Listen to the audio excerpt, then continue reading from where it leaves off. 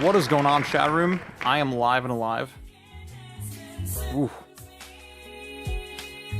So first, I'll address the elephant in the room. I'm wearing a flower-shaped pimple patch on my forehead. It's necessary. It's vital today. We're gonna get through this, y'all. We're gonna get through it. Now that I've acknowledged it, we're gonna get through it, okay? It's gonna be okay. It's gonna be okay. True Blur, what's going on, man? Dragon, hello, hello, hello. So, first news item of the day.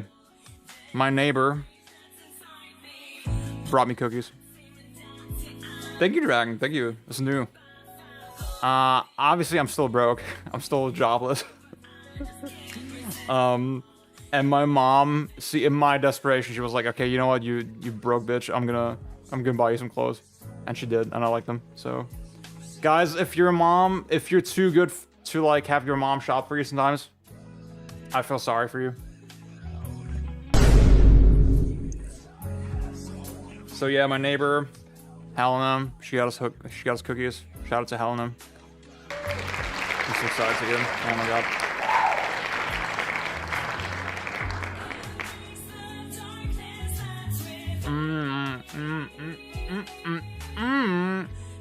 The flavors are melting on my tongue. You don't know this one?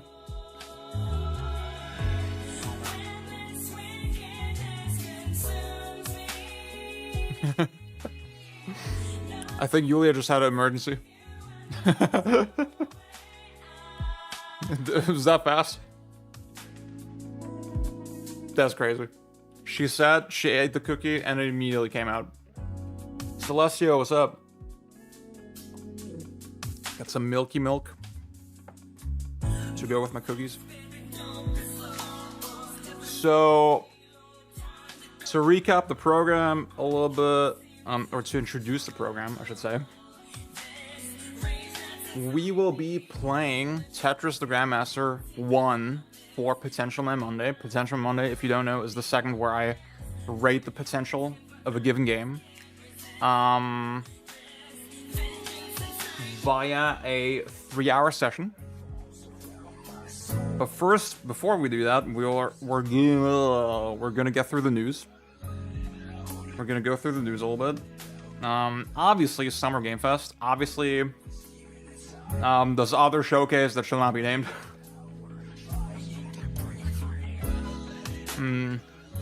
That happened over the weekend.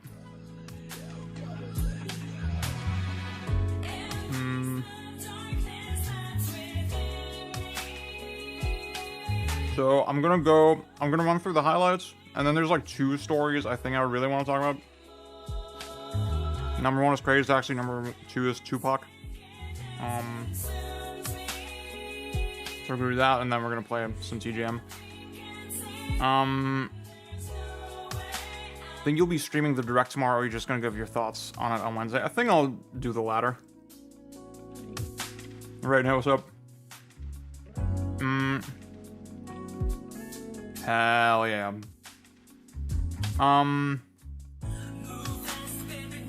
The problem is it's kind of an inconvenient time.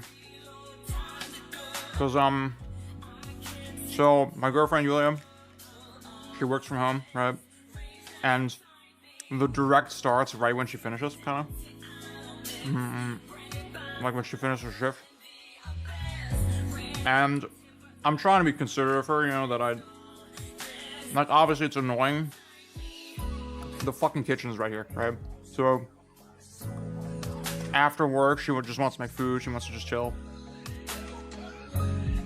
And that's why I set the stream times to be, like, not like that. So, it's also, she has a doctor's appointment right after work, and, you know, she just wants to get on with it.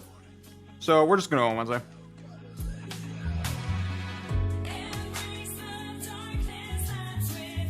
Wolves, what's up? Dude, sorry, I'm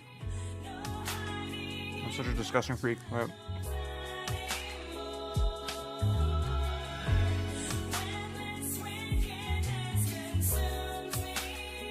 Yulia has graced the chat. Shout out to Yulia.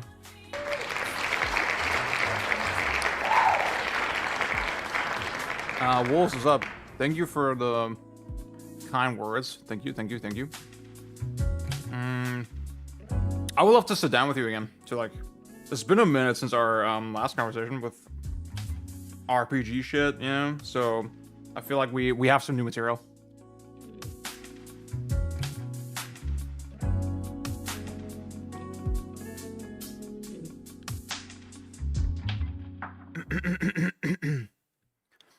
Yeah. So on Wednesday, actually, so I'm gonna start with the direct on Wednesday, but then after that, I will be playing Dispatch with you, Leo. That's what we're doing on Wednesday. I'll be a girlfriend stream. His steak too juicy. What's up, Ollie?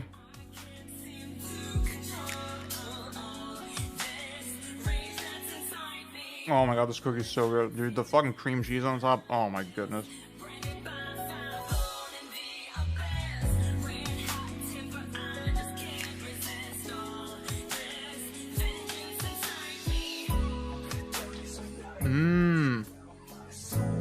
I always hear those games are good. Tibbus, what's up? See, I always say, I mean, what you want is not,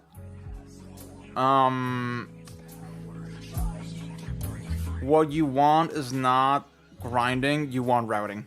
That's the simplest way I can say it. Like, you want mutually exclusive choices. That's really it.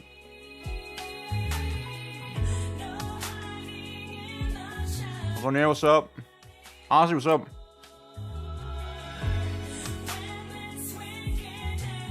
I'm wishing you good luck at the dentist. See, I always put off my dentist appointments, and I go way too infrequently, and then I build up this fear of like, oh my god, what if my teeth are fucked up? And then I go and they're fine. I have like remarkably good dental hygiene for some reason.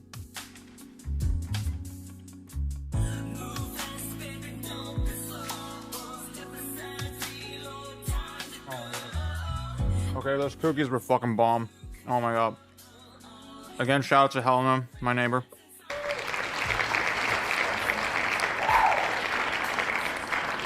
Nate Hate, what's up? I did not, no. That was some good work for him. That was good work on his part. I did not do that thumbnail.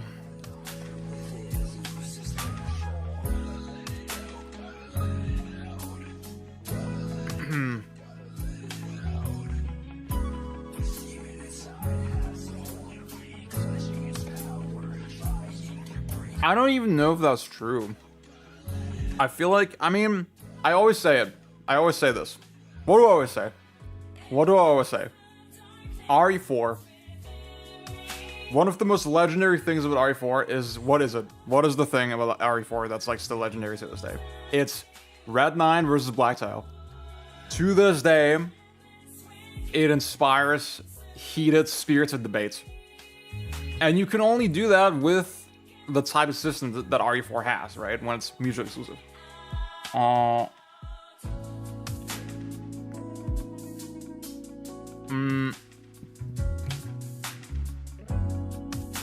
feel like that type of shit can still be popular if you just allow yourself to make that type of shit. I think I want to wash my hands. The chat room is moving fast. Guys, if you notice, by the way, our number of shareholders went down dramatically after all the Prime subs or gifted subs ran out. I need to do like an actual like push for shareholders. I haven't really advertised the whole premise of it well, so I'm gonna do that soon at some point. I don't know. We'll see.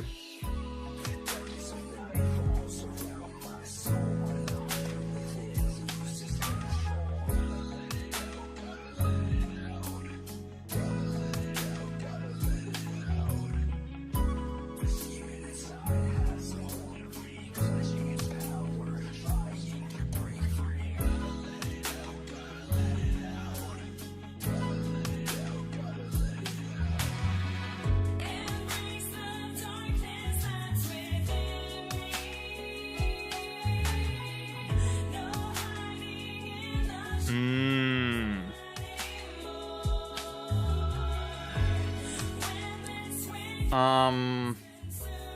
If y'all want to see a How much thumbnail does that the earth cost? Oh shit! Oh my god! Yeah, you didn't have to. I'm gonna buy the entire earth and be king. You didn't have to. Thank you so much. That's 1, 2, 3, 4, 5 gifted subs. Thank you for the 5 gifted. And to all the new shareholders, welcome to the fold.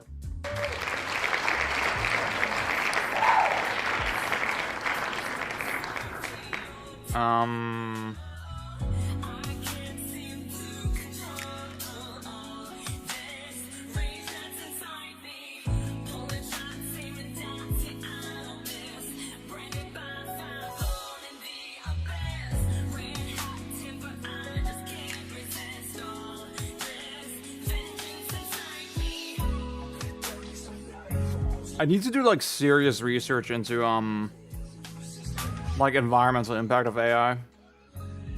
I'm not super well read on it. Obviously it's bad. I guess it's like the ethical see, I mean maybe I should save my ammo for the crazy to actually talk about, like the ethical component of it is a little abstract, you know, sometimes. I mean, something like ChatGPT, right? If you do a ChatGPT prompt, like, hey, fucking how old is Matthew McConaughey? The stupid thing to prompt, right?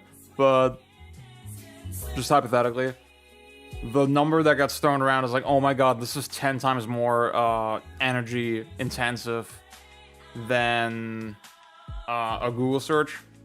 And it's like, okay, a Google search is fucking nothing. Yeah. It's not saying that to defend AI, and I mean, so the funny thing is, like, also Google searches now, they have the AI results, so.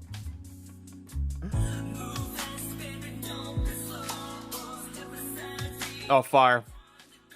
Thanks to say what's up. Wouldn't an arcade code or JRPG just be a roguelike? It depends on how you define each word, kind of, I guess. Oh shit, you shine bright, thank you for the sub. Welcome to the fold.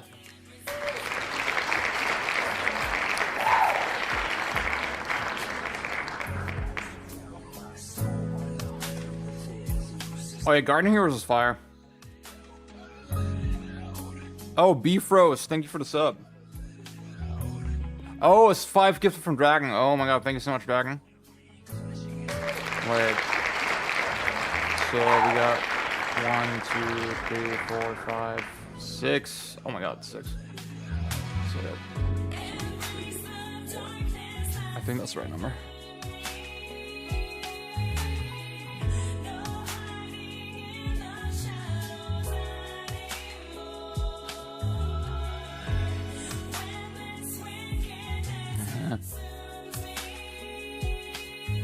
Okay, y'all. Let me refill my water, and then we'll get straight into it.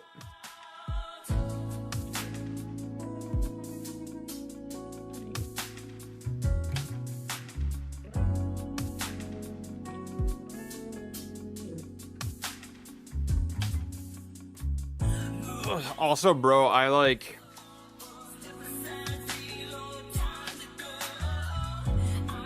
What was I gonna say?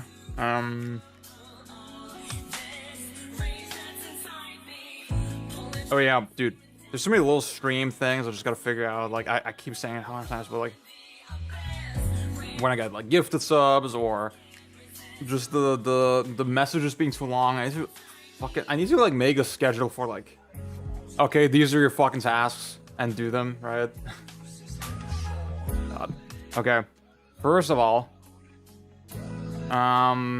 so Renee was asking about thumbnails earlier.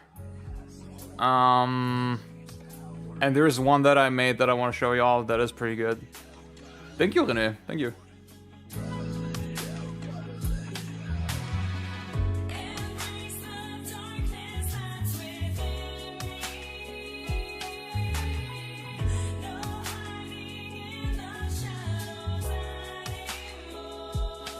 Does the earth cost?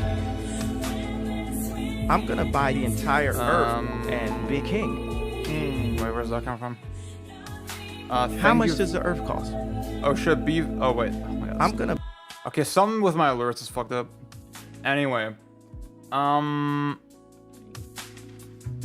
yeah, this is a thumbnail I made for a Steam Deck price video.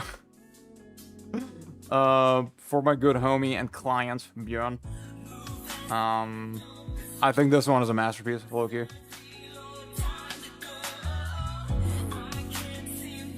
Yeah, so that's that. Personal updates, again, dude, I just gotta spend more time, like, actually prepping shit for the channel, and, like, I've just been kind of tapped out, doing the streams, and then cutting the highlights for, the After Dark channel. And it has been growing a little bit. Some of the videos have been kind of popping off. Relatively from my, by my standards. It was referenced here a couple times already. Obviously, I did this video on Meat of the Hollower. I hate RPG leveling.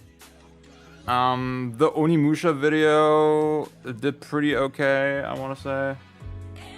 Honestly, some good analysis and some of the shit. So please give those a watch if you haven't. If you're watching this stream on YouTube right now. You're on my main channel. You may not be subscribed to the After Dark channel yet. Please go to Ziad After Dark and subscribe there. This is the channel for unstructured thoughts, live stream highlights, rants, that sort of shit. And yeah, work on other stuff has been a little slow. I'm not gonna lie, it has been a little slow. I need to kind of get back in the groove a little bit. I was doing a lot of prep on some of my German projects. So that's kind of going on. And we gotta activate the Discord more. I've been slacking on the Discord as well.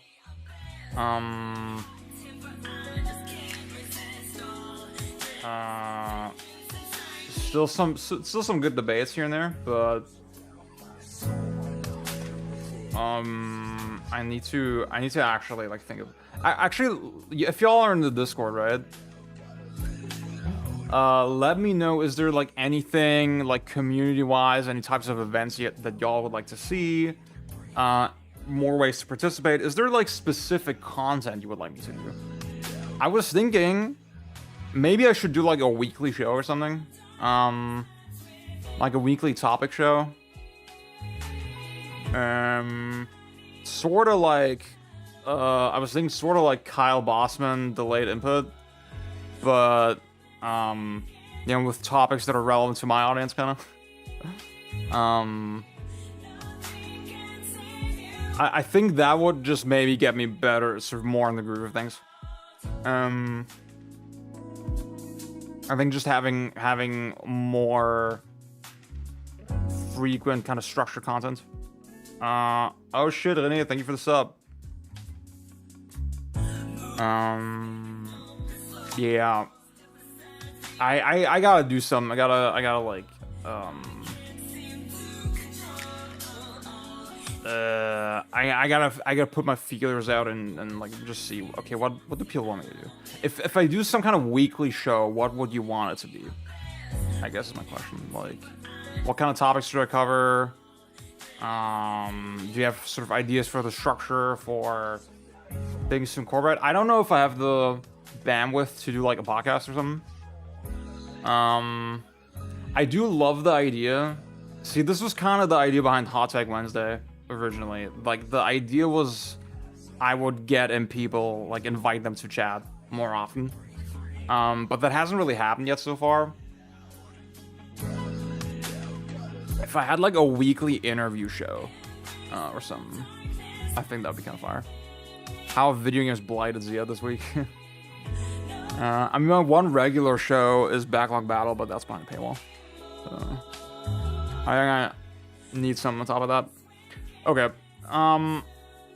Anyway, that's that. Let's go through the showcases a little bit. See what's interesting to me in any way. Radio show with random callers argument pairing. So true. And then I'll pick the big 2 stories that I really want to talk about. Okay, Resident Evil Veronica. I don't really have anything to say on this one. I'm looking forward to playing it. I think I'm not alone in the opinion that RE2 Meg and RE4 Meg are the best modern Resident Evil games. So this team, they definitely have my attention. Now I want to say I called this pretty quickly. Like, I saw this grandma, I was like, this looks like RE Engine, what's going on?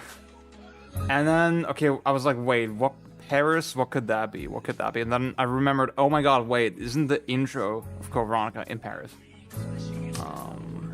So, like, around here is when I realized, oh, it's Code Veronica. And then obviously they revealed it.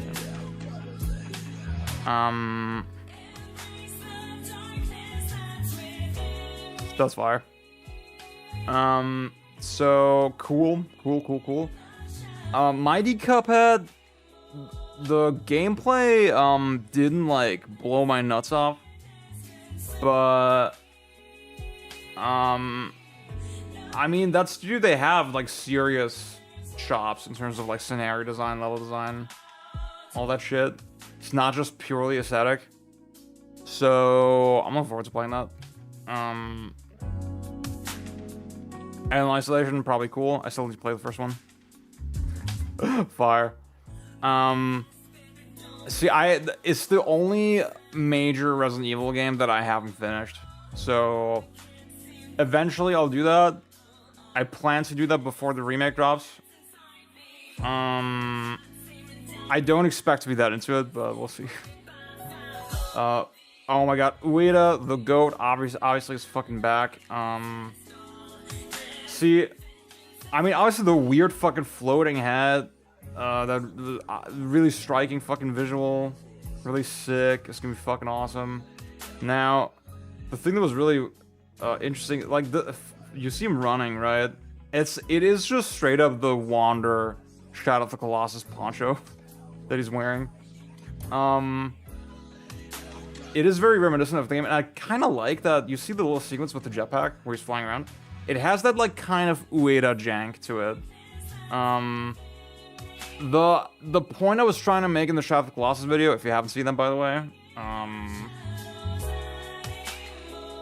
I made this video the other day. It's really fucking good. You should watch it. Please, thank you. The point I was trying to make in that video is about just the physicality of Ueda's worlds. And just how much it sells the experience. And I feel like they're capturing that again in this game. I hope it drops next year. I hope we don't have to wait much longer. Oh my fucking god. Obviously the frame rate was terrible, but that's part of the charm. Okay. Don't care about this. We'll talk about this in a second. Don't care about this. Platinum's back. Platinum survive. Platinum are about to survive like another 3 years. Minimum, at least, hopefully. Apparently the Last Ronin is like really sick as a comic book. Yeah, that's what I'm saying, Blur. Like, it feels like they reset the clock on their demise like every couple of years, you know? Every couple of years they get like another scrap project to keep them afloat. And the question is, how long can the streak last? I feel like they gotta be making Revengeance 2, dude. Like, I'd be fucking shocked if Revengeance 2 is not in the works. That would be insane. Now apparently, there was a studio attached to this called Black Forest Games. And they're actually, so a friend of mine, Knubbe, literally that studio, they live like 20 minutes away from where he lives. And they were originally set to make the fucking, to make the Last Ronin game. So it's kind of shitty for them, but what can you do?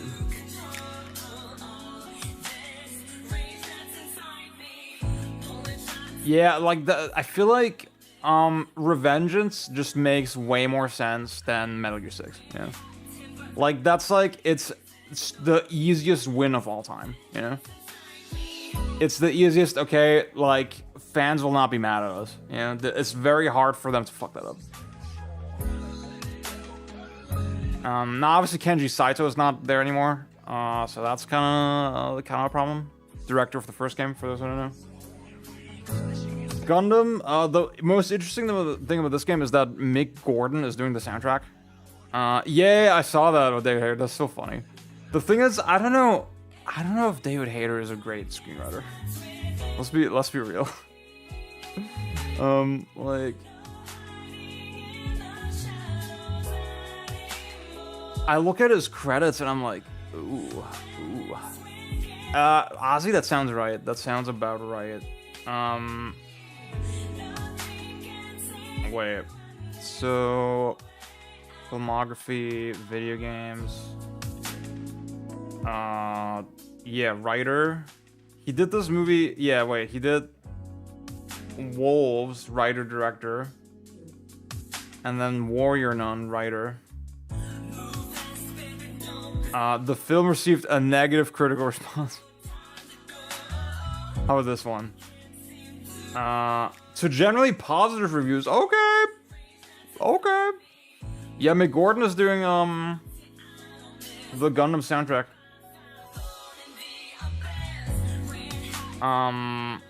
Wait. Written by. Okay, he wrote like one of the episodes. Or two of the episodes. Or three of the episodes. Four. He wrote a couple episodes. It's crazy that Jason Momoa is in this. That's insane. 2014, he did not quite have the profile that he does now. That's fire. I mean, I'm not like into the old X-Men shit, so y'all would have to tell me if the writing on that is good.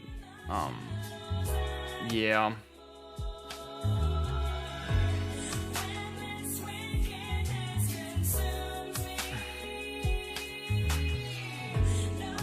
Okay. Crossfire, don't care. Guild Wars 3, don't care. Virtua Fighter, very excited for this one. Obviously, RGG are trying everything in their power to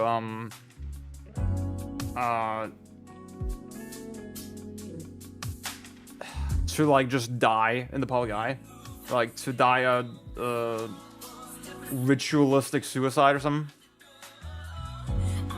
I guess the thing about this is like, goddamn, it's crazy how seriously Sega are taking this game. Like, they're actually putting their entire muscle behind it.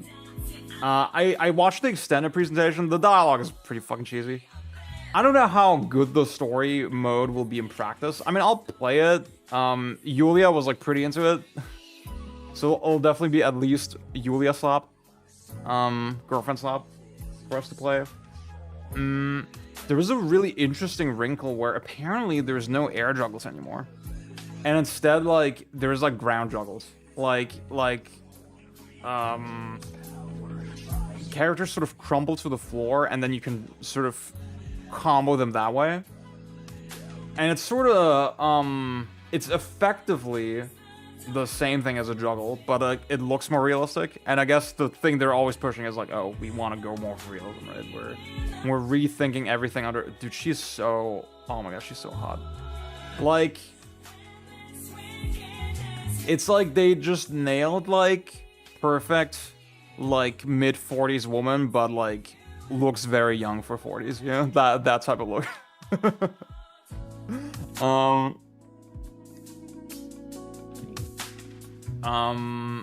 Yeah.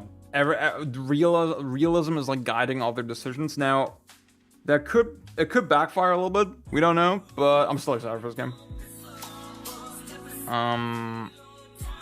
Jack of No Trades, what's up?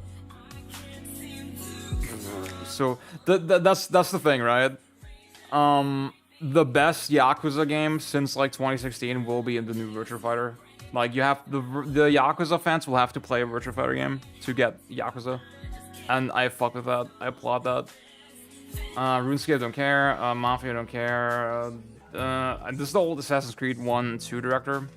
Potential man fighting is so fucking true. I mean that's kind of neat, but like I don't really care for this game. This is a new Bluebird team joins. Don't care. Multiphone don't care. Zero Company don't care. Don't care. Among Us, I like kind of ironically respected. GK, what's up, man? I'm kind of recapping the weekend showcases. And then the two big topics I'll spoil out in a second are Crazy Taxi and Tupac. Because I don't really care about most of the other shit that much. At least not enough to make a video on it. Monster Hunter Wilds, the thing I'll say, okay, the two things I'll say about it is, I think floating islands as a fucking setting, it always sounds cooler than it actually is. Because, like, you look at it, it is, like, kind of a big featureless arena in a really pretty skybox. So, I don't know. The thing about Monster Hunter is it's just on such a weird trajectory where they're adding more and more mechanics to the base, and they're just buffing and buffing and buffing the hunters. And it's to the point where it's become impossible to actually make a good game around it. Wilds is just the most boring fucking slop. And I think no amount of new gimmicks or more monsters will fix it. And the question is, okay, how much does that matter to, like, the mass Monster Hunter audience? If you look at sort of the mass audience that is dissatisfied with the current state of Wilds, I feel like they don't know what they want exactly, right? And it's sort of questionable, okay, will adding more content be enough for them? It feels like a lot of people are saying, oh yeah, I've run out of shit to do, and the game is boring and bad now. And I feel like they're pointing at the symptoms sort of blindly, and not really realizing, oh, maybe it's the core gameplay that's just not hooking them anymore, you know? Because they've just watered it down so crazily. Yeah. So I mean, honestly, for me, I think Monster Hunter's cooked. I think Monster Hunter's dead. I'll go back to, like, the old ones and, like, fuck around with those, but eh.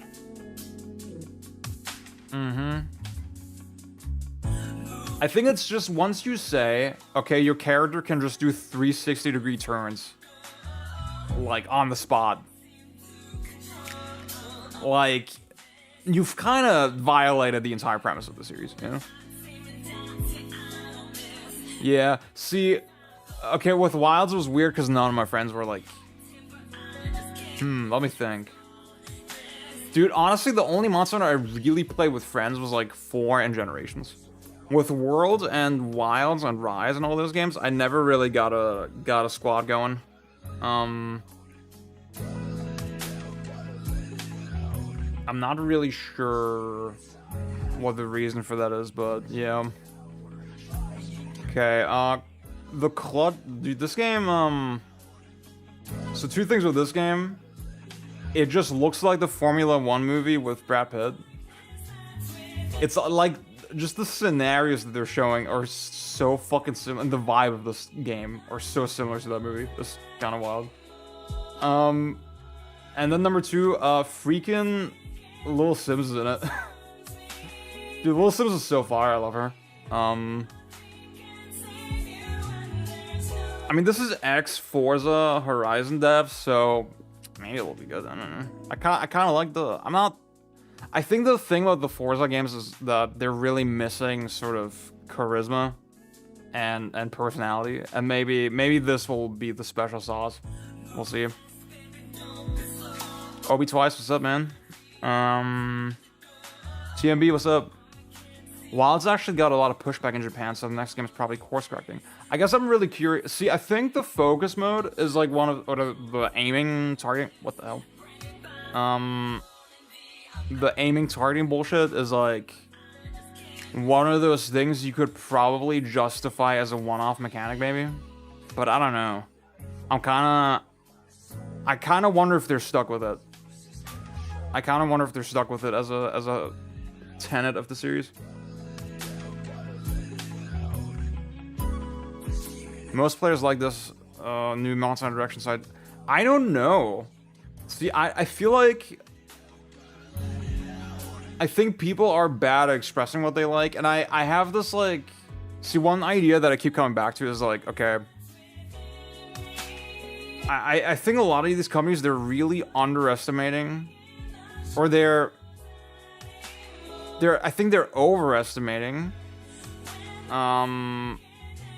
how hesitant the mainstream consumer is to like, oh my god, what is going on with my capture card? How hesitant the mainstream consumer is to like check out a abrasive or difficult game. I feel like we're watering down and watering down and watering down when really the thing that like attaches you to the game ultimately is like those more frictional aspects, you know? I feel like most companies would kill to have an Elden Ring, right? To have something like Elden Ring with that kind of staying power, you know?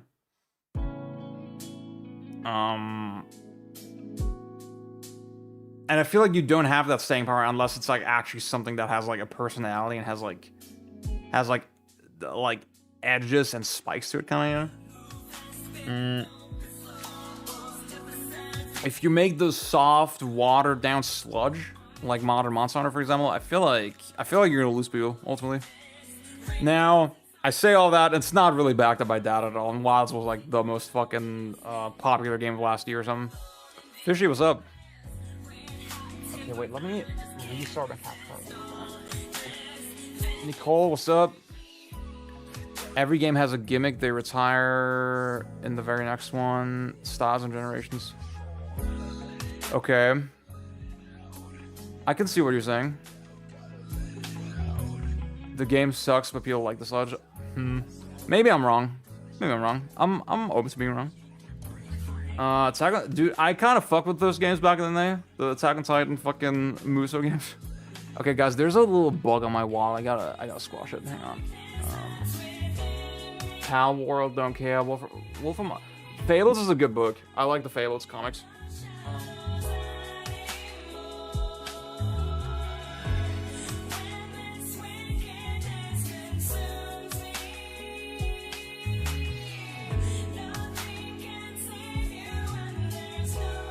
Got it. We'll never arrive. It's so fucking true, dude.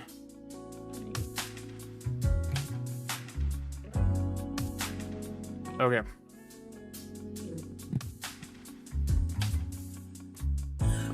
Stellar Blade. I mean, bro. Everybody said it. Why the fuck does she look like she's 12 years old? That's so fucking weird. It's really fucking gross. I'm not gonna lie. I don't... God, that's so gross. That's so gross.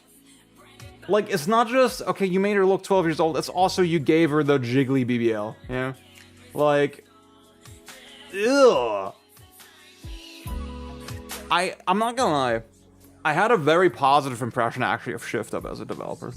Because there was this story where, like, employee... Yeah, they, like, got every employee a free PS5. Because the game sold well. I don't think it was good. I just watched I played the demo, didn't like it. Watched the Electric Underground video, and his perspective on the game really resonated with me, so I don't expect to like it.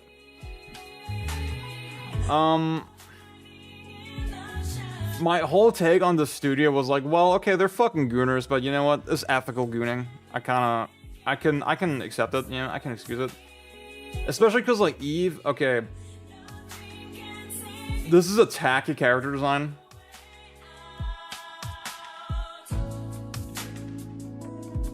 This is a tacky character design, right? However, I mean, like, there's, like, weirdly not that many good screenshots of this chick.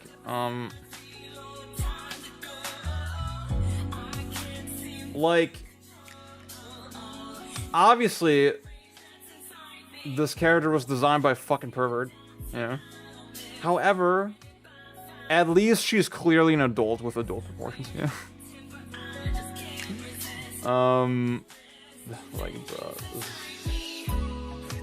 God damn it. Like, I'm gonna say it. I like looking at the porn star body, you know? I like looking at the porn star body side. Nothing wrong with that.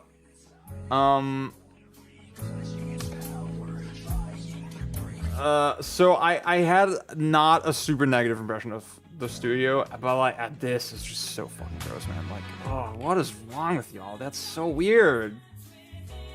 Ugh. Now I will say, this is gonna sound really dumb, but like, the combat animations look sick. I do like punching people. Yeah, I do like punching people in games. There's a very primal joy to just punching a guy.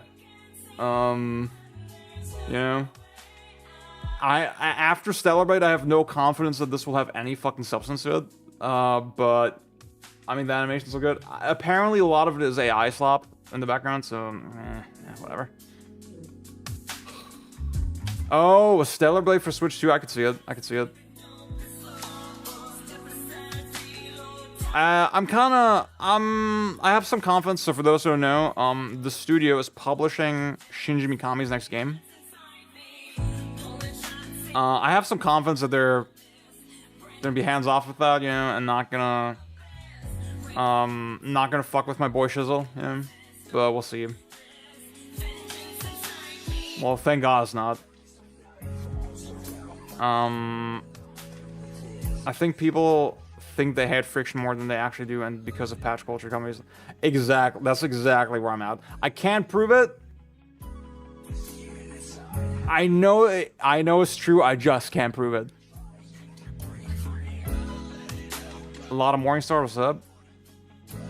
I will say, yeah, okay, fishy, that's, the thing is, I'm very careful with how I use the word friction, yeah? Because, like, I do really roll my eyes whenever I see people say, oh, they took the friction out of this game. I'm like, okay, what the fuck does that mean? Like, I'm not the first person to say this, right? There's been stuff written on that. But like, is friction just difficulty? Is friction, lack of quality of life, you know? Is it like the opposite of convenience? I don't know. In practice, it's very unclear. I think people are describing a sensation of like, okay, that's the thing. When I use the word frictional, right? I'm describing the sensation, right? It's like shit that's putting me off in a way. You know? Once we're talking about it as like a game design idea, it gets very wishy-washy.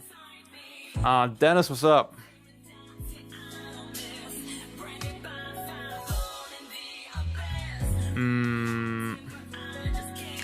Apparently there was like Chinese characters or Mandarin characters in the background of some of the environments, and those were like total gibberish.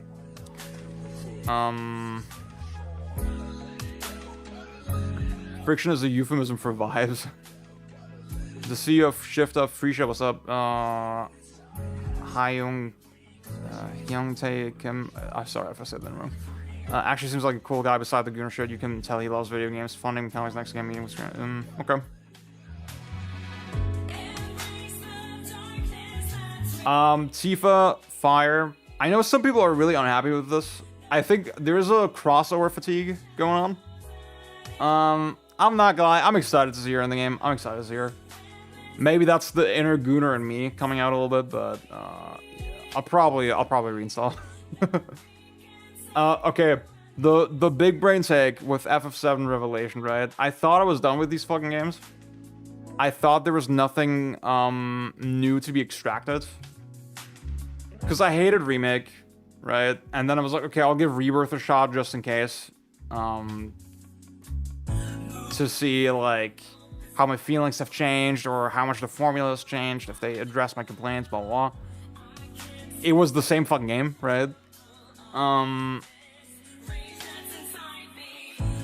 So immediately I came to the conclusion, okay, what the fuck is even the point of playing this game, right? It's gonna be the same shit again, and I think doing the bit again, like Zed gets annoyed at FF7, it's not gonna hit the third time.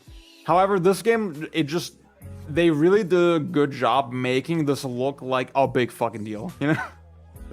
They did a good job making this look like, okay, finish the fight. The final battle, right? And that doesn't mean I don't think I'm gonna like it. I don't think I'm gonna change my mind on this whole thing, but I'm probably gonna play it. As a gag, mostly, but I'm probably gonna play it. So, oh my god, dude, fucking sick dog.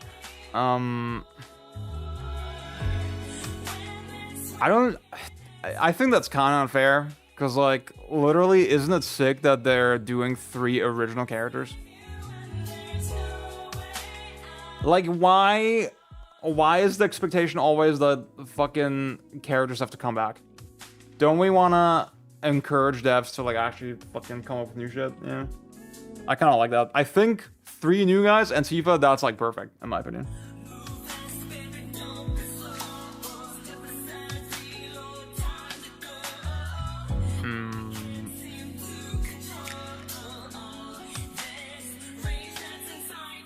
Ooh.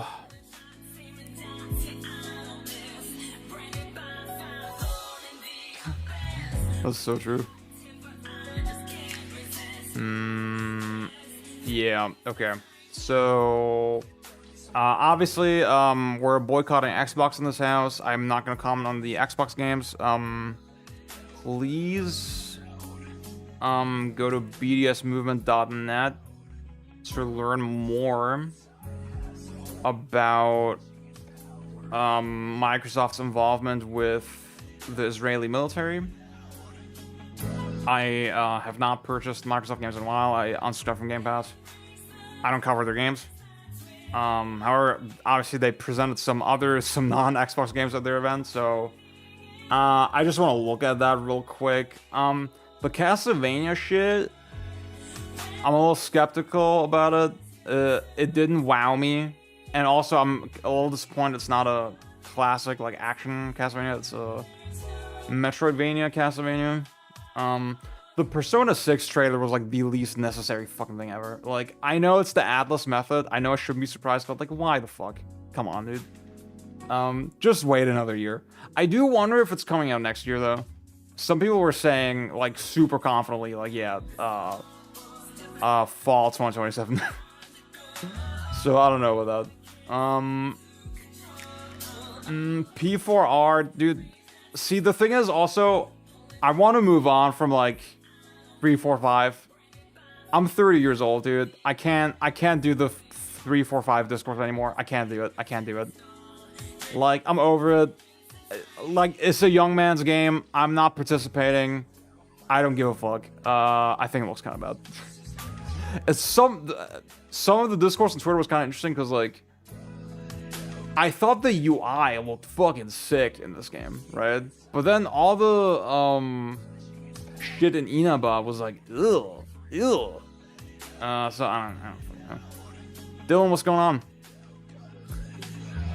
I'm a Nintendo adult only. Yeah. Oh, so I loved the Bad Magpie game. That looked lovely. That looked really fun.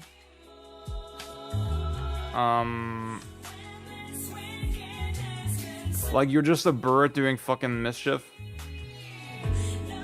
And you're in this, like, solemn, kind of lonely world, apparently. So I like that. I fuck with that. And Vivarium.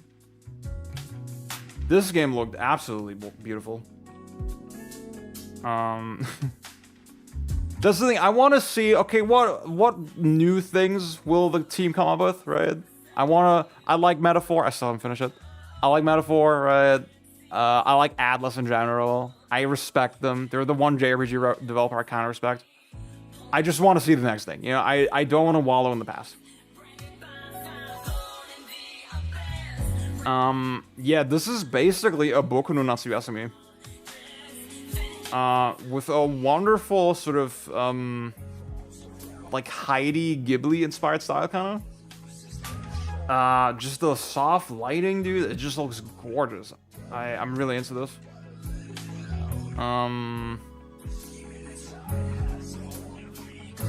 So, and the character designs, like this guy looks so fucking cool. You can immediately see they have the like timer shit very prominently, just like Boku no Natsuyasumi. If you haven't played Boku no Natsuyasumi 2, one of the greatest games ever made. Brought me to tears. Wonderful story. Play it. Wonderful game. So I'm very excited for this. Other than that, I'm shocked. Actually, no, I'm not gonna comment on Microsoft games. Let's not do that. Okay, yeah, that's all I got from here. Let's talk about Crazy Taxi and let's talk about Tupac. So, dude, I've already my throat is already so sore from fucking screaming. I talk very loudly on stream, I noticed. I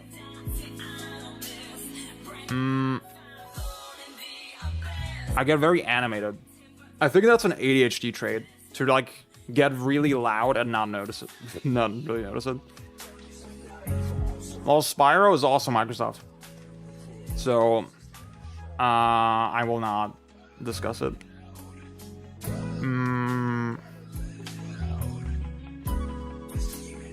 Because Microsoft owned Activision, so. Now, I will not. Again, everybody needs to handle the Microsoft situation on their own terms. But personally, I take like a pretty hardline stance against it.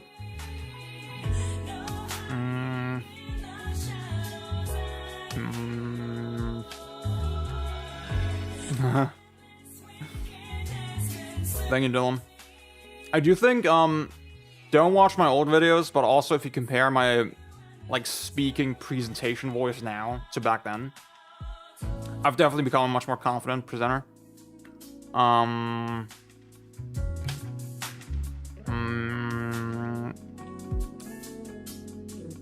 It's also, I mean, I have a fucking limiter installed. Like, I can shout into the shit and it's not gonna sound crazy, you know?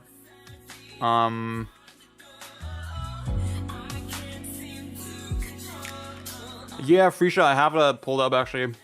I have the PC Gamer article. Wait, let me...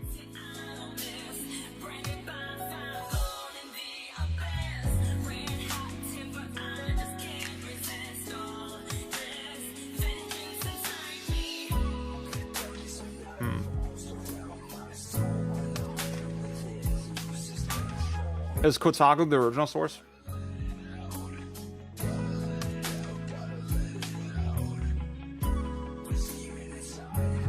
In a statement to Game Informer. Okay. There you go.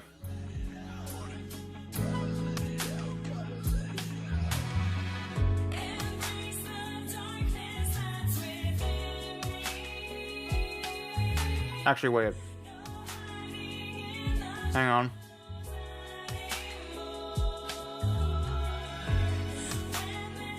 Oh, fuck. Oh my god.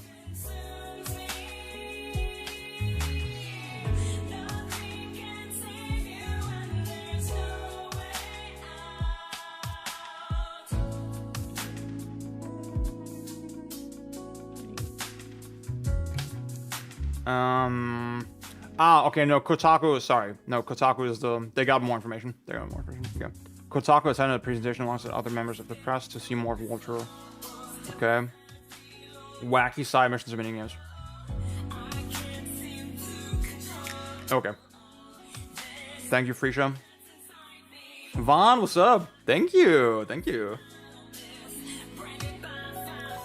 Okay, see, if I got a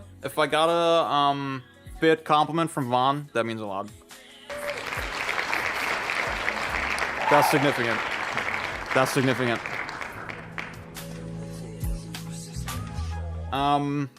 See, I'm still broke as fuck. I mentioned at the start of the stream, I sort of told my mom was like, yeah, you should update your wardrobe. I'm like, Mom, I'm broke. I don't have a job. And she was like, okay, tell me what you like. And I told her, like, okay, this is sort of what I like, you know? And she kind of nailed it. She kind of nailed it. Shout out to my mom. I'm not embarrassed to have my mom buy me clothes, okay? I'm a grown man. And it's fine.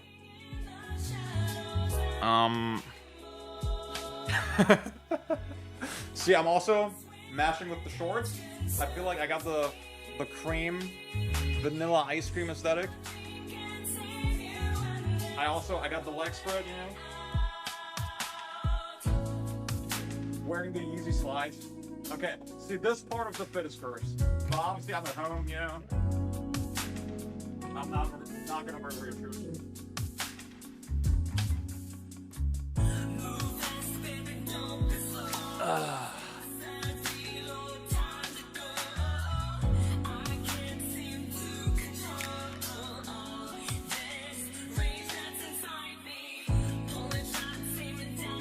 Shout out to family. Shout out to the console family. Family appreciators in the chat.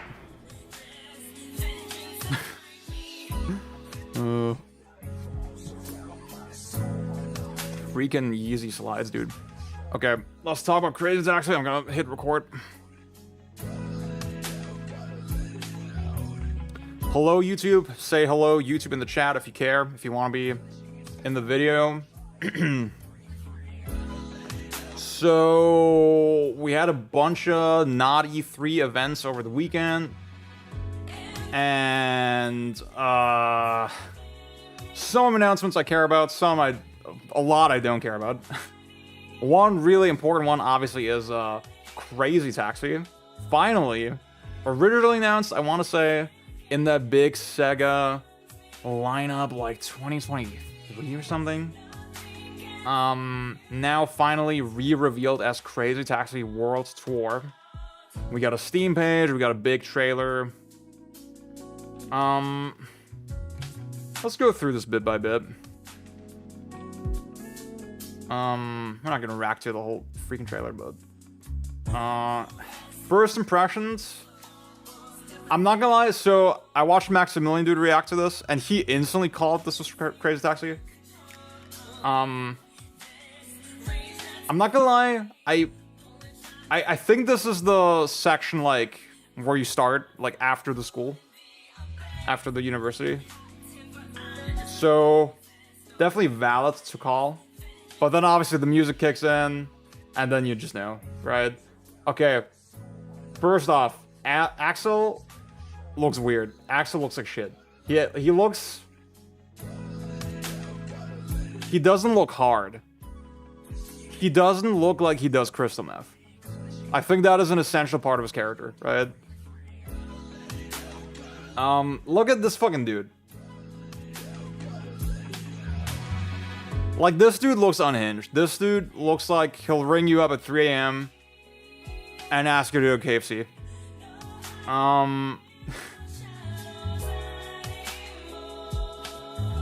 Now, overall, I don't hate the art style.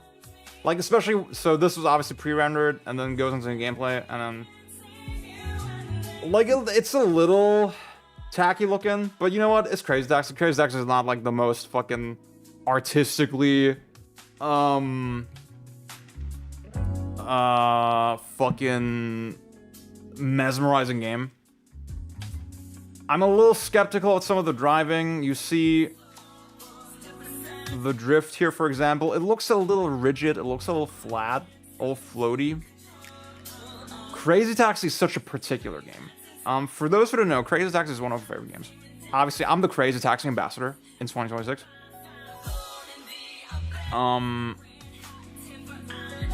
And one of the most enchanting things about Crazy Taxi is just how all of the interactions you can do with the car are super organic. They don't feel canned or scripted or like hard-coded. Everything is really fucking fluid.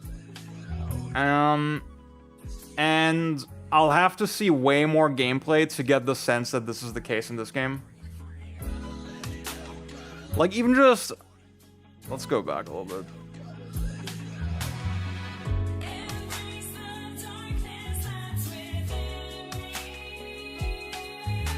Like, it's so easy to slide out of control with the drift, for example. And here it's like, I mean, just the maneuverability looks very, very forthcoming, you know?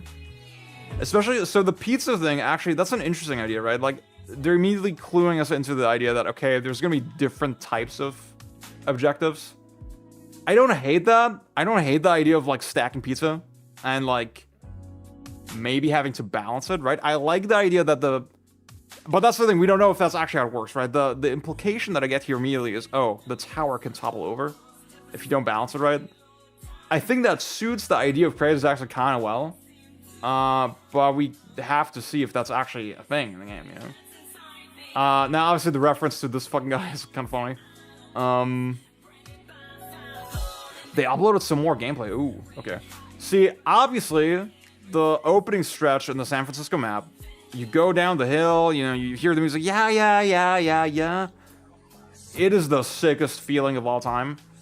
I see him flying down here. I don't get the sense that,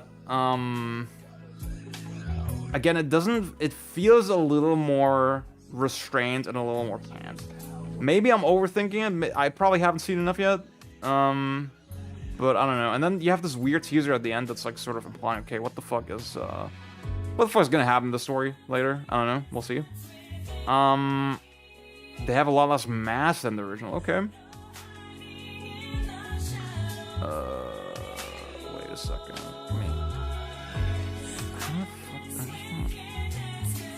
Oh my god. Can I? Ah, perfect. Thank you, True Blur, for the hookup. Let's see. Okay, hang on, wait.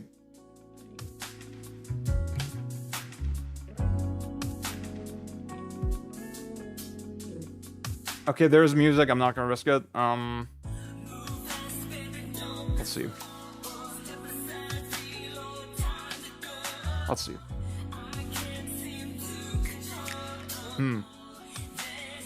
Okay, this is actually uninterrupted gameplay. Okay, he stopped. So one of the other things about Crazy Taxi is that you have so many like hidden moves and hidden maneuvers that are that take a lot of technique to pull off. And one of them is the crazy stop where let's see. Okay, he's not even doing it. He's clearly not even doing it. You have to like shift into reverse and then hit the gas and the brake at the same time, right? And the logic of it doesn't make sense if you actually understand anything about cars, right? But the logic of it is like, oh, I'm using the reverse force to like, you know, to brake, right? And like you can see there's a gear shift system in the game, but they're not gear shifting. So that tells me, okay, they could just stop like that without a sweat. That's a pretty big red flag, I want to say, already. Now, I mean, the way he jumped off the ramp didn't look terrible. Oh.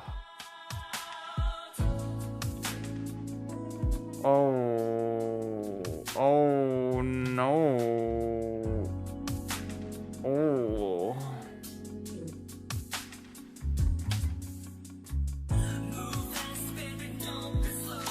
Blur, that is exactly what I thought. That you just said, yeah, they lack mass. That is exactly what I thought. Like, if you go into a car like that with like such low speed, they would put up some resistance, you know? They would, like, the way collisions worked in OG Crazy Taxi was just so nuanced and so integral to the gameplay. And, oh, yeah, I don't know. See, and like I feel like the fact that it's a tower of taxi boxes doesn't fucking matter at all. It doesn't seem like it actually factors into the gameplay at all. Deliver pizzas without dropping them. How do you drop the pizzas? Because, like, this person's not driving particularly well, you know? I mean, the drift here doesn't look terrible. I like that you can do, like, a full kind of 180, you know? That's very Crazy Taxi. I don't know. I don't know. Okay, let's watch the other one. All right, let's watch the other one.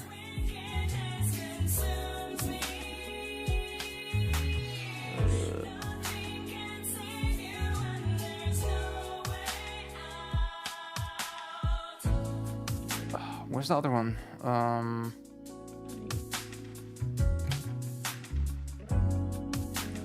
Wait, Blur, did you link another clip, or am I fucking crazy?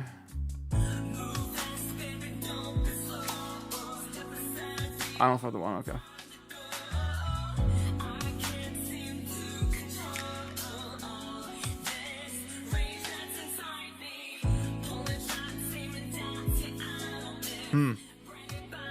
Okay, well, dude, it's funny that I'm just seeing my own tweets. Chill taxi, so fucking true. Normal taxi. It's just taxi. Okay. I guess we gotta bring it to like the gameplay description for this game. You go to Steam page, and it's revealed that there's a campaign. There's a narrative, story-driven campaign. Embark on a globe-trotting adventure to recover Axel's stolen car from a mysterious group of international car thieves in a compelling story-driven campaign. Encounter quirky characters, tackle a variety of missions, and navigate diverse terrain across 5 unique cities around the world. See...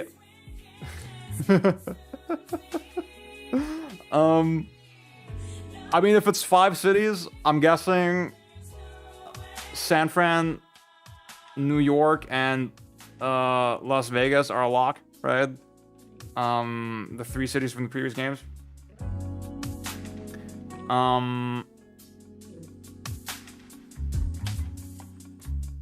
Now, a campaign like this, that is a new thing for Crazy Taxi. Tokyo seems obvious. Okay, I see it. DC. Okay. Chicago and Miami. Ooh, you know what? Yeah. I definitely see Miami. World tour, so we have to go beyond the US. Oh, shit. Okay, you know what? 3 US cities maybe is like kind of pushing it. It's supposed to be a car game. So my immediate first thought is like, this sounds like Yakuza Slop. This sounds like, okay, the city is like a hub, and then I pick up objectives, sort of Yakuza, or even like...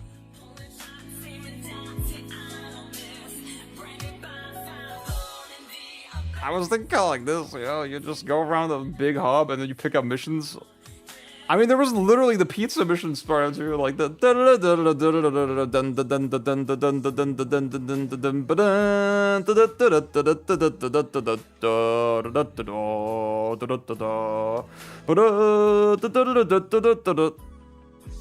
I feel like that's what it's gonna be, right? And then maybe in certain sort of at certain thresholds you unlock like story missions or something. I think that's what they're going for. I mean, obviously,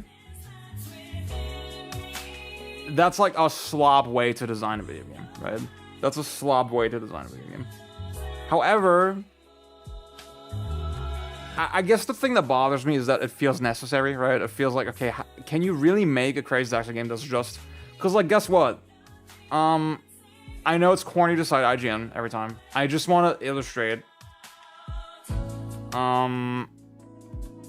This is one of the greatest fucking games ever made, and IGN gave it a 6 out of 10 when they re-released it on Xbox and PS3. So, and like, there's a legendary quote. There's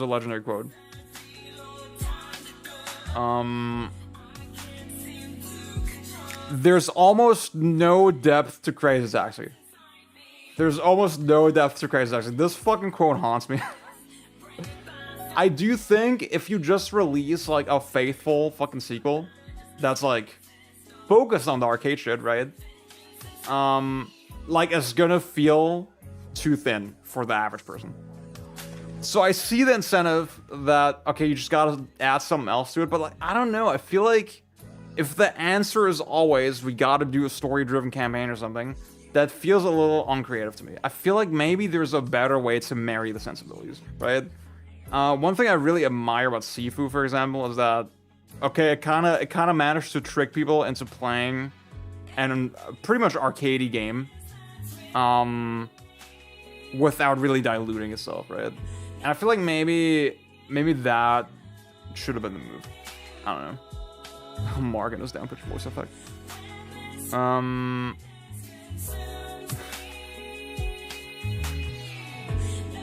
Crazy Taxi has almost no depth. Have you seen the Baby Steps GDC talk? I feel like that. Ooh, I feel like that. I've seen people mention it. I should watch that. Okay, so got the World Tour campaign, but however, they do also mention, okay, there is an arcade mode, right? I'm just very skeptical that it's gonna be that great. I'm not gonna lie. I'm gonna be very skeptical that I just don't get the sense that this is the main thing they care about, you know? I don't get the sense that this is the thing they're really focused on. And just from the driving we saw, I mean, bro, like, is it gonna reach the standard of quality of the original game? Absolutely fucking not. Like, I can already tell you that's not gonna happen, right? And then at that point, you have to ask, okay, what is the point, you know? Is this offering anything new that's not a fucking Yakuza Slop mode? I don't know. See, like, a genuinely interesting thing would be, okay, make a new Crazy Taxi. That's a faithful sequel, faithful controls, faithful, like, design, and then fix up some of the issues with the design, right?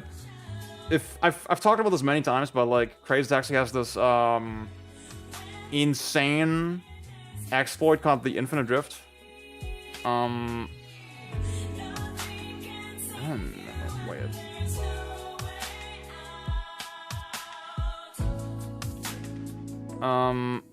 Wait. What the fuck is the guy's name?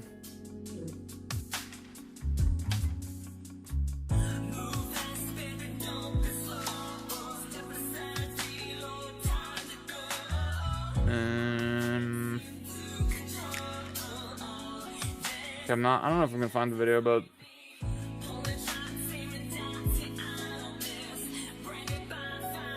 there's basically a crazy exploit where you can just max out the score really, really fast and really, really easily. And it obviously really kills the integrity of the scoring, right? It's funny because the 360 version is one of the only versions that's still actively played, where the leaderboards update every week, and you can see people actually play it. And it's obviously hard to have a satisfying challenge or competition when it's so unregulated and has all these issues, right? So that would be a uniquely valuable thing, right? I feel like this game is not even going to compete on that front, right? So I don't know. And like Lanza Poros, that's a great point, because Crazy Taxi 2 had a shitty map, and Crazy Taxi 3 also had a shitty map. Like, they nailed it the first time, and then after that, Crazy Taxi 2 and 3 are, I mean, 3 is like, okay. 2 is awful. 2 is not a good game. Even Sega, in their heyday, they had a really hard time following this up, you know? So, do I really expect whoever's making this to, like, to fucking cook, serve, eat, and leave no crumbs? Not really, sir. Chili, what's up? Oh.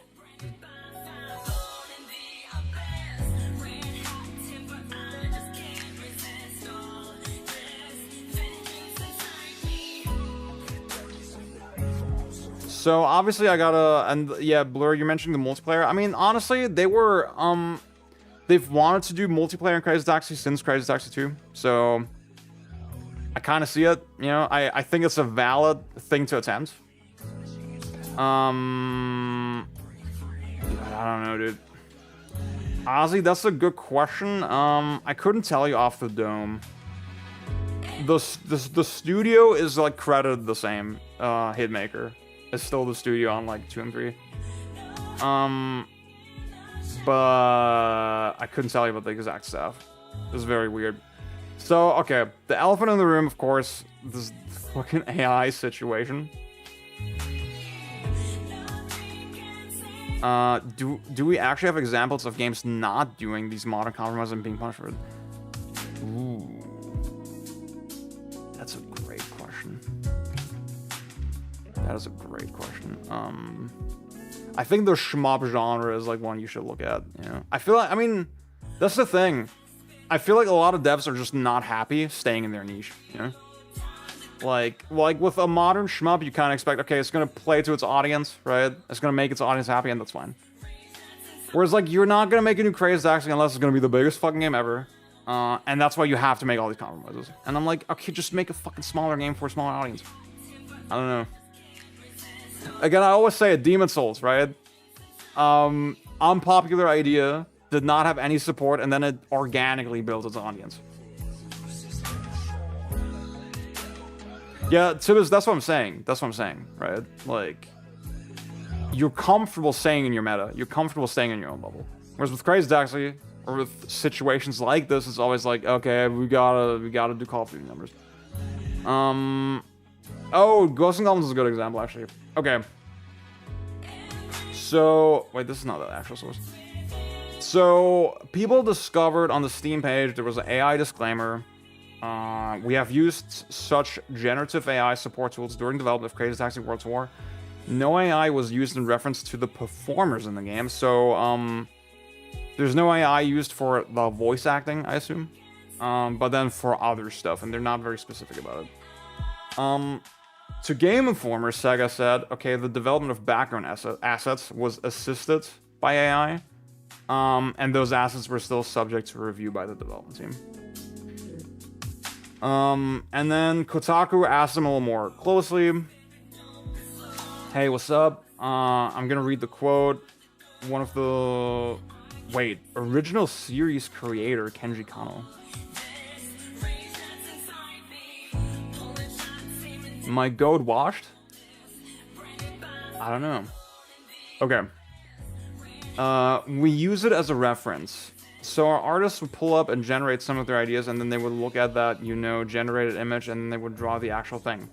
So actual creators, everything from programming to assets, everything is made by an actual human. It's only used as reference for them to look at, and then they would actually create the actual thing that would go into the game. Following up on that, weighs the perceived benefits of generative AI against any potential backlash from the public. And while he acknowledged the technology would continue to be controversial, he reiterated that World Tour would only be using generative AI-produced assets as reference, rather than for anything that shows up in-game. For us, the extent of how we use generative AI is only what I mentioned earlier. It's just for ideas and just as a reference. Moving forward, in the future, generative AI is probably going to be more of a hot topic, but I think that's all I can say right now on how we use generative AI for this game. I'm surprised he's involved with this game after all these years. I don't know what the fuck he's been doing. Yeah, Gogeta, that sounds about right. God, I don't know, dude. I mean, dude. Oh, that's fire.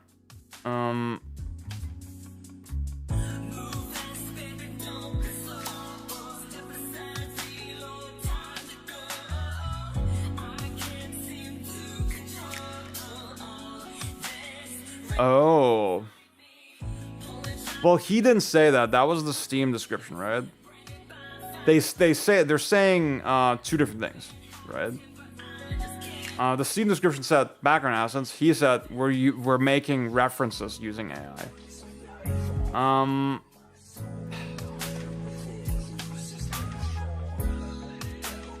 Okay. Yeah, Crazy Taxi 1, co-produced and directed. That's so funny. Dude, he's been at Sega this whole time. He never left. That's kind of insane. That's a GK. That's exactly it. That's exactly it. Like, it's just like, why would you risk it? Why would you risk it? Is it really worth it? I feel like The thing is, even if you make the argument that, like, okay, the regular person doesn't fucking care, I think the game is gonna be buried in the algorithm, you know? And that, it's not like it matters in the sense of, like, oh, the average person ends up seeing it, and I don't think the average person really thinks about it on this, like, moral standard that much. However, I think just burying the game in the algorithm as a result of this shit, that could even harm the game's visibility, right? So, I don't know. And that's the thing, the idea of, like, generating a reference is so silly to me. Like, I mean, from an ethical perspective, you could even argue, okay, why don't you just have a concept artist for that, you know? It feels like you're cheaping out, you know? It feels like you're cheaping out on somebody using their imagination.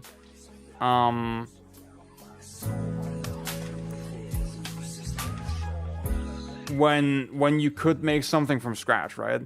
And then it's also like, okay, AI is just pulling from libraries where people didn't consent to having their shit used, right? And it's like, okay, could you just not just use the shit that was in that is used to train the AI model as a reference instead? Wouldn't that be much more sincere and much more, like, human and much... You're not putting this fucking insane veil over it? Like, it just seems so fucking stupid. I think really I don't know if I have a super ethical hard line against it in this context, right? Again, like, AI, image generation, energy, environmental impact. That's good. See, this is something I just need to do way more research on, right? I've heard horror stories sort of from America where you have sort of more rural parts of the US where they build the data centers, and like, a lot of the water supply is used to cool the fucking facilities or something. And then it's polluting the water supply for, like, everybody else. Like, that, obviously that shit is horrific, right? I'll have to read this to someone.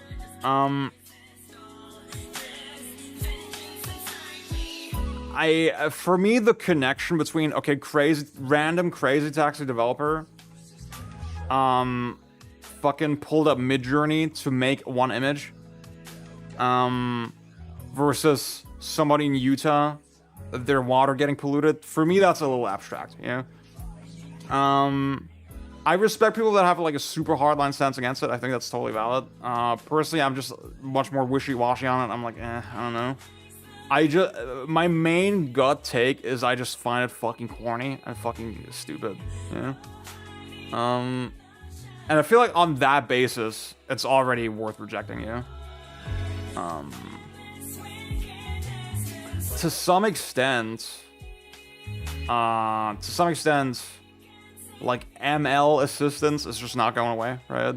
And, I mean, spoiler alert, like, occasionally, you know, I've used my fair share of ChatGPT, right? There is good uses for it, right? I always say, okay, ChatGPT is relatively useful as a search engine. If you know how to interpret the results, and if you know how to prompt it, it can speed some things up, right? Just to give you an example, I had a situation. Oh yeah. That's the thing, if I want, like, an Excel formula, I'm not a fucking Excel wizard. If I want a quick Excel formula, it spits it out and it works good enough, you know? I had a situation where, like, I had to replace, like, a part in my fucking sink, you know? And I didn't know what the part was called. And it was like, that type of shit is, like, impossible to Google, right? Whereas, like, because ChatGPT is, like, conversational, you can be like, okay, the part is, like, attached like this, blah, blah, blah, and it instantly got it. I don't think that's bad. I don't think that's ethically bad or wrong or weird, you know? I think that's genuinely useful.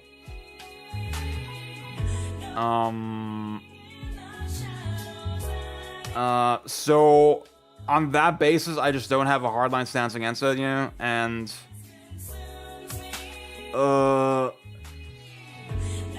It's just, I think when you're making art, you know, like I think my main argument for it is like, or against it, I should say, is from an artistic perspective, right? I want to see the human struggle. I want to see human creativity.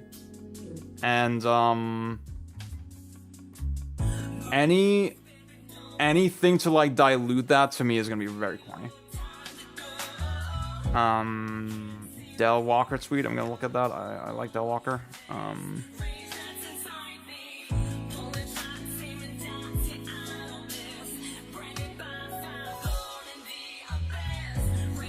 Also, yeah, fishy, that's what I hear as well. That, like, in Asia, they're all fucking on the AI. Fucking Slop is...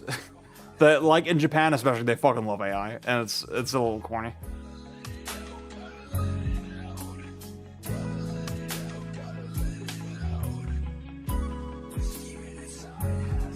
Yeah, for me, the biggest ethical concern is, like... That's the thing. The biggest ethical concern with, like, AI art is, okay, you're stealing from maybe not the biggest ethical concern, I should rephrase.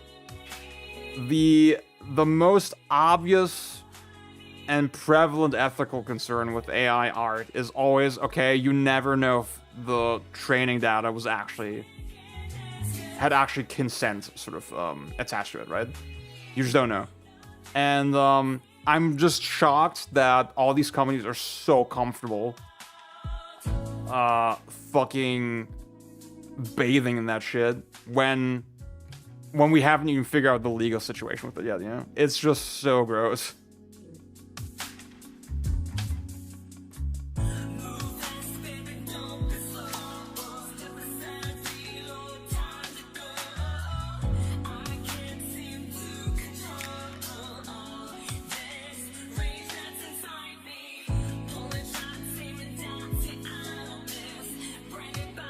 Yo, that's a good question.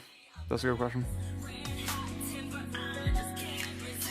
Oh, I like the Palestine flag. You know what I realized about AI? I'm interested in your marketing. It sends out the message that you've got no budget. It's the digital equivalent of wearing an obviously fake Chanel bag. Your whole brand immediately appears feeble and impoverished. It's so fucking true. Goat.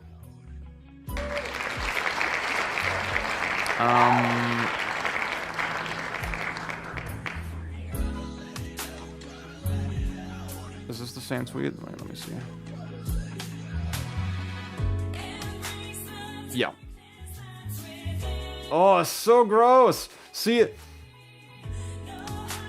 I think the inevitable question you at some point have to face is like, okay, what if AI stops looking obviously bad and gross, right? Are we gonna be more accepting of it? At that stage, I hope not. You know, I hope we can still be like, okay, this is still bad, right? Right now, you can reject it on the basis of it looking obviously gross. And I'm just shocked that it's not putting off more people. Like, in my normie sphere, in my former workplace, like, everybody was fucking about it. And there was, like, AI posters plastered everywhere. And it's like, bro, it looks so cringe. It looks so bad. Just purely on that basis, you should have a negative reaction to it.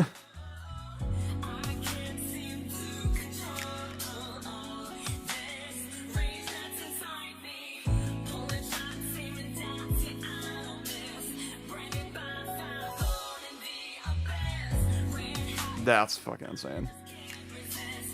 There's a creep that will happen with AI over time that I think requires a harder stance on this. Yeah, exactly. Exactly. Chili, you were asking earlier what I think of Ridge Racer 7. I haven't played it that much, but I like it. I don't think I like it as much as like 5 or 4.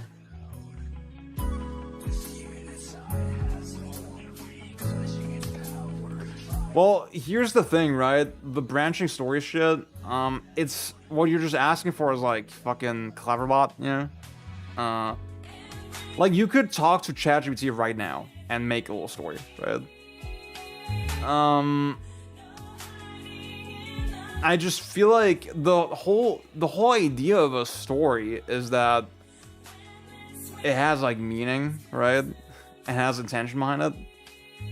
And once you leave it up to the computer with like the whole point of AI is to have a fucking infinite database of things to access very quickly, right?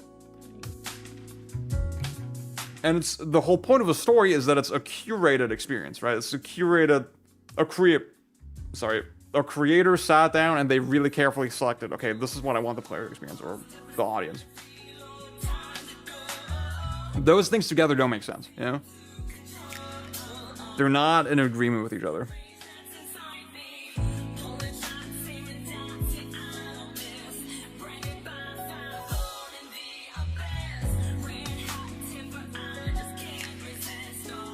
Dude, Nicki Minaj been washed. Nicki Minaj been... she's like so fucking cooked. It's crazy.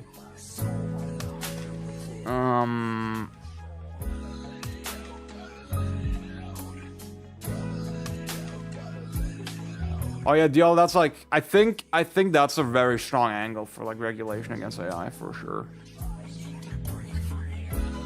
Dude, I feel so bad for like Gen Alpha and Gen Z. It's like you had COVID, TikTok, and AI back to back. Like, holy fuck, dude. What a nightmare slushy.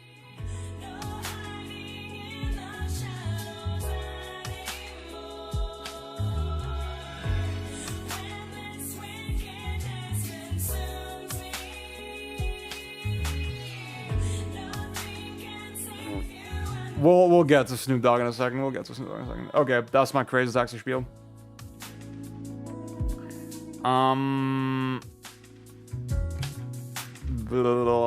Yeah, let's talk about Tupac. Okay.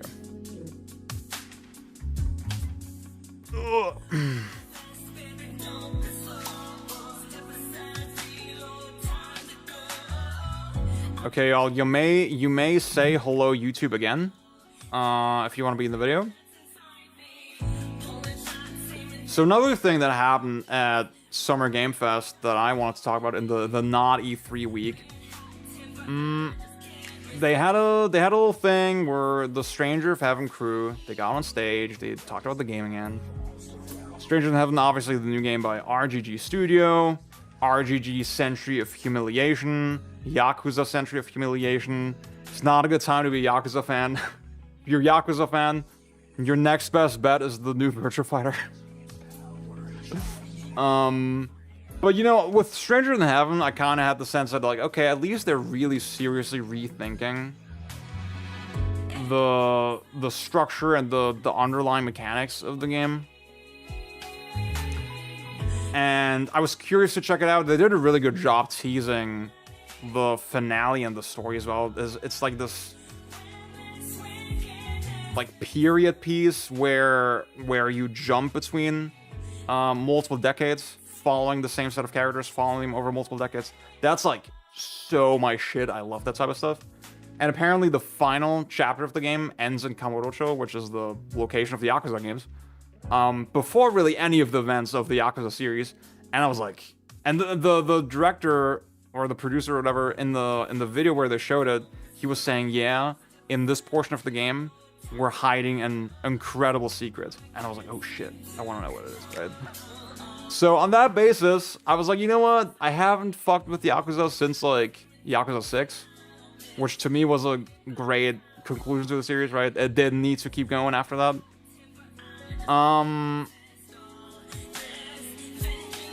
But I was like, okay, you know what? I'm back, right? I'll give it a shot. Well, that was until so they had SGF. They had this little trailer where they showed all the cast, like the major cast members in the game. And you know, it's showing like a bunch of names for actors and showing the characters that they're playing. And then it just ends with big bold letters, this character model, and it says Tupac. And clearly it's Tupac, you know. And he's even wearing like the signature style fucking bandana. Yeah. So for those who don't know, if you really don't know, Tupac, obviously the West Coast legend, one of the most iconic rappers ever, one of the I want to say in current like popular pop culture, I'm such an idiot. In current pop culture, modern pop culture, you cannot think of many figures as widely beloved as Tupac, right? And obviously the artist that's very meaningful to me, of course, as well.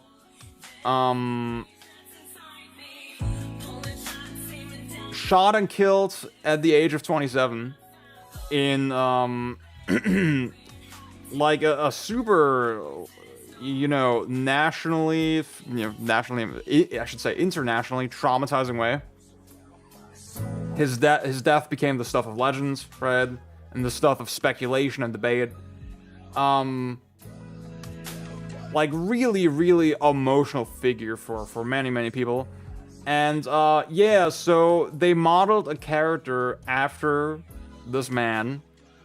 And they didn't tell you, okay, what is the character and who's actually performing the character, right? Who's lending their voice and, I guess, mocap performance of the character. They just said, yeah, by the way, we have a Tupac character model in the game. Pre-order now. On the face of it, oh, the character's name is Amaru. Okay, Amaru. So I read it in a Japanese way because it's a Japanese game. That's really weird too. Oh my god. See, the question is like, what would somebody wear their little bandana like this? I don't know. Now I feel like just with the way they presented it, right?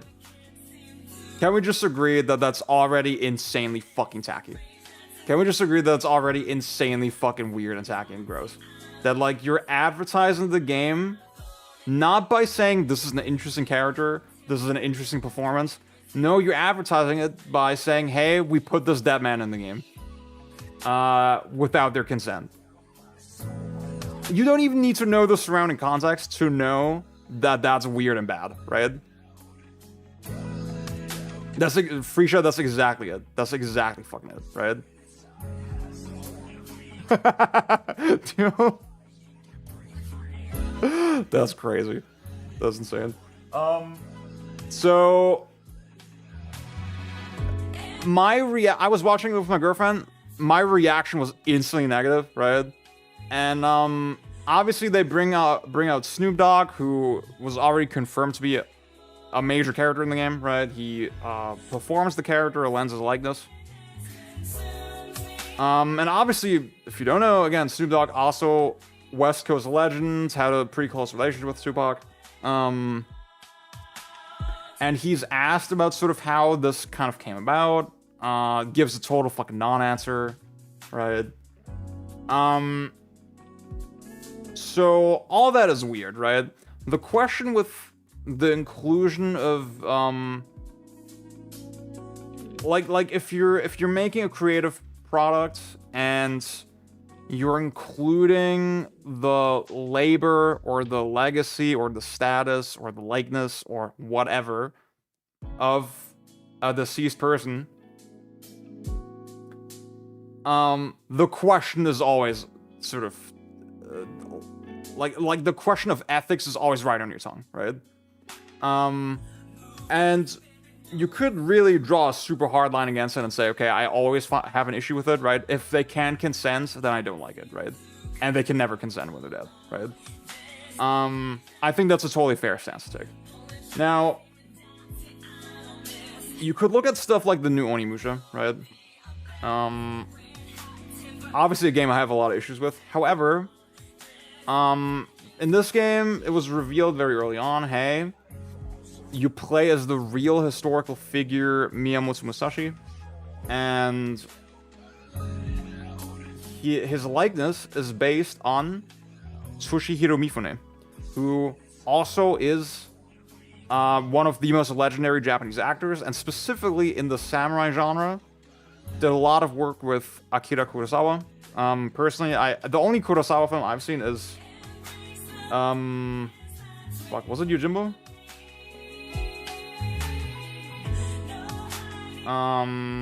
Yeah.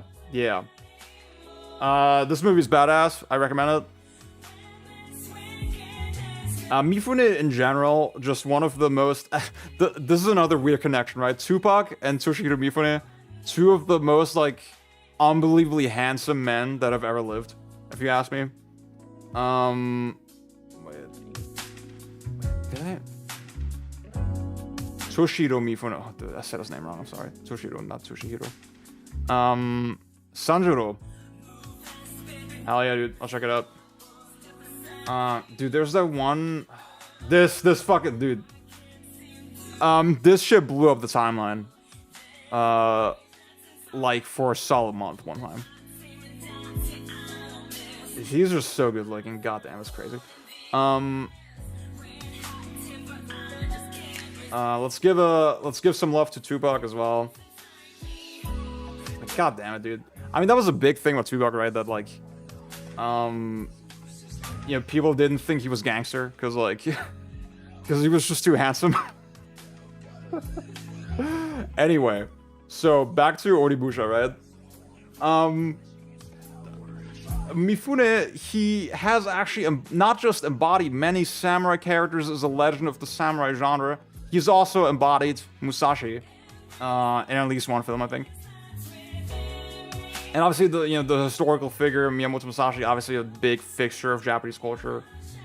Now, I think this makes the connection feel at least very appropriate, right?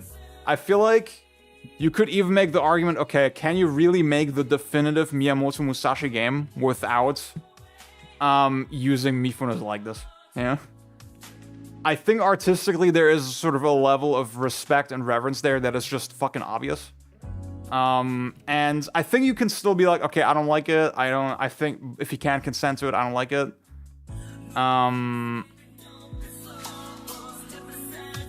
But for me, I'm okay with it, right? And like, again, they, at least in the marketing, you know,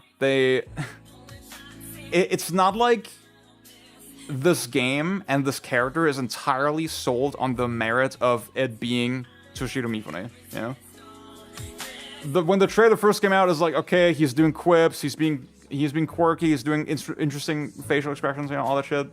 And obviously the game itself has like a lot of appeal, right? It's not like just paraded out the way Tupac was for Stranger Than Heaven. There is a sincerity to that I can respect, right? So personally, I don't really have a big issue with this. And the final piece of the puzzle is, of course, that there's the Toshihiro Mifune estate that is managed by his family, and they had a very close eye on it. You know, they consented to it. Now, you can sort of draw the hard line and say, well, his family is not him, right? Their consent doesn't really have that kind of weight, or have sufficient weight, maybe. Again, I think that's a fair opinion. Personally, I'm okay with it, right? Personally, it seems relatively respectful to me.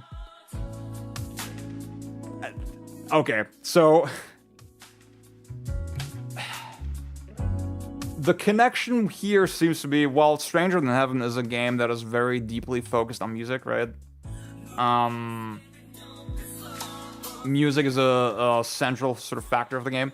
And, oh my god, guess what? Tupac is a musician and an actor, right? Obviously, later in his career, Tupac branched out into acting more.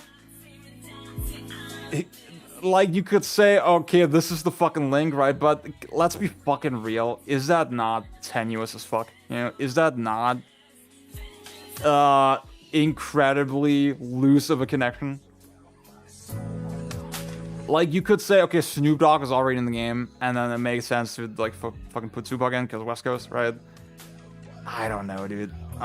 Especially, I mean, from what I saw, this is a very jazzy game. There's a lot of jazz emphasis. This just feels random, you know? It feels fucking random. Now, there was somebody in chat saying earlier, there's a deep connection between, like, hip-hop and samurai anime media. I see it, but, like, still, I feel like it's just not convincing enough to be like, yeah, Tupac needs to be in this game, you know? I don't think when Stranger Than Heaven was first... I mean, Snoop Dogg was, like, kind of a stretch already, right? But it's like, okay, you know what? He's like a sort of smuggler, smuggles people over the Pacific. It sort of works. It sort of makes sense.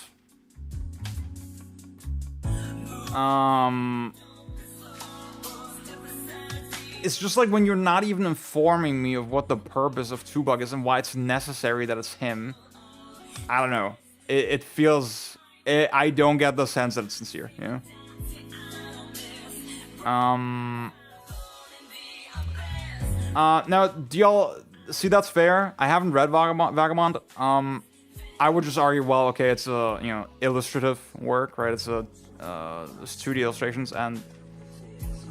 even that I wouldn't be I mean, like, let's be real, right? What the fuck was his name?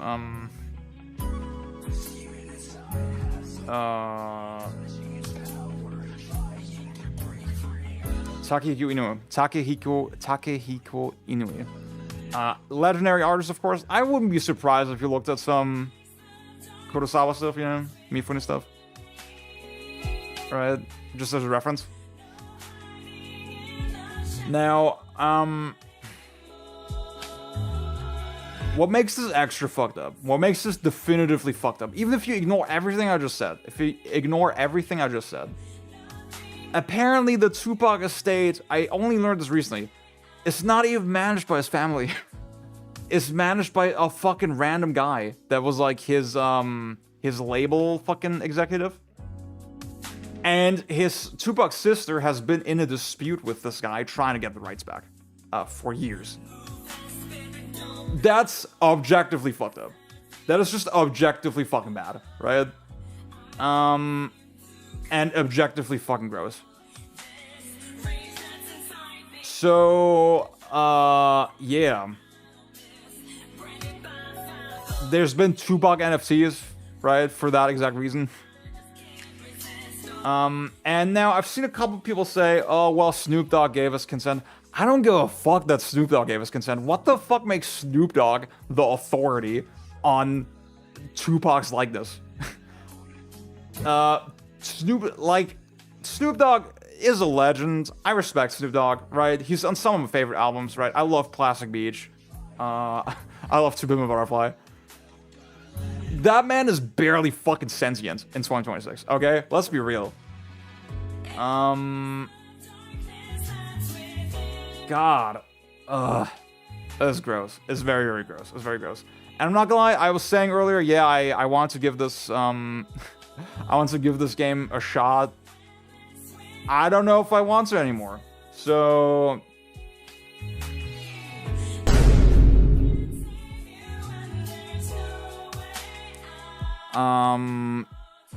Zia, do I have your consent for your likeness when you pass? You do. I give you my consent. Bah!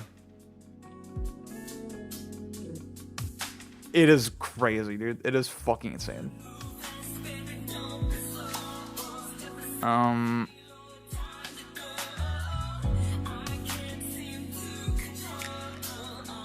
I talked about Gen Atlas a little bit at the start. Loved what I saw. Loved what I saw.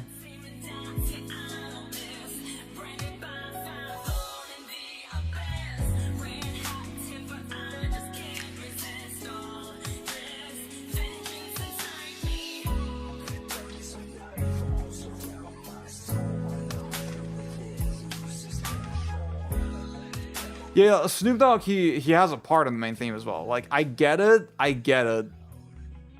But is it really essential that it's Tupac? You know, I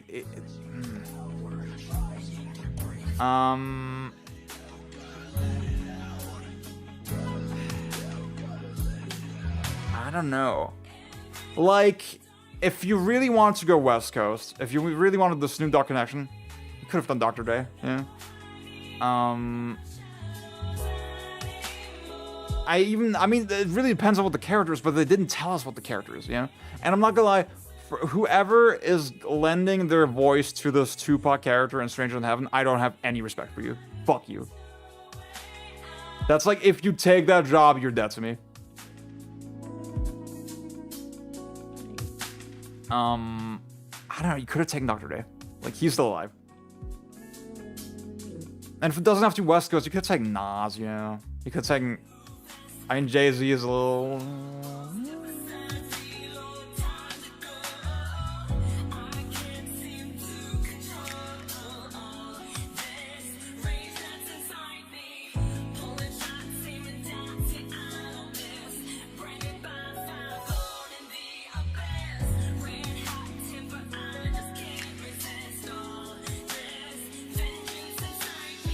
That makes a lot of sense, Freesha.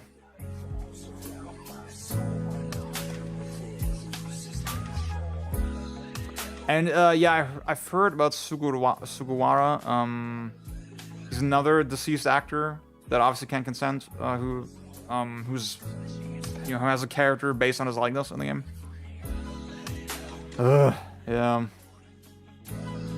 Michael Jackson's gonna be in the sequel. Guys, I have such a Michael Jackson hyper obsession right now. Oh my god, it's really bad. It's a Michael Jackson bad.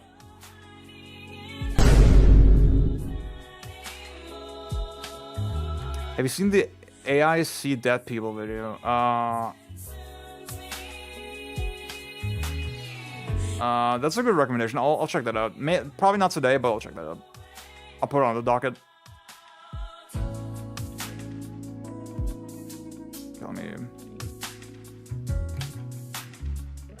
Ghostface Killer, Wu-Tang. I see it. I see it.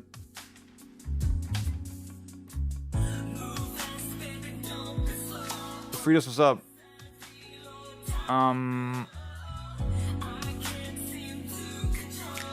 Yeah, it's the line. It's gonna be wishy-washy inherently, you know. For me, it's gonna be a combination of factors always, and I think with Onimusha, for example, there was enough factors coming together where I was like, okay, this seems okay. This seems not too awful.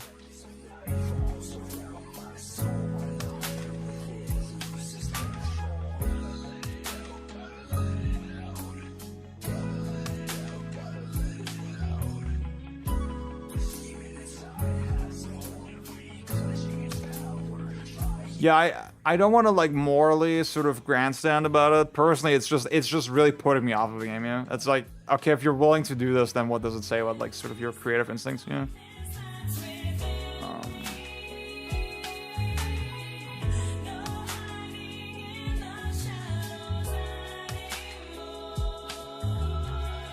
Also, Dylan, that's so crazy. I always forget that happened. That's so wild.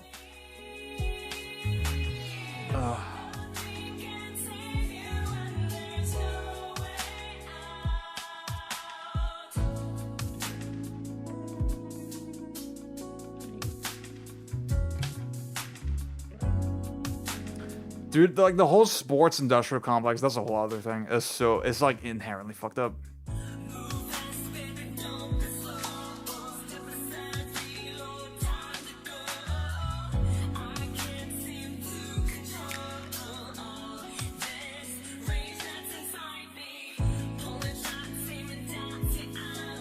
Okay, y'all. I think that's all I got on that. Now, let's move on to the final part of the program. I will play Tetris the Grandmaster. Let me get things ready. Let me also change the description. What's your PB? It's like 500 something, 500 lines ish. Like a little under 600, I want to say.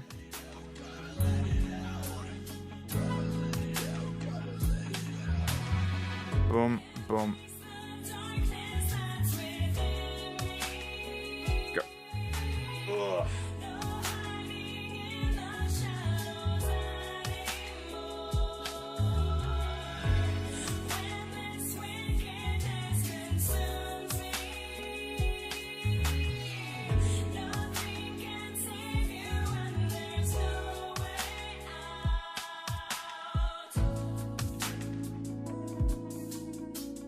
I did try the marathon free week. I was kind of overwhelmed by the UI.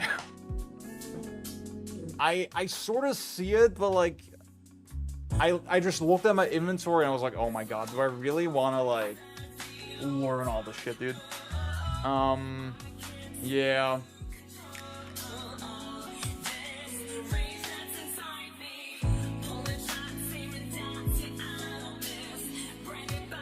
First of all, I'm happy to present to you all the Vormio Kasai arcade stick. It's a beauty. And the big thing, I mentioned this a couple times. The big thing about it is that you can open the door and easily access the gate. And that way I can easily change it from a square shape to a diamond shape. And the diamond shape restricts access to the diagonals. And that is much more ideal for Tetris. It is a beautiful stick. I love the buttons as well.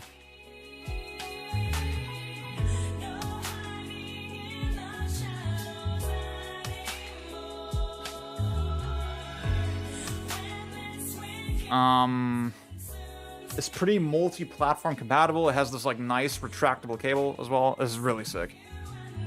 Okay, let me...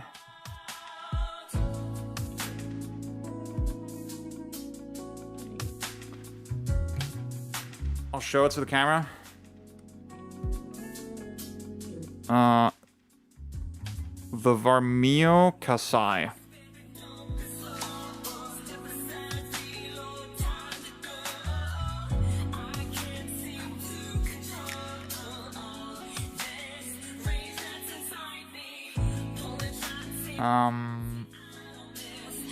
Okay, why am I not seeing...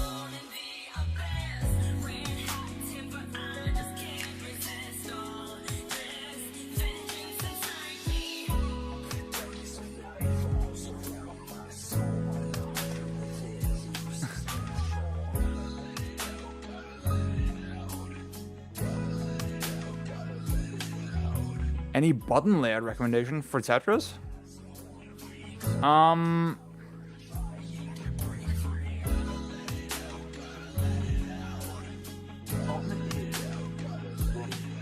one. Okay.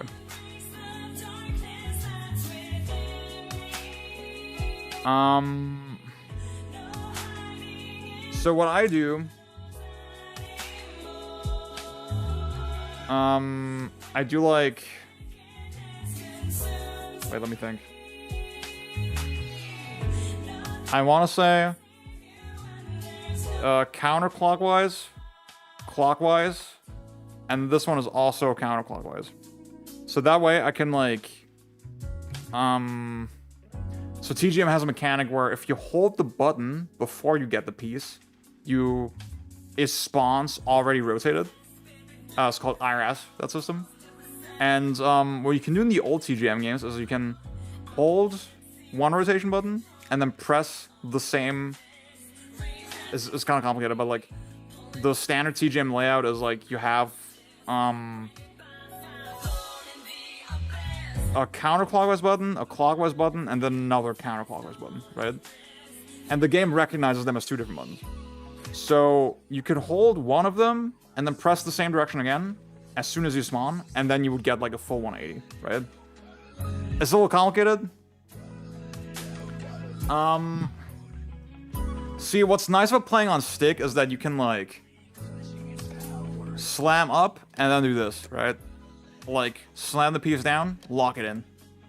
I'm guessing on a leverless, it is kind of nice to like drop it with the thumb button, but personally I didn't find it super comfortable.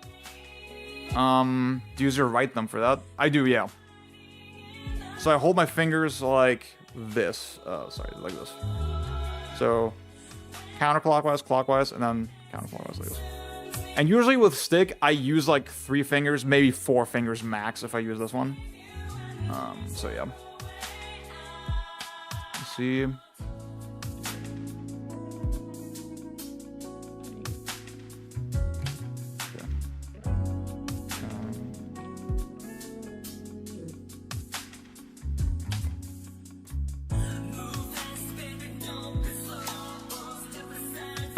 Yeah, so in TGM4 I use the ring finger for hold. Wait. What the hell? Ah, there you go. Boom. Okay.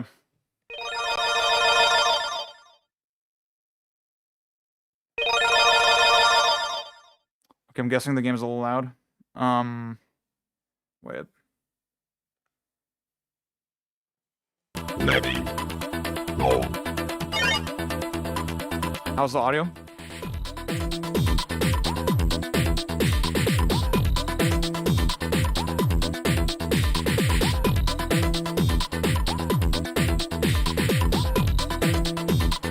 That's that loud. Okay.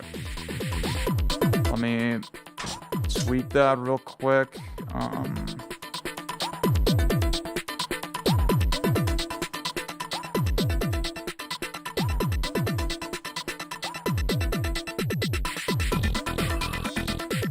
How's this?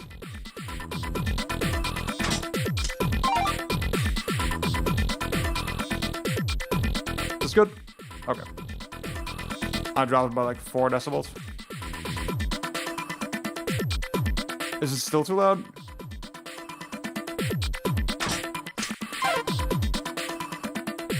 I played a good amount Puyo Puyo and Tetris Effect, but like not like really trying to learn it. Is it still too loud, the volume? Or I think it's still too loud, okay. Damn, that was like a whole 4 decibels.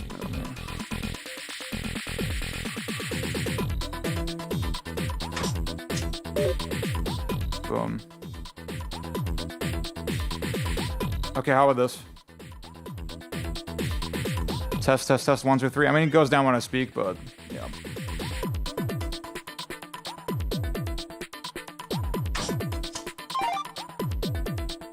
Better. Okay, let's do another 3.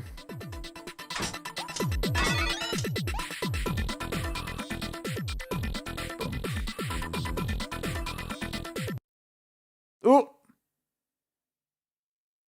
Oh, wait. Yeah, we just left the game. That seems fine. Okay. Let's do it. Maybe. No. So this is TGM 1, and that's, oh, fuck. Pre...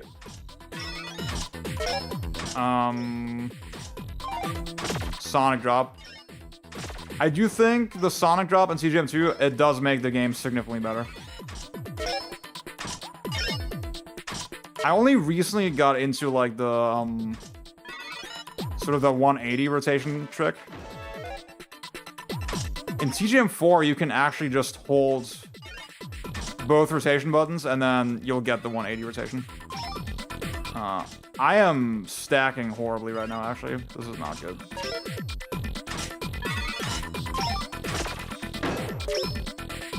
Okay, usually when I fuck up, when I make mistakes, I have a tendency to reset very quickly.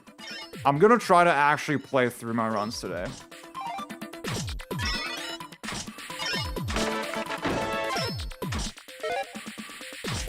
I'm not gonna lie, I feel like I sort of hit a wall where, okay, I just need to do way more research and actually watch my replays and, like, figure out what I'm doing wrong.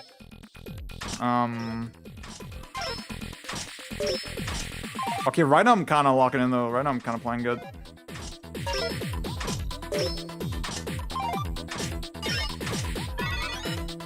Ooh. See, that shit tends to get me a little bit.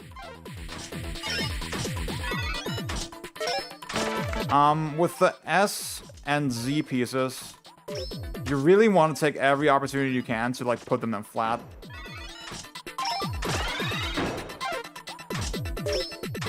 See, like this, obviously, it made more sense to, like, put it upright, but...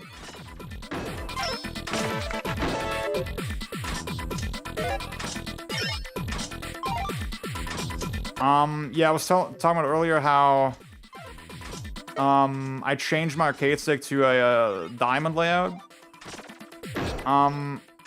It just gives you a lot more confidence with your directional inputs. I actually didn't want to do that, but...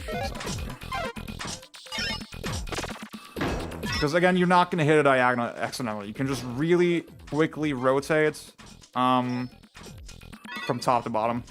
Or from the side to the bottom, in this case, in this game.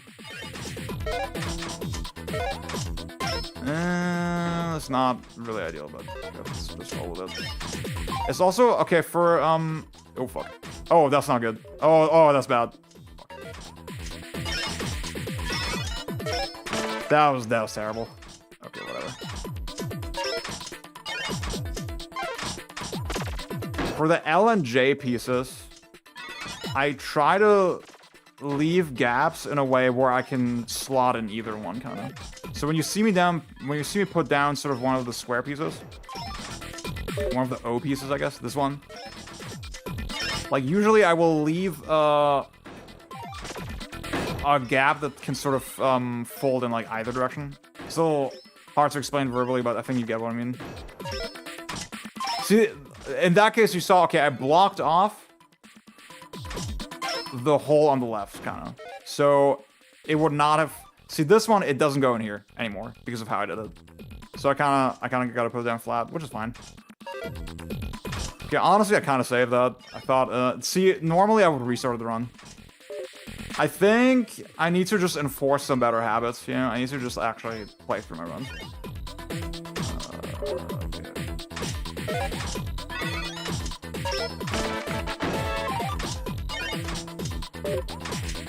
Okay. It's such a diabolical game because it's really not enough to play. If you really want the Grandmaster rank at the end, you have to be fast as well. It is brutal. Obviously, the later games are significantly fucking harder. Oh, shit. Oh, God.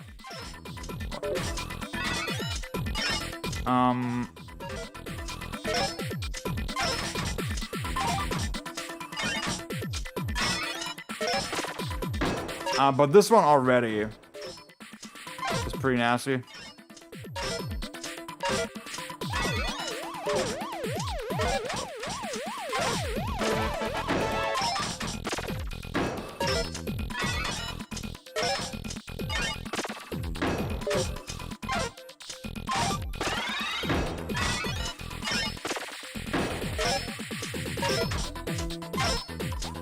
Okay, I gotta log in a little bit. Oh, fuck.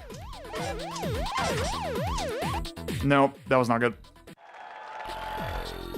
The recoveries they've done from bad stacks are insane sometimes. It's fire. You don't get to practice checkpoint recovery in Gradius at home because you can just reset. Yeah, I don't know how I feel about all that, because, like, to some extent, practice has gotten more efficient in the current era, right? I kind of wish that games found a more organic way to, like, enforce that shit a little bit. I'm not sure. I'm like that with rhythm games. I break my common immediately reset. If there's a better order, like a lot of player default to leave the rightmost. Yeah, so in TGM you want a pyramid layout actually, so that you can slide on either side, kind of. In guideline Tetris, usually you want the well on the right side of the screen.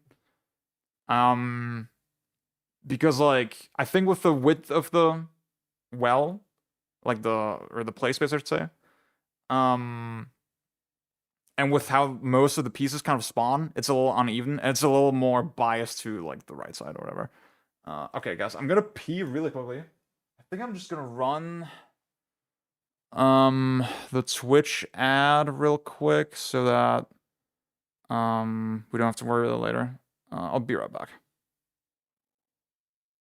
Okay.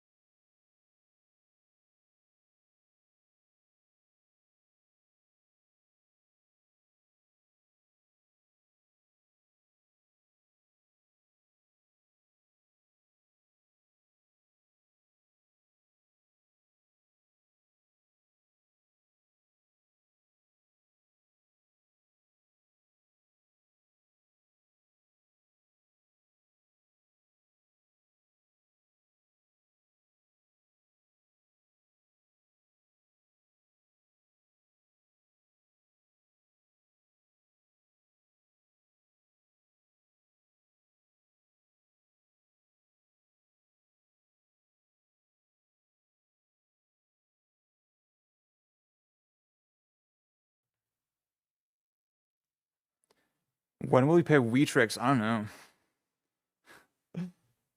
Weetrix. Oh my god. Okay.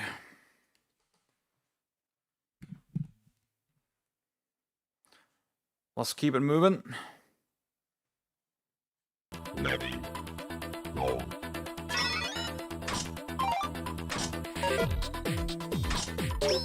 Oh. Dude, I'm not looking. Okay.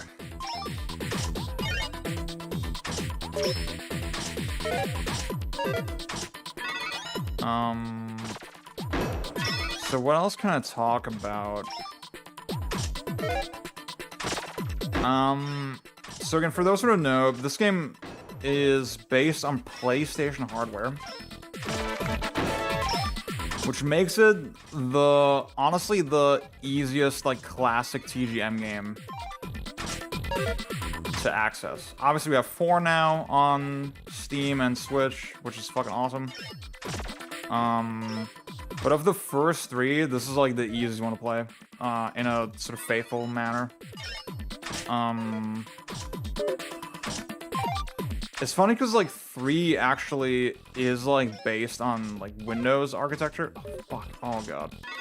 I can't restart. But it's such a like technically cursed game that like it inherently runs with like a lot of input lag apparently. I'm surprised 3 is like as popular as it is because like the input lag seems like such a fucking insane argument against it, you know?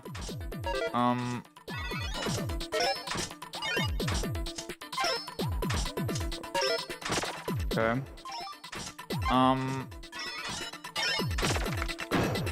So this game, you could very feasibly play it like on a real PS1, for example. Obviously here I'm playing on the Mister.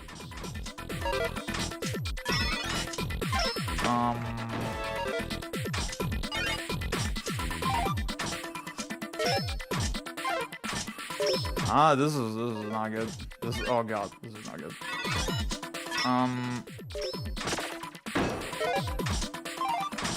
You could also play like on DuckStation or something. That's a pretty responsive emulator.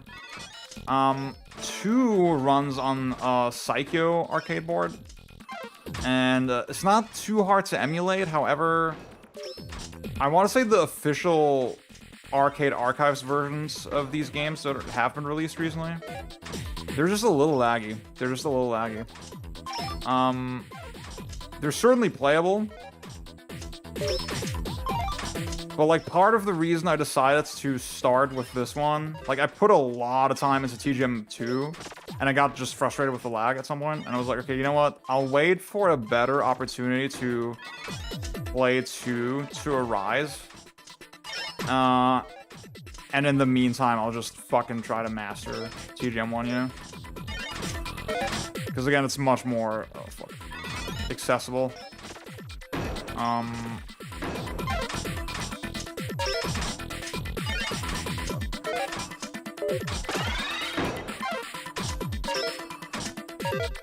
I'm fucking playing so poorly this run. I haven't played all day, so I'm not warmed up. That's the reason, guys. That's it. That's the reason.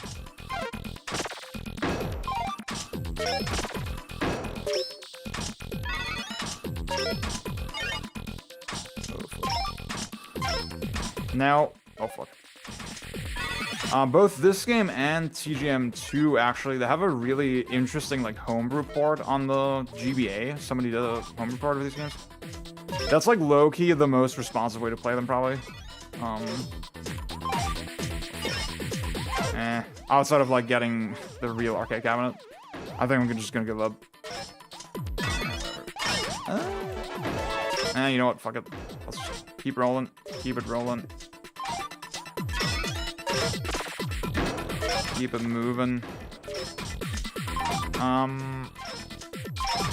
Now for the Psycho arcade board, that is under consideration. I've seen people like talk about the idea of doing it. For those who don't know, the Mister is like it's a very cool platform where It uses like, fuck. You know what, fuck it. They use a special device called the FPGA to do cycle accurate emulation, so it's not just cycle accurate, but also, actually no, it's not necessarily cycle accurate. That's not the thing. Sorry. The thing about the Mister is that it reads all the code natively. It's not like using a software environment or a software layer to do it. So that doesn't necessarily mean it's more accurate than a software emulator. However, it does mean that you're just avoiding a lot of the lag that you usually get, and you're just addressing the game code like in the exact same way that the original hardware would.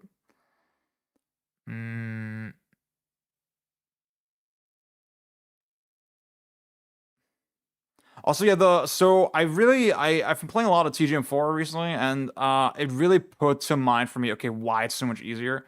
Number one is the hold, and number two is that they're much more lenient with the kind of wall rules, especially for the eyepieces. Like usually you've already seen this a couple times where I would get an eyepiece and it falls like sort of in the horizontal position. And if you slam it near the wall and then you try to rotate it, it won't do it, right? You can't just slide down. In TGM4, they're much more generous with how that works. So, that's a big thing that makes the game just way easier. It's also, I think the lock delay is not quite as aggressive. It's much more generous in TGM4. However, TGM4, it pushes the ceiling much higher, right? There's like modes on TGM4 that are so fucking insane, that it kind of feels justified in the end. Yeah, I looked into the clones and they all just seem kind of weird. I don't know. I didn't really like them. Thank you, Dylan. Yeah, thankfully T-spinning is not important in this game, really. You don't really have to set it up like that. I know in Guideline Tetris it's very important. Ooh. Fuck it. Let's just slop through the shit. Okay, see if I do this, I've blocked off both the L and the J piece, which is not good. See, now the only thing I can slot in there is like the I piece, but yeah, it's fine.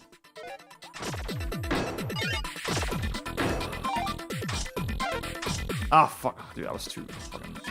See, and these situations are where the lack of the sonic drop from TGM2 really is felt, because you're like, ugh, I just want to put it in there, but like I gotta really softly and slowly kind of wait.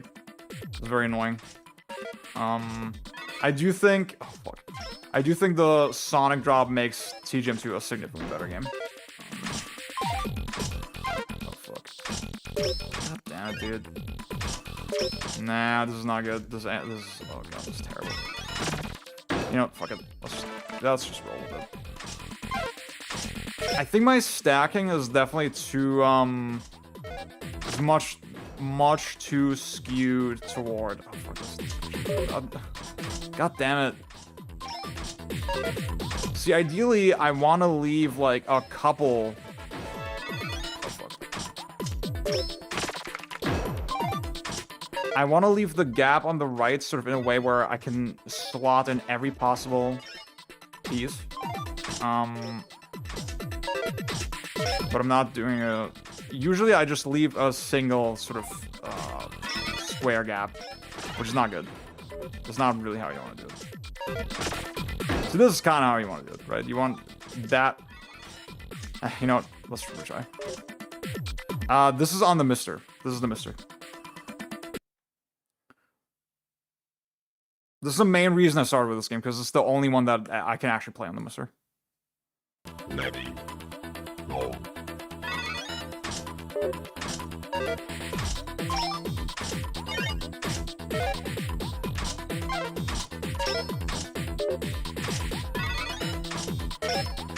Okay. See, like this? That means I can put that in, right? That's good.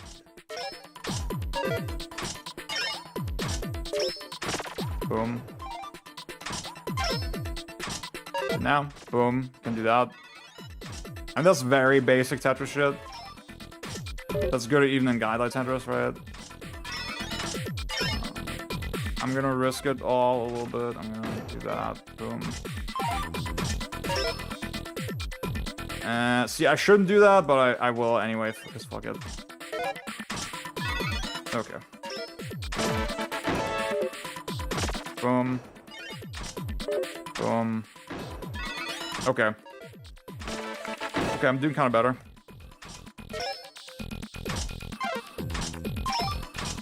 And again, see, I put the L and the J pieces in that specific order because it was the most flat way to do it, right? I could have done it the opposite way, but then I would have had to put them upright a little bit.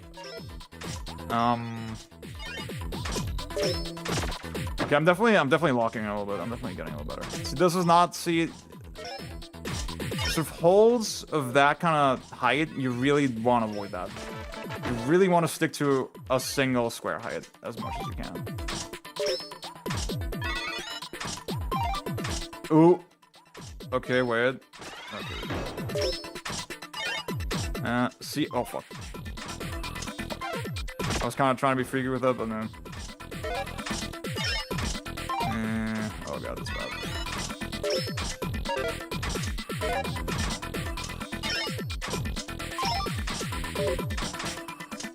Some of this is just really fucking hard. See, I left the gap there so I could do that, yeah, just in case. Boom. Boom. Again, see. Oh, fuck. Ah, no.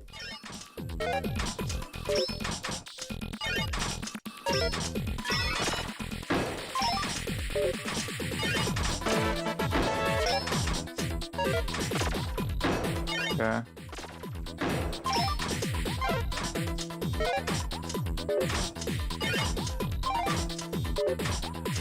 Shit, that was bad. Oh god. Okay, I want to restart.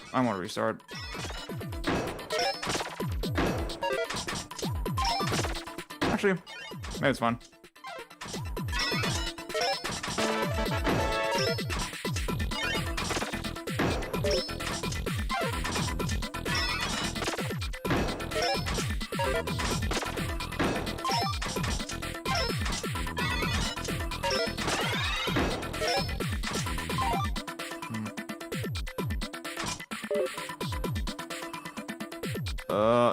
There's no good spot to put it.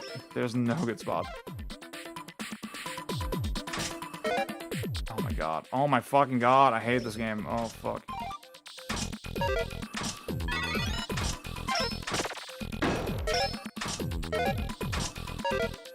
Fuck it. Play out your runs. Play out your runs. Just play them out.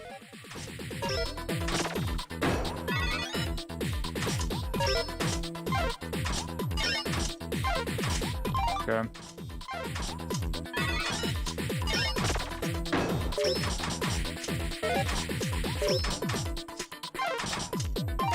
Ooh.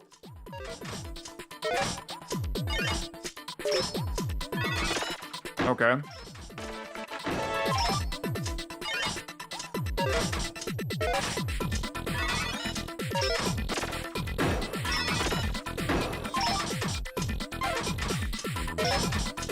Okay.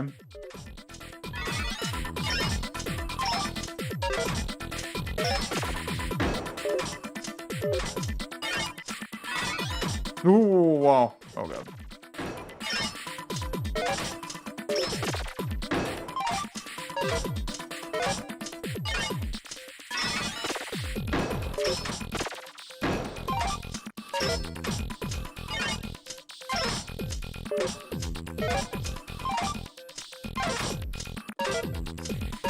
No, dude. I'm feeling the quit. I'm feeling the quit. Yeah, whatever. Fuck it. It's a very weird system where I think it like rolls. So when it queues up the next piece, right? It like does a roll. And if it's the same piece, it does another roll. And if it's the same piece, it does another roll. And I think on the next try, if you get the same piece again, then it delivers the piece, right? It deals the piece. That's sort of the basic system, where it does multiple attempts to like roll a piece before it decides to like give you the same piece twice in a row. It's a little. I explain it very weirdly, but I think you hopefully get it. Dude, the backgrounds in TGM2 are fucking goated with the sauce. Is TGM4 harder than 1? Depends a little bit how you look at it. The regular mode. So in TGM4, there's a mode that's like reminiscent of this one. It's like a spin on this main. Like this game only has the one single mode, right? So this one single mode, it appeared in like every Tetris TGM game after it. And in TGM4, that mode is much easier than here, I would say. However, TGM4 has other modes that push the difficulty way, way higher.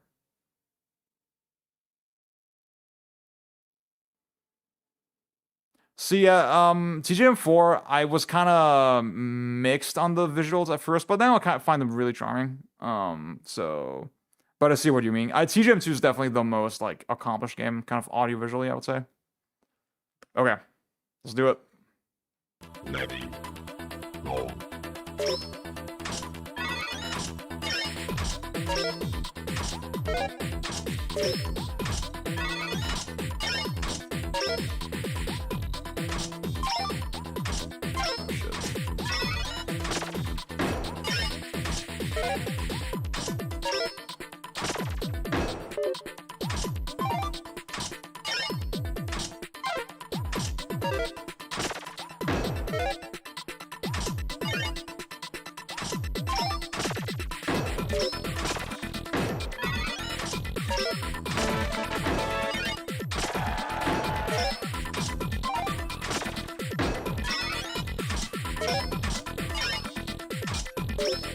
What else can I talk about? Okay, there's a weird, funky DS port of TGM3. It's not official, it is homebrew. However, I always wanted to try it, and it didn't run on my flash card. So if any of y'all can figure out how to get that running, let me know. Because I don't know if I'll ever play... I have TGM3, like, installed on Windows, kind of, but, like, I don't... It just seems so funky. And Mihara, the director of the series, he was recently asked on Twitter about it, if it's ever happening, and he was like saying, yeah, basically no, it's probably not gonna happen.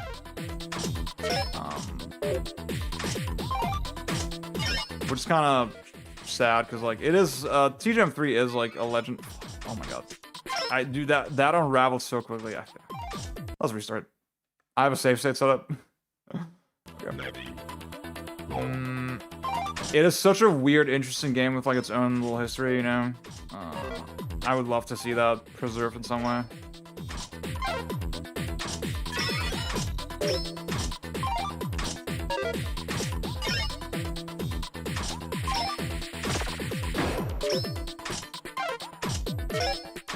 Fuck. You know what I forgot to say?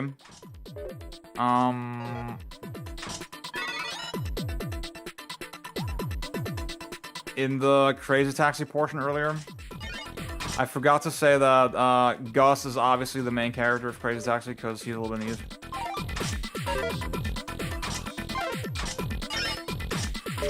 Now, Gus speaking Lebanese, that's my headcanon. That's not real, but it's real to me, damn it.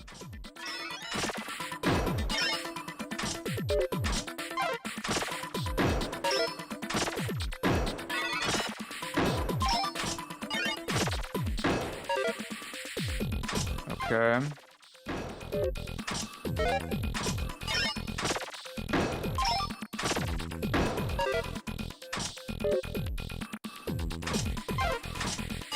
Not ideal.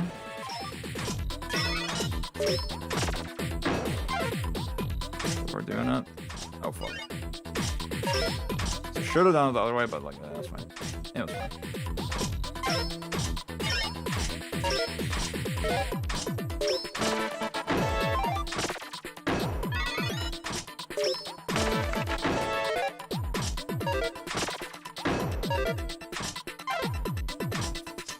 I don't know if that was such a good idea. Ooh.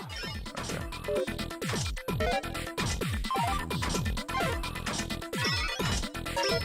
Okay. Oh fuck! I could have put it. I could here, but... Oh! Fuck.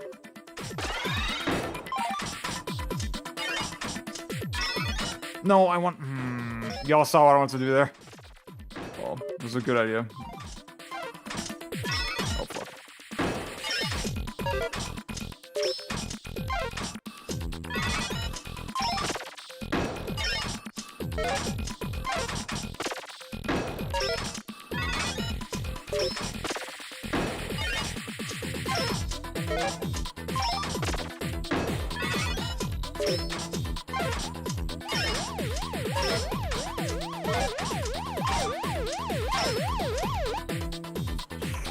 Damn. Yeah, 3 has like 5 frames of input lag inherently. And I'm surprised that's not like a complete deal breaker for most people. Yeah. It was kind of insane that people like got as good at that game as they did.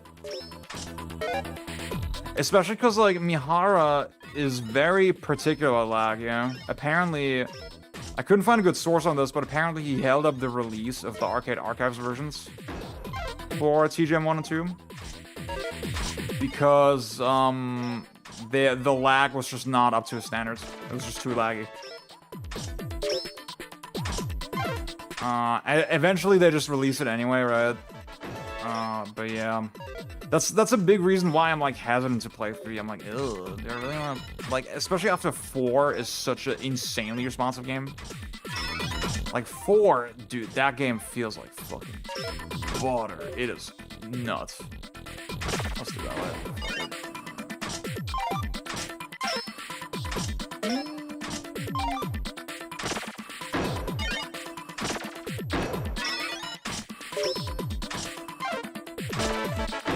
Okay.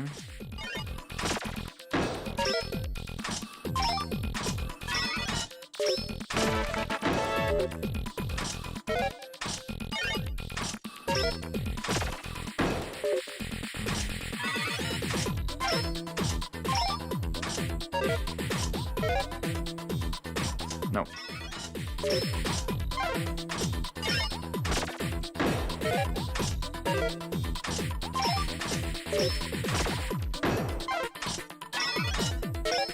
Dude, I'm playing so fucking badly. Oh, this is not good. This is not fucking good.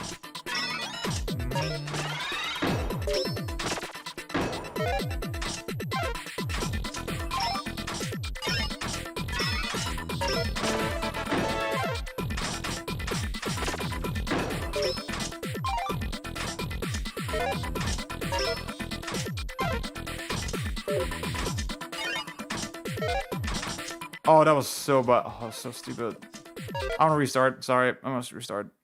Yeah, especially with dealing with how fast the game fucking gets, you know? It's crazy. Ugh.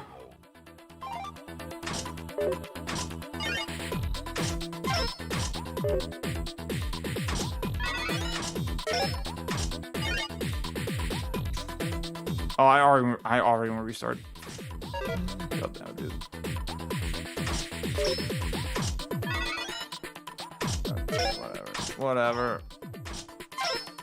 Let's just get it over with.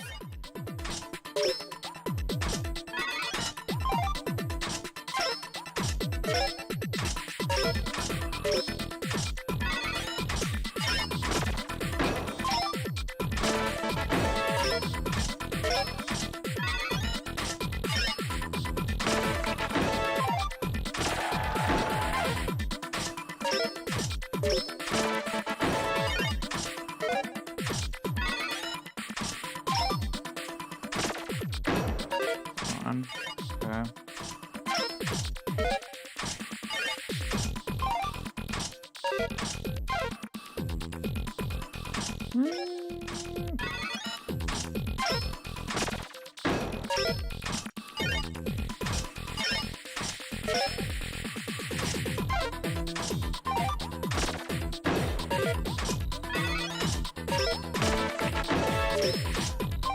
It's such a diabolical game too, because like, so you want to create the safety net of like, okay, I can do smaller line clears in case it gets too crowded, right? However, those cost time, right? They're way less time efficient. than doing big clears. Like full Tetrises. So, oh fuck. Actually, it's not bad. Again, if you really eventually want to reach the Grandmaster rank where time is really important, it's like, damn, okay, what the fuck do you even do?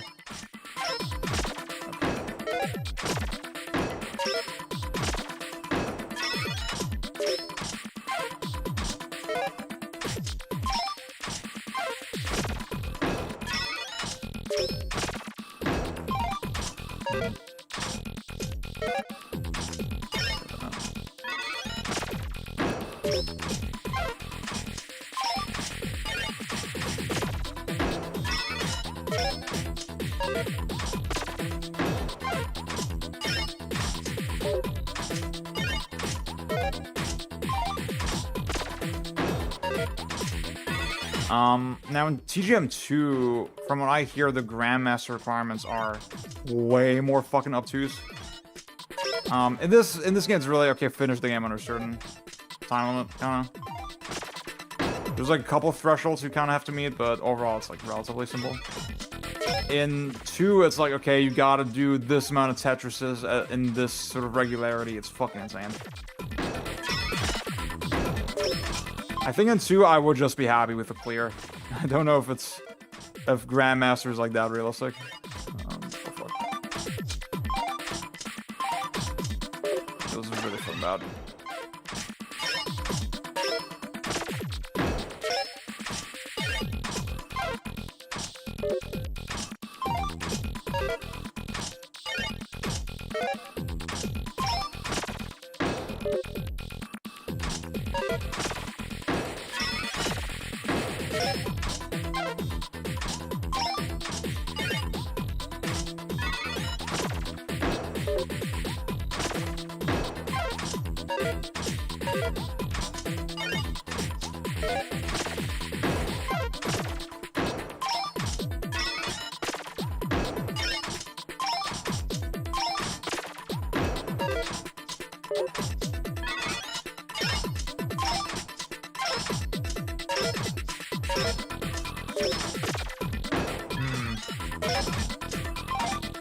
Okay, wait.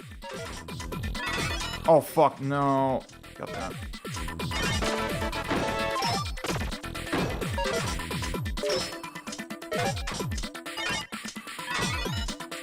Slide in. Oh, yes.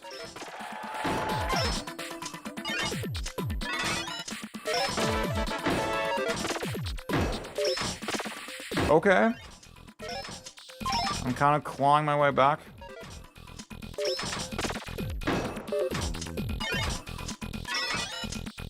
If we have any some TGM hats in the chat who can like critique my gameplay, give me some tips, you know, that's very appreciated. This is a backseat gaming friendly stream. Backseat gaming encouraged. Oh, dude, I'm so nice with it. Do you see that? Do you see how I planned that? Oh, that was nice. Oh fuck. Wait. Go in there. Yes. Okay. I got a pretty fucking low stack. Oh, fuck.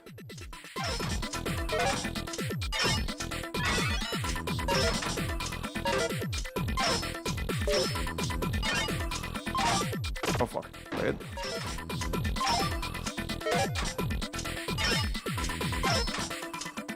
Okay.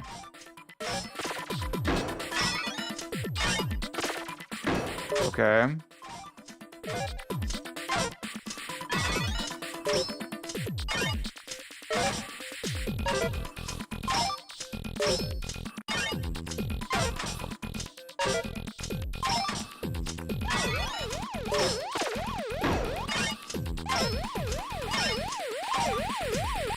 Ah, god damn it. Dude, that shit unraveled so fast. God damn. Okay.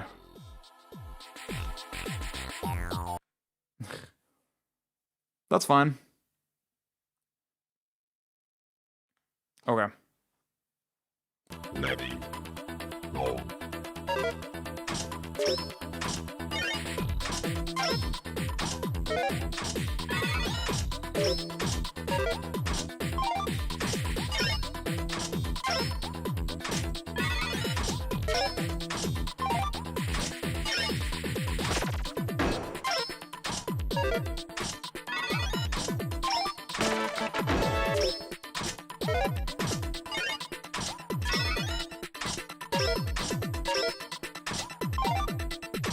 Oh my god, dude, I had...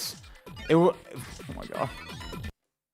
It was so clean, it was so clean, and then... Oh my god. Maybe. I'm sorry, guys. I'm sorry.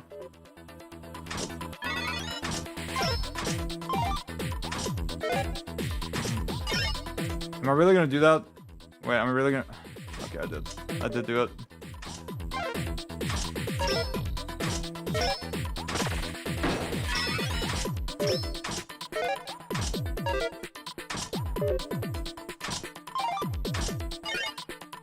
Okay. Okay.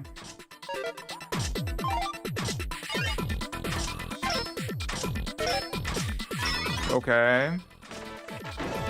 Okay, we're getting somewhere.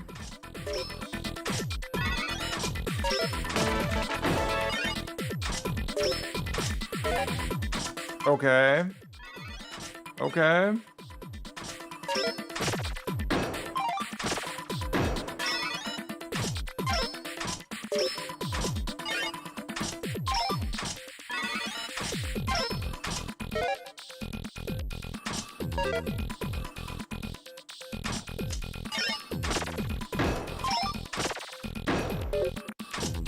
See, those situations will be just way smoother with the Sonic drop from 2. It is kind of a shame.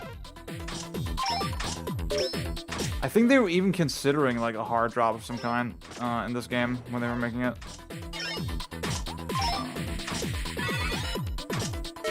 Okay. This is a little sloppy, but... Oh fuck, oh fuck, oh no! Okay.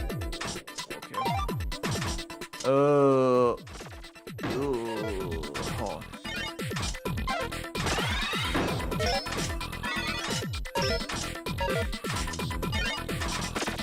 I get decision paralysis so quickly, I think that's my problem.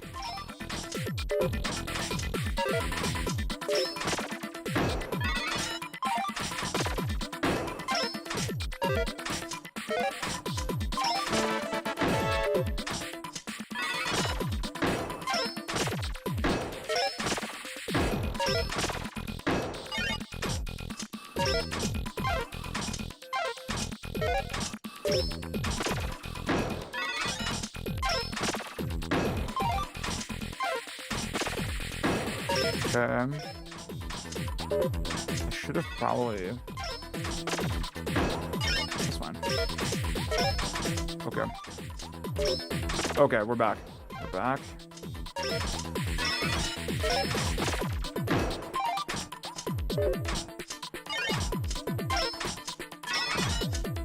Okay.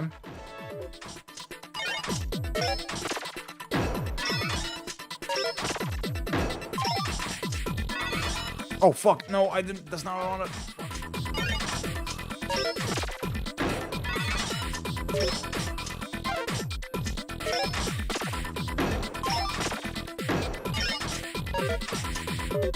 Oh fuck, oh no, why did I do that? Why did I do that?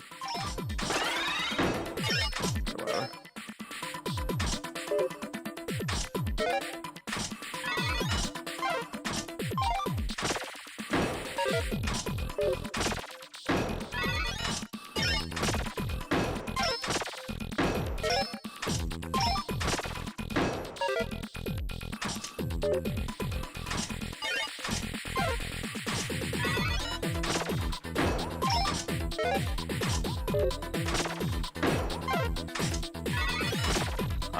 I want to restart. I want to restart. I want to restart.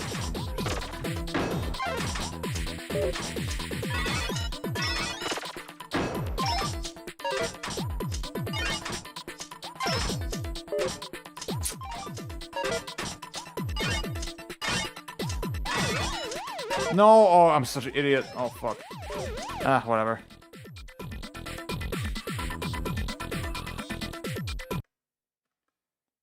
Okay, whatever. Maybe. We're not making much progress. It's not going too good.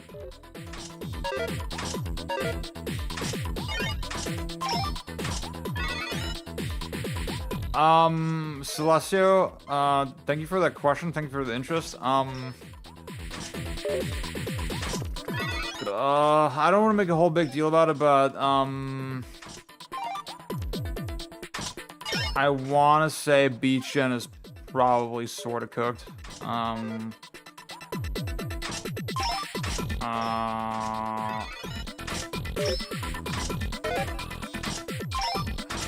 I don't know if there's gonna be like a definitive announcement or something, but like,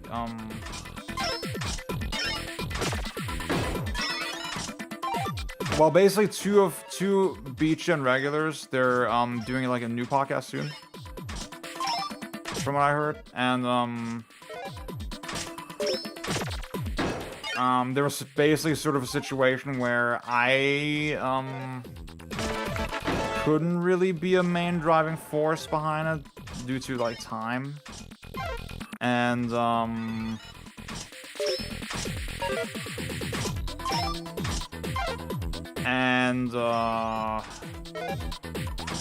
let's just say me and one of the other members, it was kind of hard for us to be like on episodes together. So I don't know when you're gonna hear about that new podcast. I don't know what's the deal with that, but like I have no plans to be on it. So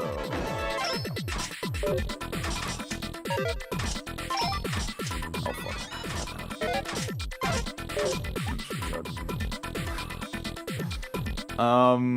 I hope this is like not too dour of a conversation. It's a little hard to know how to like address it. I don't want to make it sound like there's like insane drama or anything, but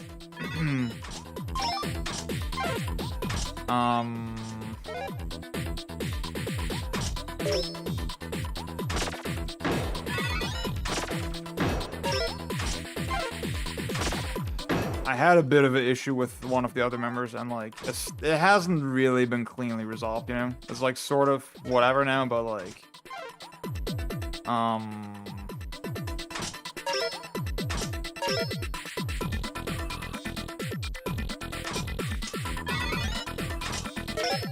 yeah, it's really hard to talk about without like getting gossipy, but yeah.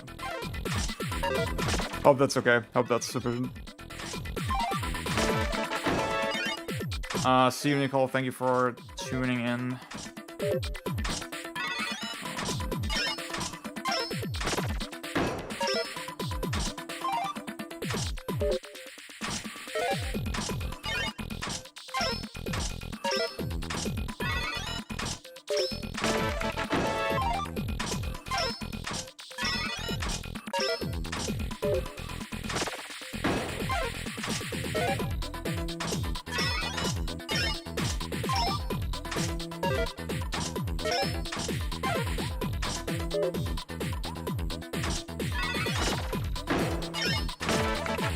Yeah, I'm really glad that people like Beach Gen, and I'm really proud of a lot of the work that I did on it.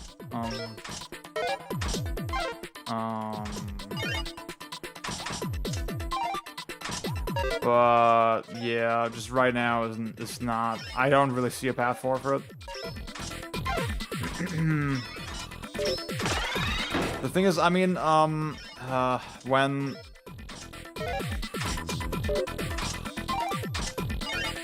So, I mean, the last episode we did was Cosmic Smash. I'll say at that time everything was fine, right? At the time I was actually sort of prepping things in a way where I could take a back seat from it, and like you know, I was doing most of the like behind the scenes shit, right? And earlier this year we like sat down to say, okay, like let's do like a big sort of relaunch, whatever, right?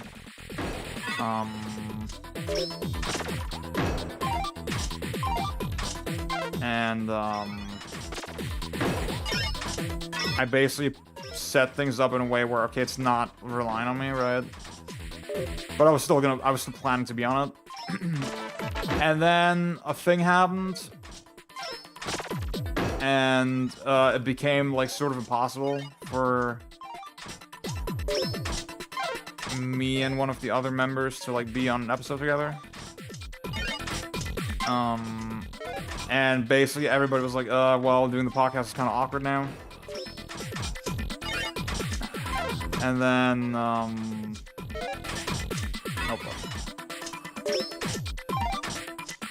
and then I was told about this like new podcast that's coming, and basically it sort of cemented that like, okay, there's really nobody left to like pick up the mantle for Beach Gen.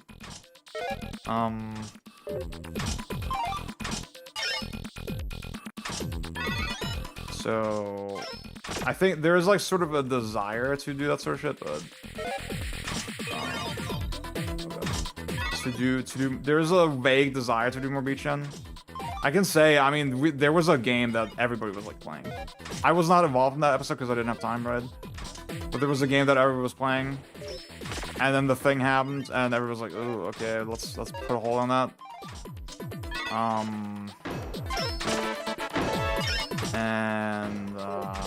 Yeah,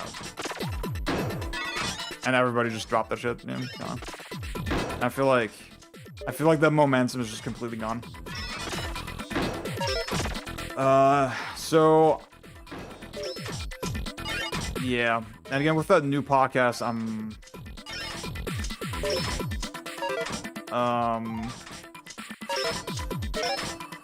I want to be clear, I don't have beef with anybody, really. Especially like most of the crew, I have absolutely no issues with, right? But oh my god, this is horrible. Grind Fox, first time chatter, hello. Check out read the TGM guide to the website is tgm.tips. Practice getting to level 300 consistently, then from that point start doing a lot of yeah, I've started doing like some 20G stuff. I'm doing horribly today, I don't know. It's much better to tackle awkward G sections. Yeah, that makes a lot of sense. Thank you so much.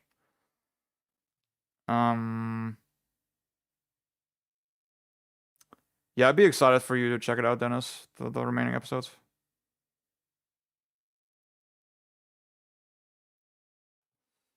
Yeah, it's just with this new podcast that's like in the works.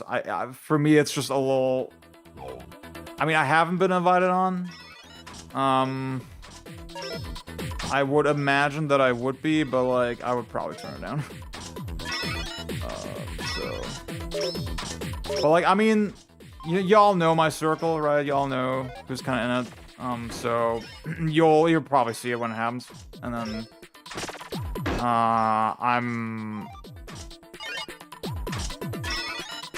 I have some confidence that it will like carry the Beach Gen spirit forward. I think we were like a very unique group of like individuals, you know. So.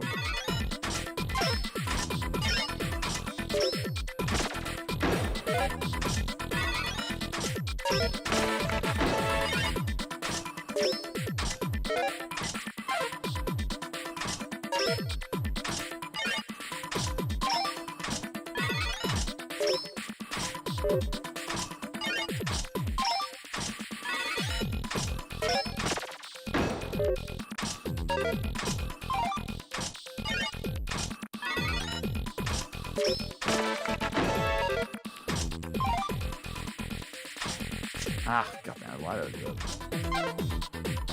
that? No, let's restart.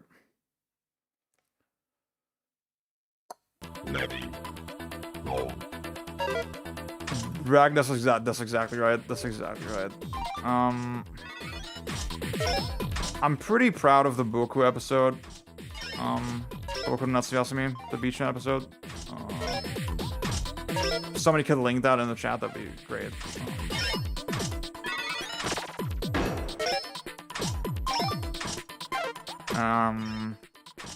Because it's really like we went like pretty detailed with the story, you know, in a way that you just don't really see. I feel like it's a game that's really discussed in very broad strokes for the most part.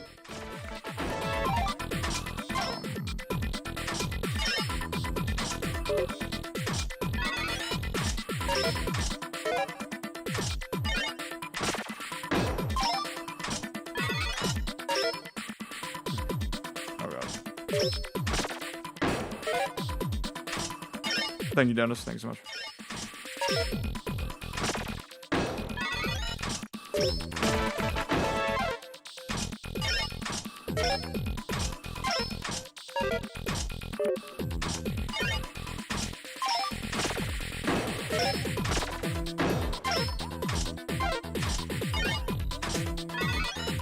Oh, Splayer, what's up? So you're a TGM1 fan. See, for me, it's I really like 2. Like, I definitely like 2 better.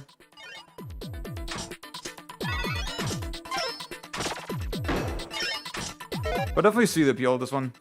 The main reason I'm playing this one right now is like I just want to build up to 2 kind of. I've played a lot of 2, but I got kind of frustrated with the lag situation on that game. So...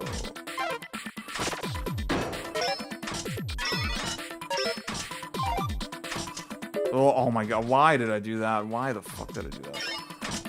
3-4 player, really, but... Okay. I love 4, dude. I love 4. Oh my god. Let's restart. How do you feel about the input lag in 3? We talked about that a little bit in the chat earlier, and I was like... I haven't really played 3 at all. And I always hear it's like, yeah, 5 frames of input lag. And, Celestio earlier in the chat was like saying, it's very noticeable.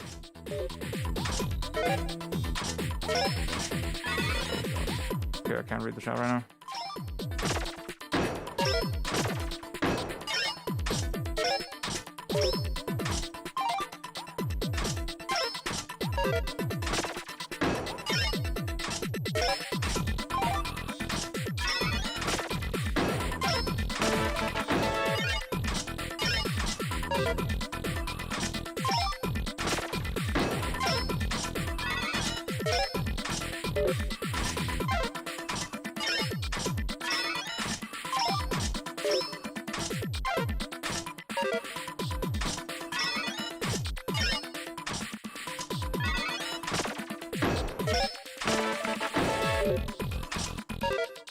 Oh my god. See if that works. Yes, sir.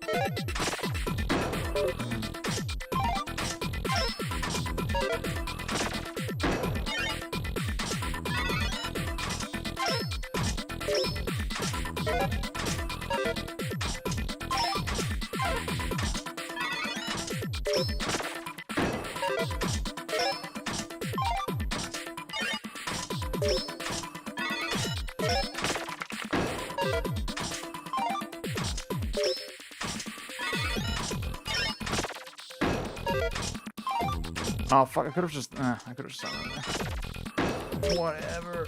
Whatever. No. Oh my god. I'm gonna restart. Fuck it. 4 after patches is the first time I've played TGM or almost interesting. Really, I've spent the majority of my TGM time with MAME lag. Yeah.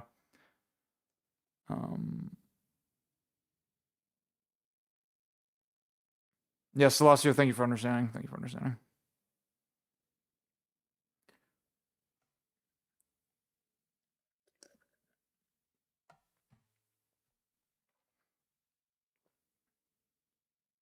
Zotan, what's up? That's so far.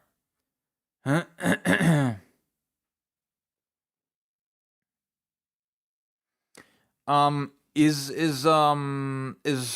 TA death in tap? Is it like, is it the same? Is it 20G? I fucked around with death.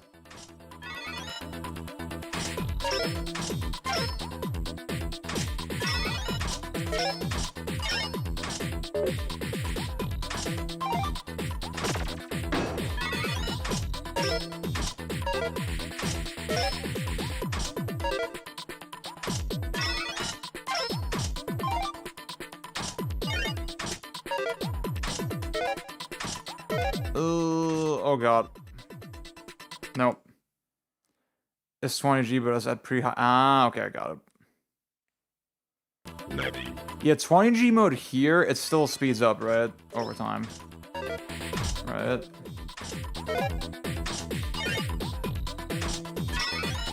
Like the 20G code.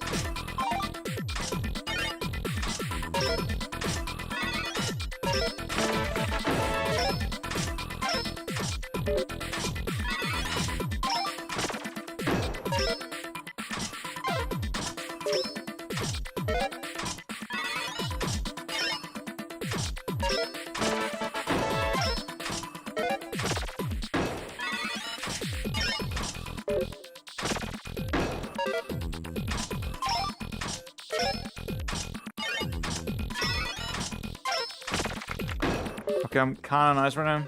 Kind of nice with it. Oh, fuck. Why did I do it? It's always, dude, I always jinx it. I always fucking jinx it. It's crazy. It's not too bad. It's not too bad.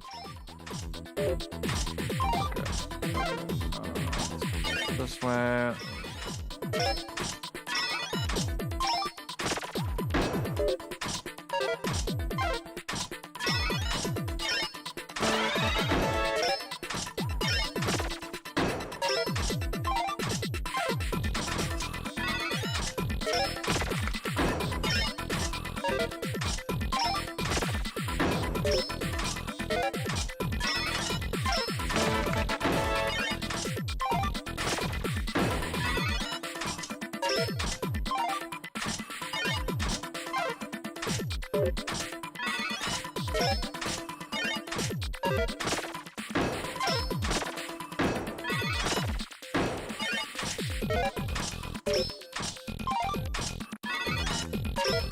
Okay.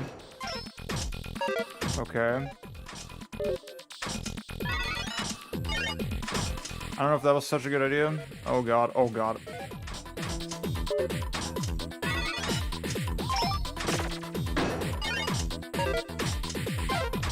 Oh no. Oh. Dude, I was playing so fucking well. Oh my god, I always make these stupid fucking little mistakes. God damn it. Oh my god, no, no. Fuck.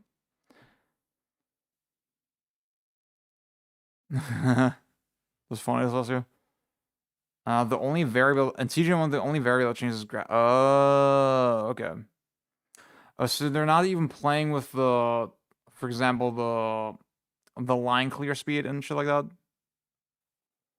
That's interesting. TA death is 20G with a pretty strict lock delay from start. Okay, I gotcha. Going back to 1 and 2 is miserable doing that. That's crazy. I guess the hold really that's the thing. The little time that I put into 4, I was like, oh my god, I'm getting so many bad habits from that. Yeah.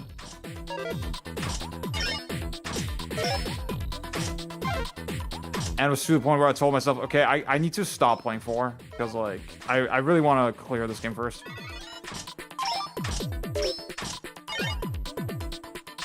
Okay. God damn it.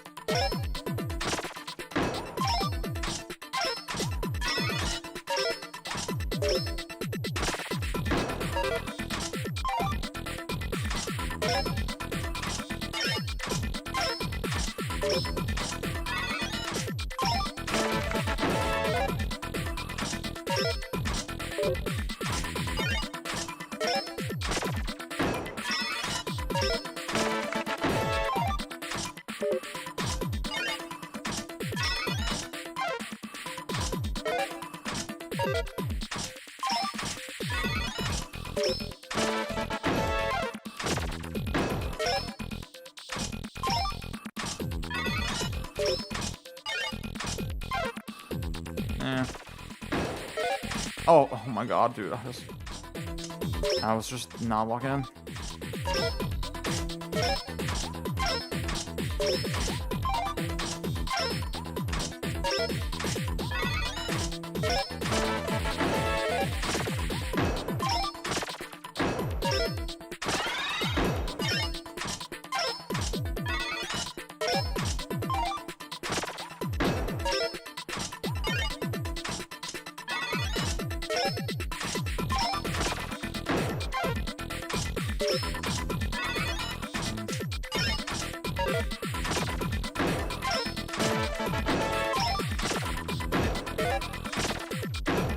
Okay.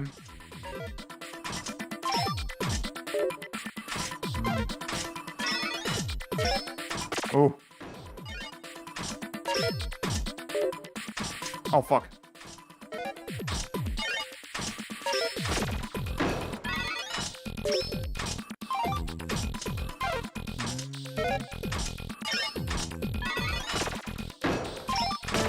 Okay.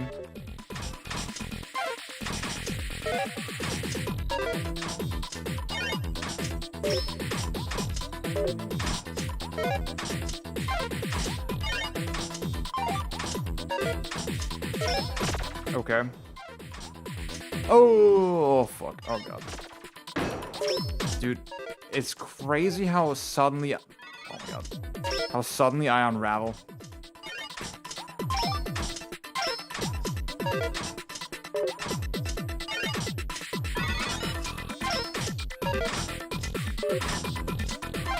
Bro, I was doing so well. I was doing... Oh, my God. I was doing so well. Whatever. I abuse hold like no one, but also only one preview and also randomizer not as nice. Gotcha. Oh yeah, the randomizer is like different, right? They changed it with 3. Managed to get my first S9 clear on TGNC recently. Hell fucking yes, dude. Levy. Oh.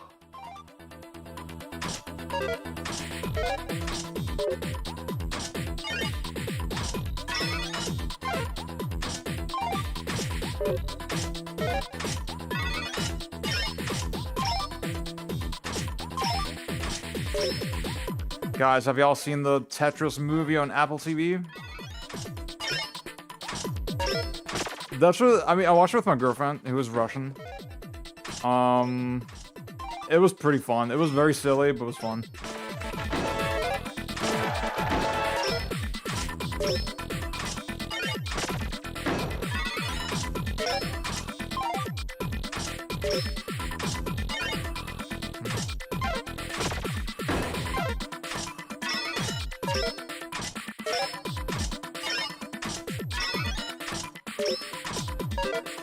Oh, why did I do that?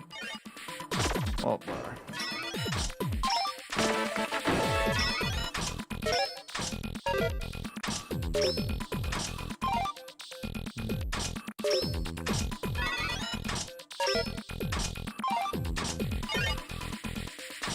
Dude, I always do shit like this. I always do shit like this. Why?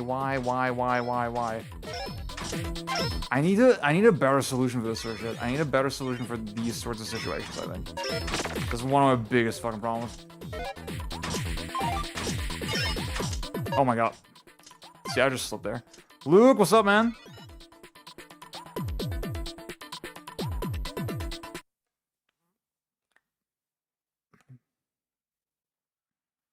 Levy. Oh. How are you doing, my boy? Luke, I mentioned at the start of the stream, but I finally got the stick with the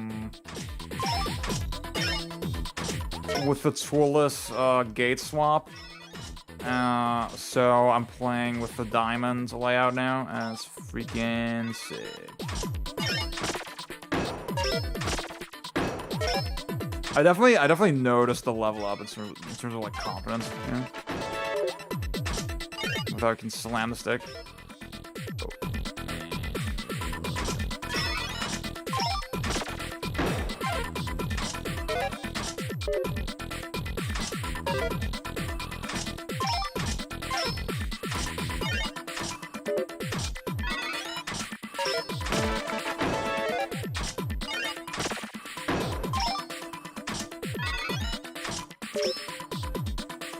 No, let's not do that.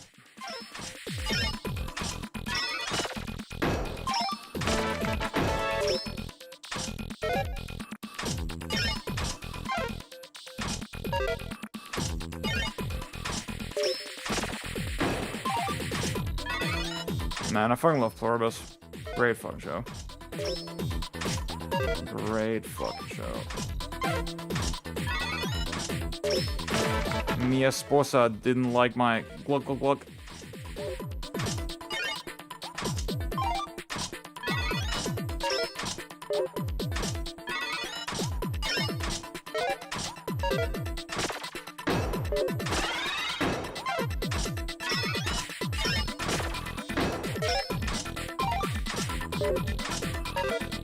Okay. Yep. Classic Z move.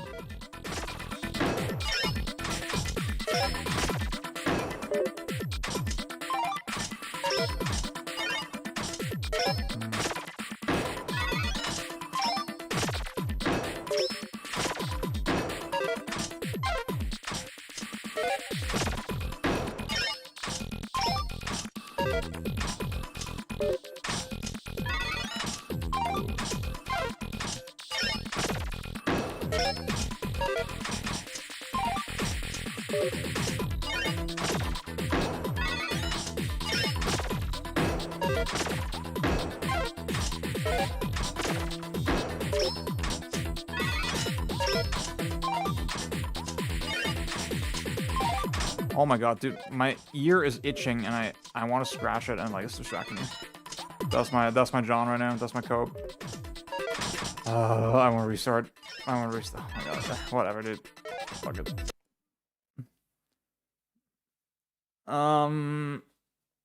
Yeah, Luke, there was like some new gameplay, like uncut gameplay, and it sort of sealed the deal. Let's put it that way. I mean, I'm gonna try it just out of curiosity, but like, let's keep our expectations low. Oh, Couch, what's up? They said it will be more challenging in the full game. See, I need to watch the video, but I'm very skeptical about how they will do that, you know? I feel like there's only so many ways they can actually rack up the challenge, you know? And I'm skeptical that they're interesting. See, it's not just they were boosting without gear shifting, they were fucking crazy stopping without gear shifting. Bruh. Bruh. Fa. Okay. Oh my god. Let's lock the fuck in. Okay. I'm gonna give it another half hour of gameplay.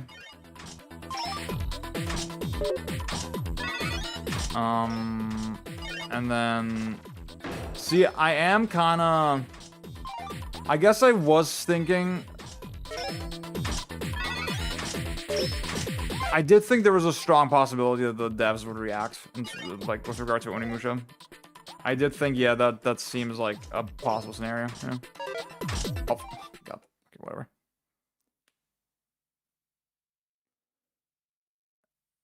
Yeah, Dennis, that's exactly it. That's exactly it.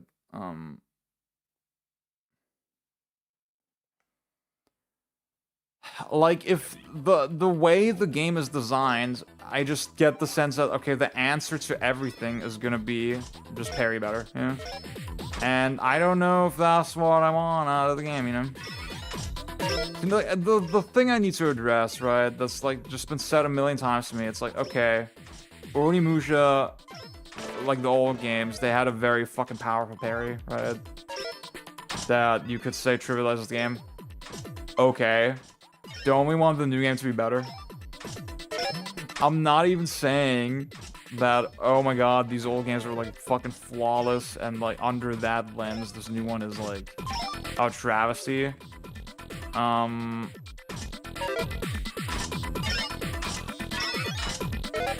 just saying, yeah, I'm just saying.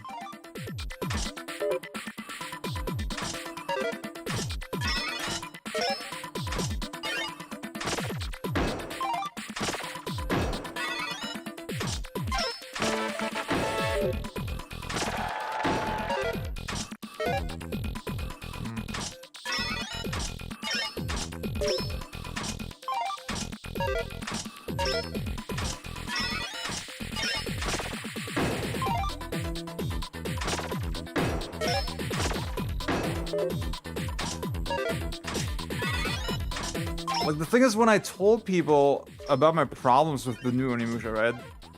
Even back at Gamescom, I got so many responses that were like, but wasn't the old game like this too? Like, yeah, so what? So fucking what? Even if it was, right? Why don't we want our games to be better? Yeah.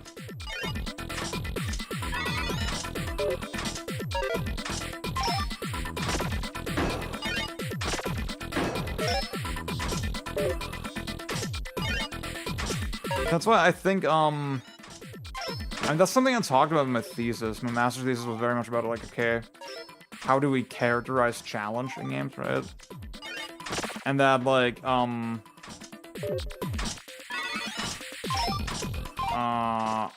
mean, so one thing Jesper Juhl talks about in the book Half Real is this idea of mental challenge, right?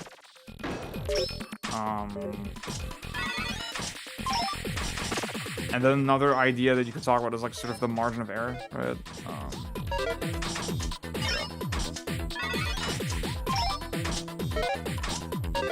Like how many paths exist that take you to the goal. And you could say a game like Sekiro, for example, is like pretty strict.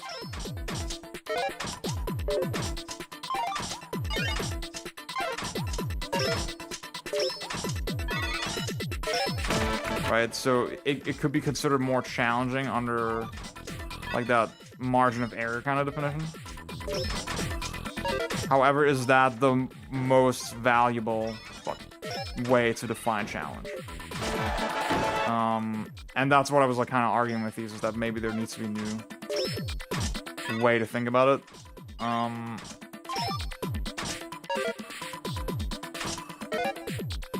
So I mean, the umbrella term you might want to use is like depth, right? The important thing is not challenge or difficulty, is depth. I guess I'm gonna reveal here real quick, like, so this is some inside basketball. In my thesis, the term that I ended up using for the concept that I developed, I called it push and pull. My instructor, I mean, obviously I got a really good grade on my thesis. My instructor was like, well, that's one part I'm not super sold on. She was not sold on the name that I went with.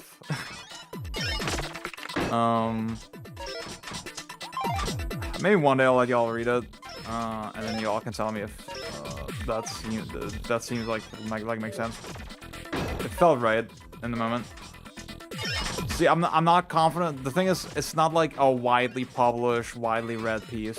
So obviously I can't just go out there and be like, oh yeah, Onimusha lacks push and pull.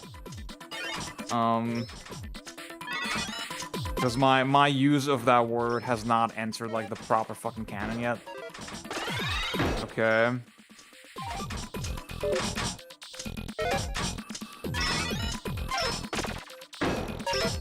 Oh, why did I do that? Oh my god.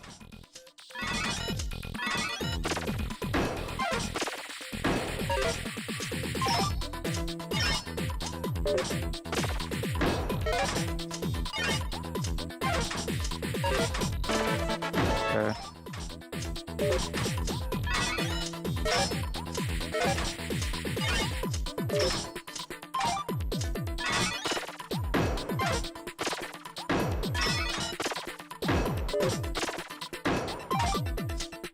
All these combat gamer chuckle fucks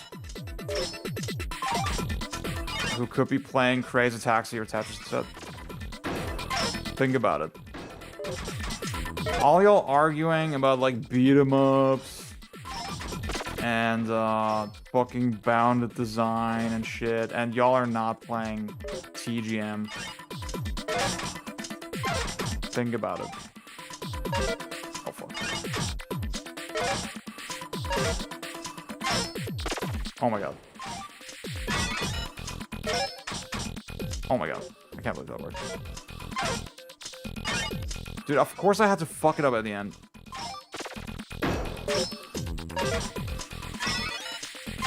Oh, fuck. I was doing so well again. I was doing so well again, and then I just fucked it up.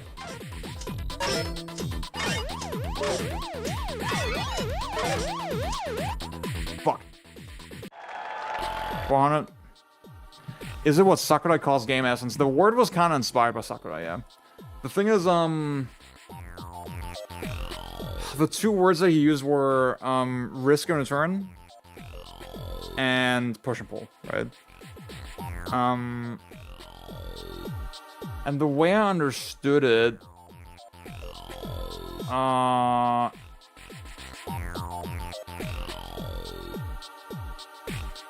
the thing is, the English translation, this is something I covered in my thesis as well. So the English translation, the Japanese word for push and pull was kakehiki. Which is like most commonly translated into bargaining, right? Where you basically weigh up the risk and return of a situation, right? So it's not like two different things. Like push and pull and risk and return are not two different things. They're more like two parts of a two-step process, right? You analyze the risk and return via push and pull, right? Or like push and pull is what the player is doing, kind of. And I was like, well, because the translation used for this kakehiki word is like so wishy-washy, I was like, my concept had nothing really to do with Sakurai's thing except for the name. I was like, well, I think that term is like relatively unclaimed if you think about it as, if you understand that it's like this loose translation of this Japanese word. So that's why I use it. And yeah, Sakurai, those two things together, that's what he considers game essence.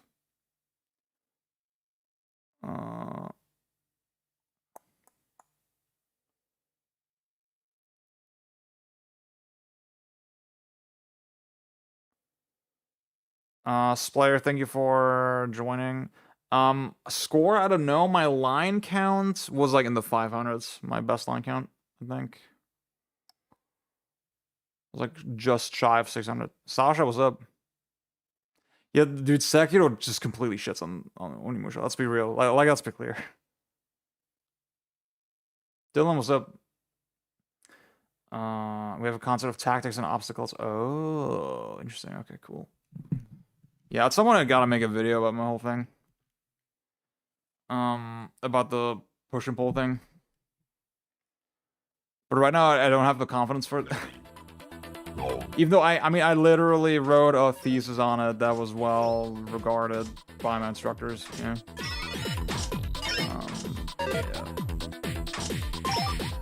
Yeah. I do feel like a fucking fraud. I feel like an imposter. I'm not gonna lie, y'all.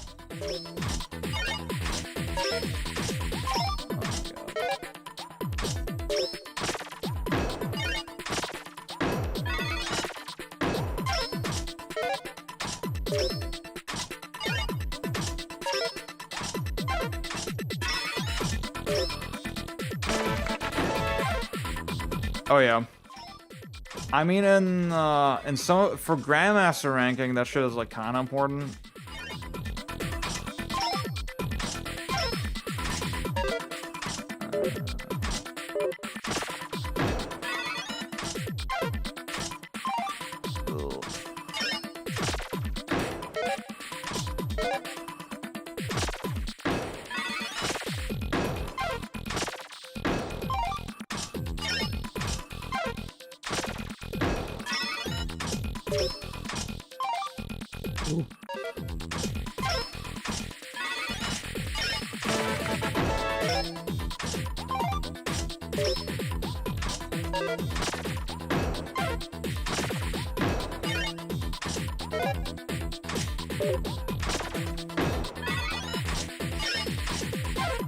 Why did I not just put a flat?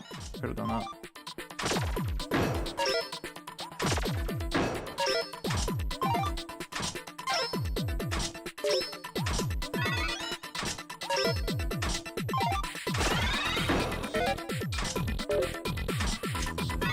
God, I'm so fucking bad at this game, dude. Oh my god.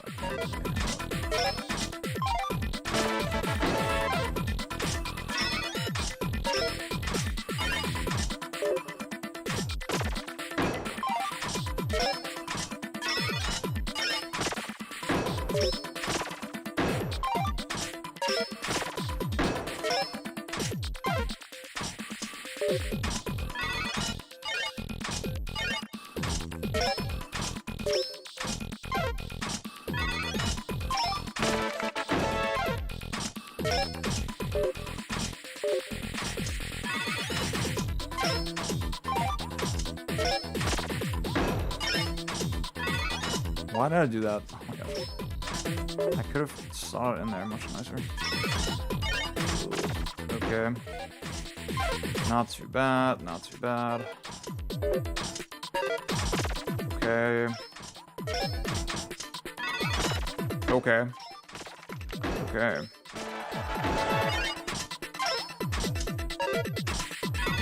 Ooh.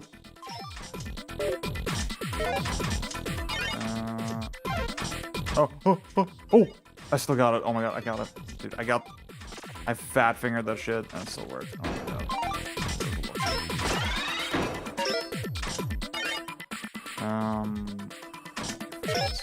Let's do this way.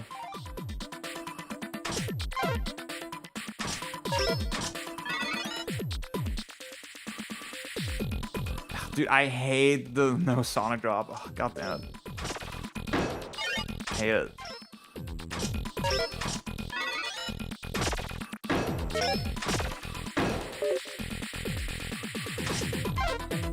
Do this type of shit more.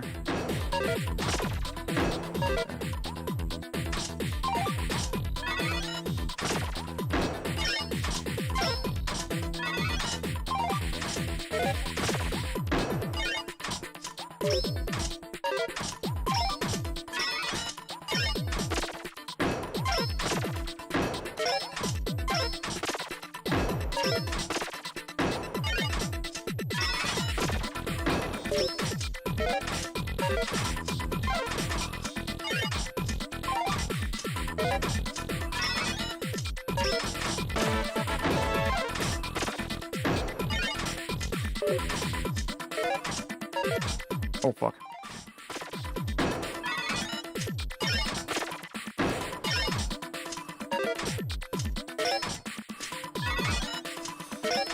Okay. Oh, I don't know, dude. Oh, I don't know. I don't know about that one.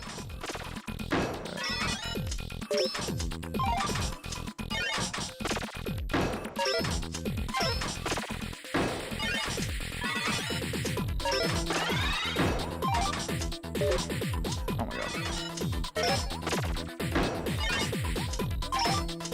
That was kind of nice. It's kind of nice over there. Oh! No! Fuck. That's over, dude. That's fucking... Dude, one fucking mistake, and you're just unraveling. You're just unfucking raveling. Oh my god. Oh my god. Whatever.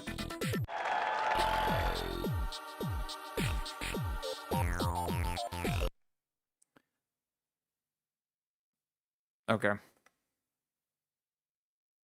Ready. Roll.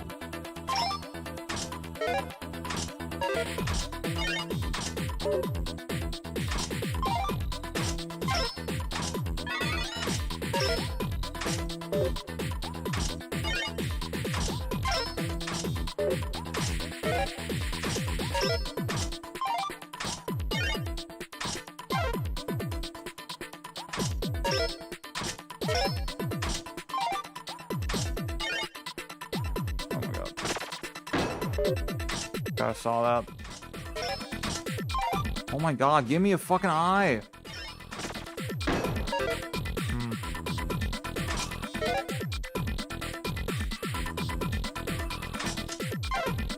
God, no. Oh, heck, thank god. I should have probably... That's fine.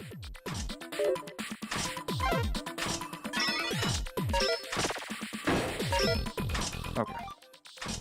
Okay, I can't keep playing like that, though. I cannot keep playing like that.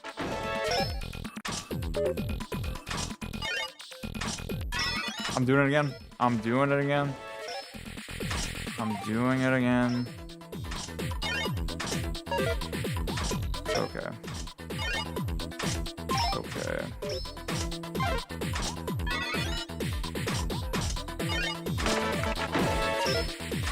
See, I fucking knew it. I fucking knew I would get one of these.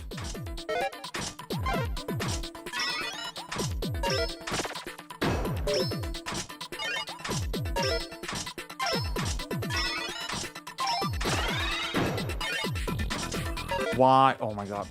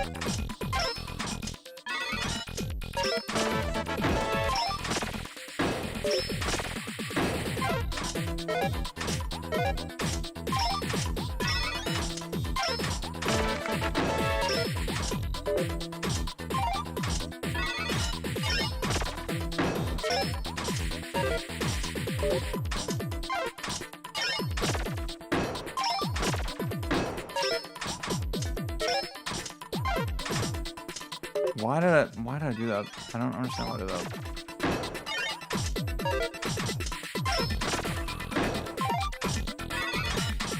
Ooh. I can't believe that worked. Oh my god.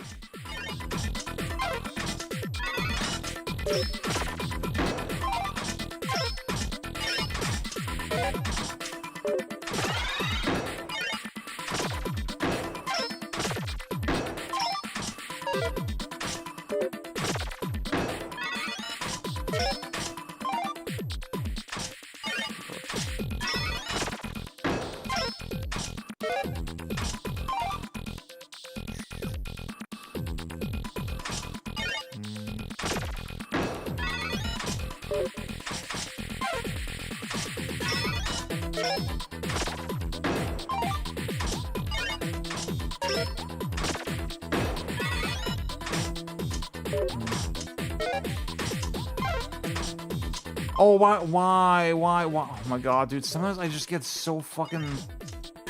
I just fat finger this shit so crazy.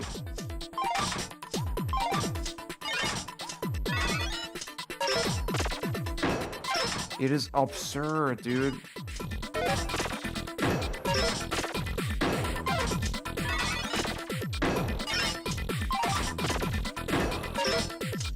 I have like a lot of nervous energy, I think, with this game.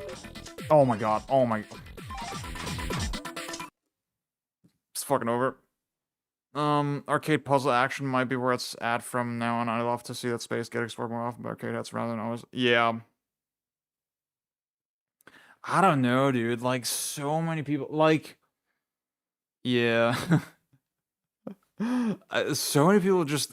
They seem to have such a hard time cameraing anything that's not auto combat. I don't know. It's very weird.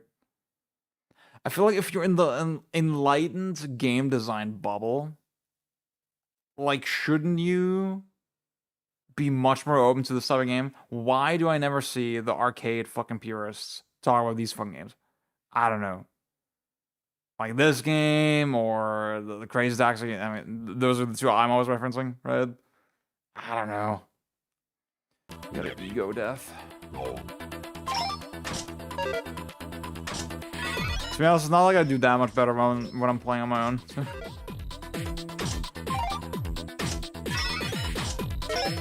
Like, the best I ever did was, like, literally it was on the Switch. I was playing on the fucking Switch at my parents' place while, like, everybody was talking, you know?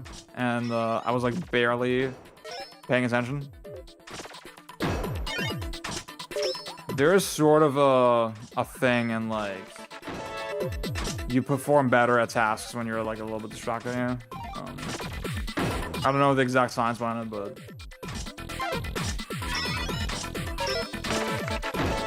I don't know if I'm that type of person. But in that moment, that's what it felt like anyway. Yeah.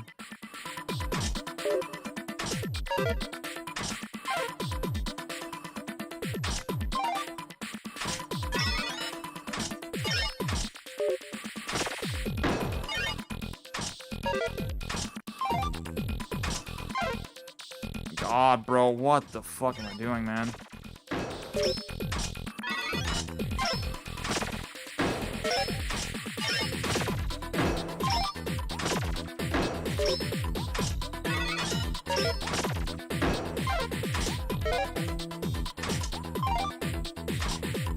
No, must restart. Right now, that's so true. See, the thing is, I mean, no shade to Mark. However, I thought it was really funny that, like, it, like, confirmed so many stereotypes when, like, okay, in his Pragmata review, I don't know if he's ever talked about TGM before, right? But in his Pragmata review, he used it at, sorry, he used it, oh my god, dude.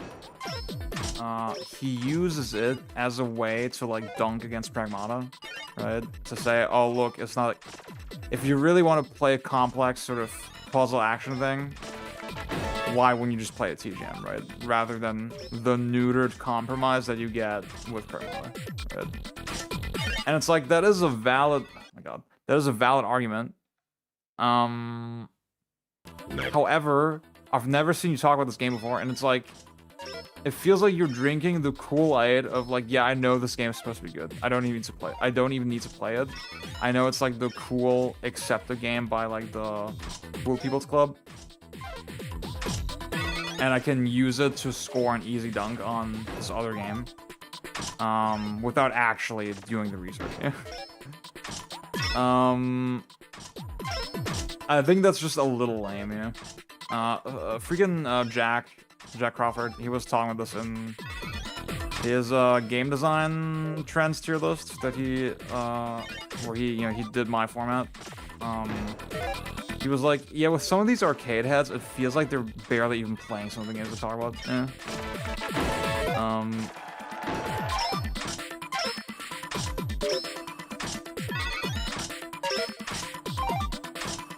Or like that they're like, okay, this is the canon of fucking good games. That was not good. That was very bad.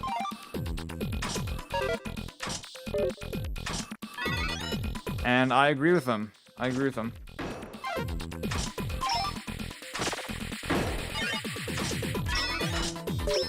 Also, I mean, Mark, he did the F-Zero GX review, right? And it was like, okay, at least he got, like, somebody else to, like, talk about the game, kind of. Like, he talked to speedrunners to, like, understand it. That is a,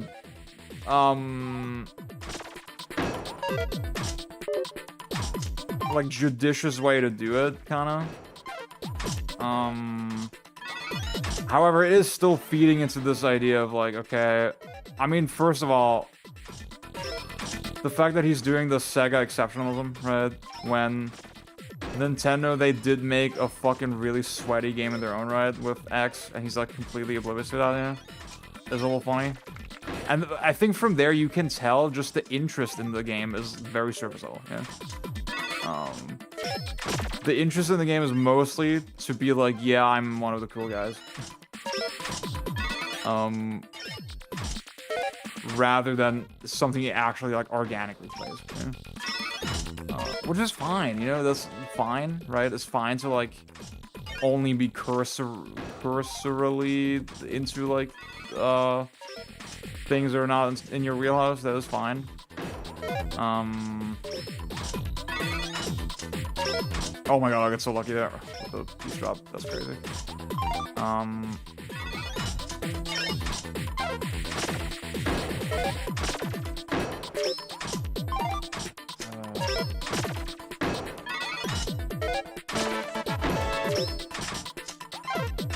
To some extent, I just sort of questioned, like, the general interest in game design at that point, yeah.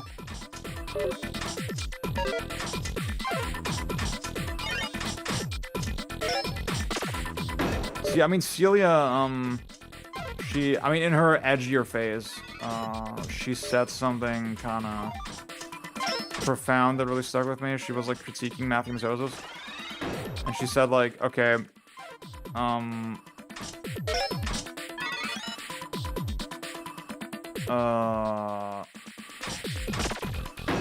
would he be able to review a multiplayer game?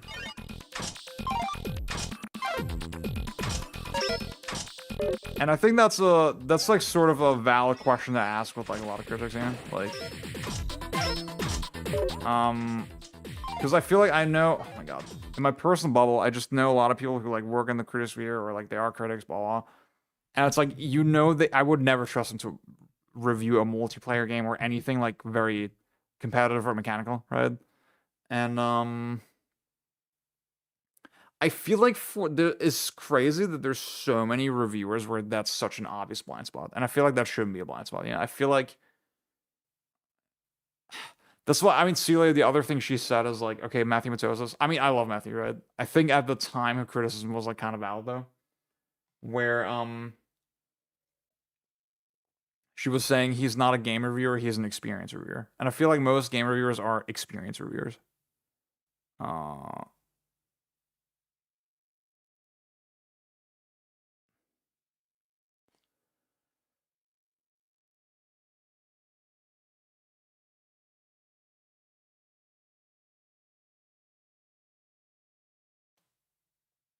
That's a hell of his own making. Because, I mean, that's what Celia was telling him also, right? Celia was saying, hey, you shouldn't use reactionary language constantly. Yeah. And then he was like, don't care.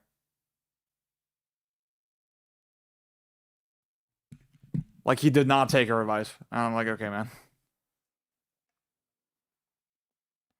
Because I don't think he's a reactionary guy, genuinely. But,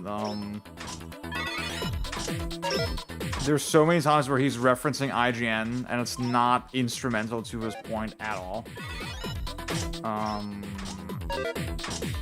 So...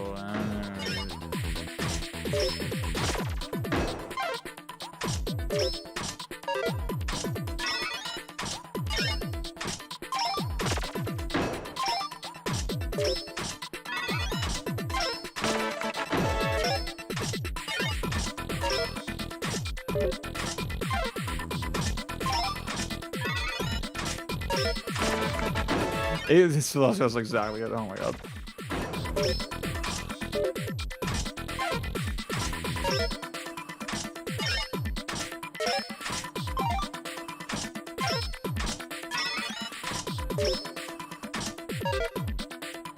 Thank you for the follow. Thank you for the follow.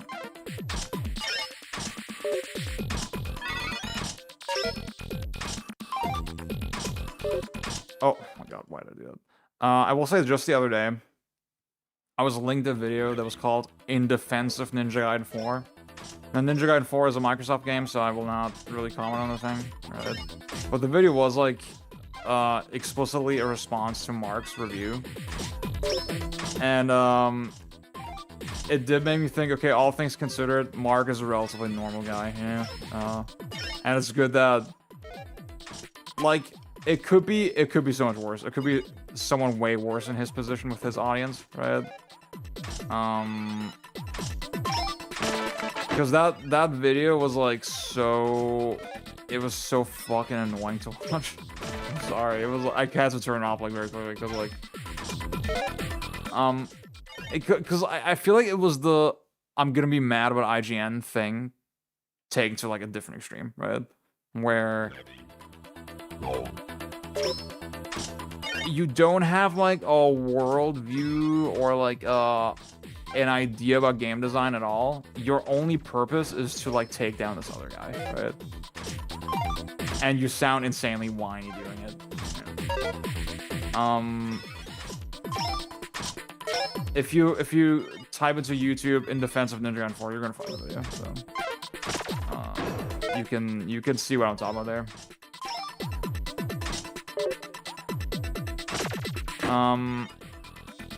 Guys, I'm gonna drop my video on Russian formalism applied to video games, and it's gonna revolutionize the scene. Just wait. Just you fucking wait. Dude, I'm gonna be the GOAT at some point. I'm telling y'all, I'm gonna be the GOAT of game critics. I'm not there yet, but I'll get there. That's my goal. It's my dream.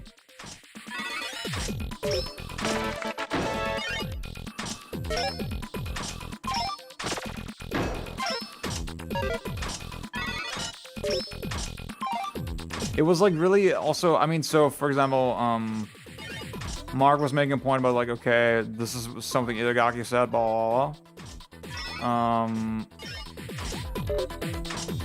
And I'm gonna make a point out of that, right?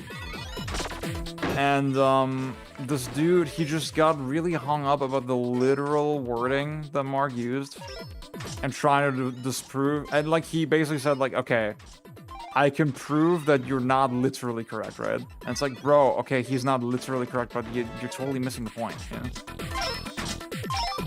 Yeah, this is very stupid.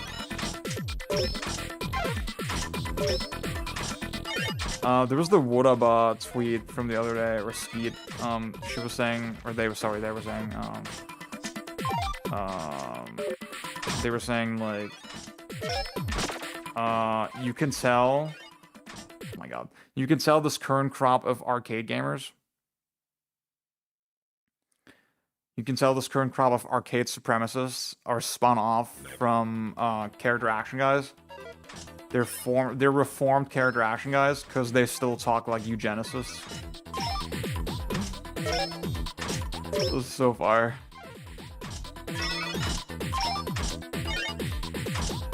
I'm pretty sure what about like doesn't like me though.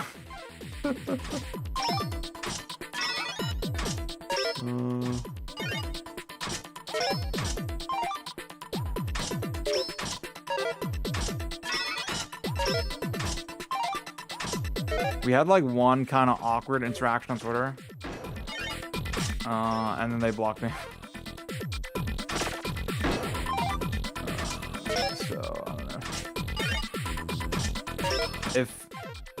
If this reaches Wodaba in any way, I feel bad. I'm sorry.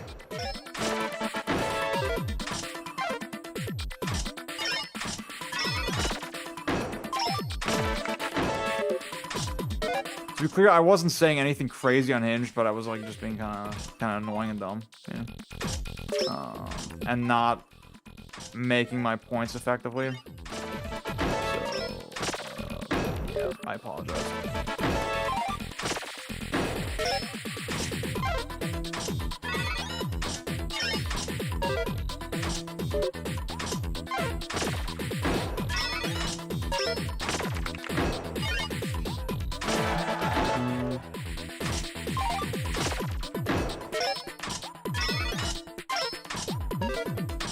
You know what Blader was telling me the other day? He was like, Ziad, I don't buy that you're like LARPing as a good person. I know you like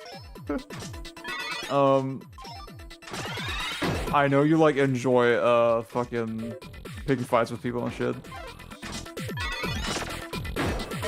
And it was funny because like a couple of people came to my fence and were like, no, I've seen you change over the years, you know, I've seen you like try to improve your behavior. Like there is a demon inside of me. I won't lie. I can admit to that. But I'm trying to contain it. I'm doing my best to contain it. Why contain it? Deus Ex reference.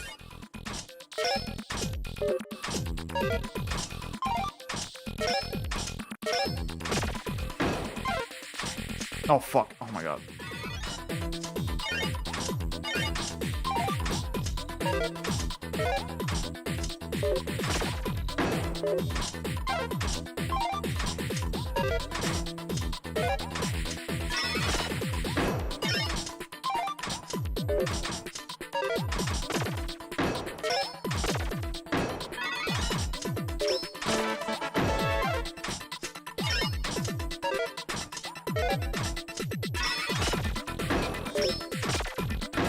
I can tell the chat is on fire. I can't respond to it right now, but oh my god, that's so funny.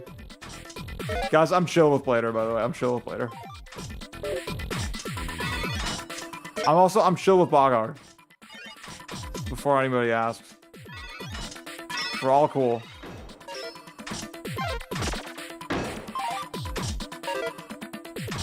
See, the amount that I've called out the arcade supremacists, that's like the extent they'll call me out to. I think it's fair game.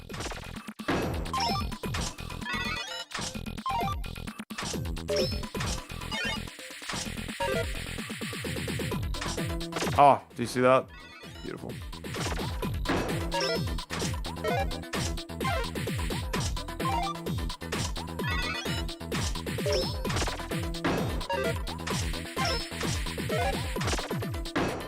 Okay. We're getting serious. We're getting serious. We're getting serious. Okay. Let's see.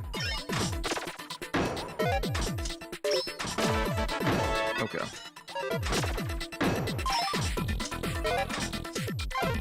Just lock the fuck in.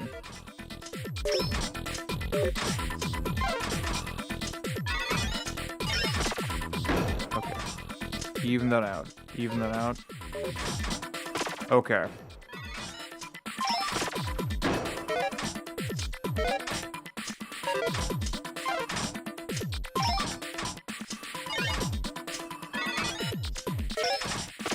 Okay. Nice and slow. Don't go too fast. Okay. Okay. Okay. That was not ideal, but it's okay.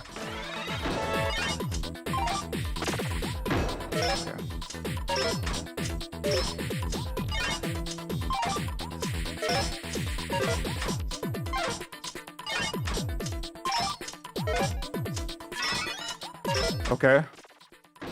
Dude, I'm kinda shaking.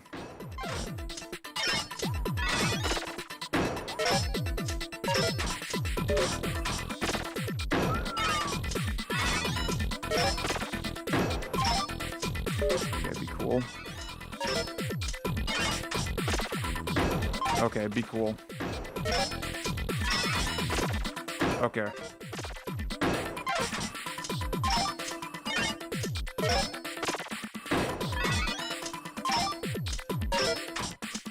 I can't believe I slotted the eyepiece in there. Okay. Oh my god, I can't believe it. Oh god, I can't believe I did that. It was very risky. Okay. Okay. Oh fuck. Oh my god. Oh my god. Okay. I didn't want to risk rotating it. I didn't want to risk rotating it. Okay.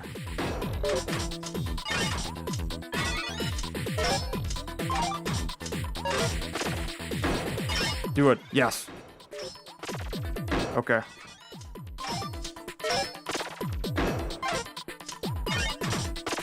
Okay.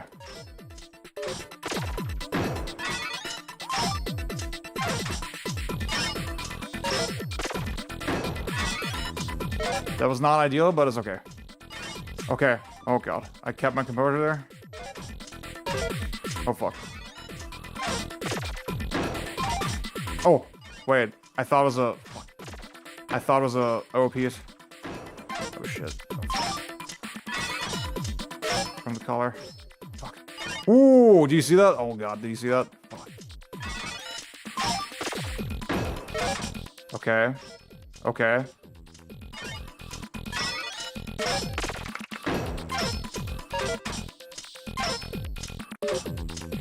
Was not ideal just now, but it's okay.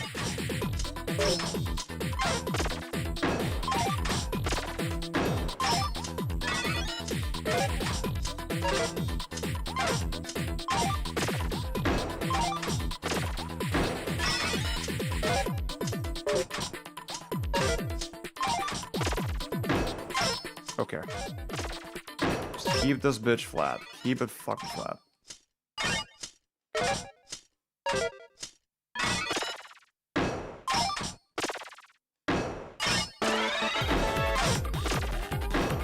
Okay, music change. Keep it flat. Keep it flat. Keep it flat. Oh fuck. That was not good. But it's okay. I knew I was gonna get stuck there, but that's fine. Oh. Baby, yes.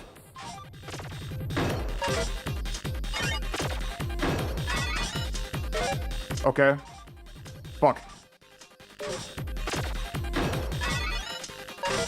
Okay.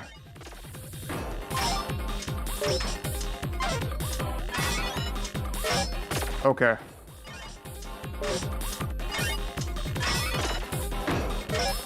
That was very risky. I don't know if that was a good idea.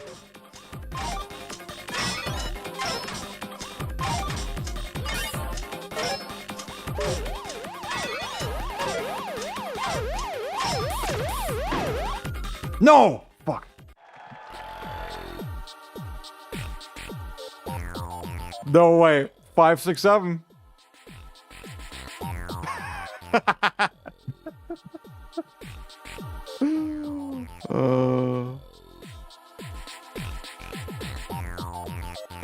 Oh my god. Oh my god. Okay, wait. That's fine. That's like worth immortalizing, I think. Is that a new PB? I'm not sure. That felt pretty good though. I think that's a good one to finish on. Fuck. Well, Z's fine.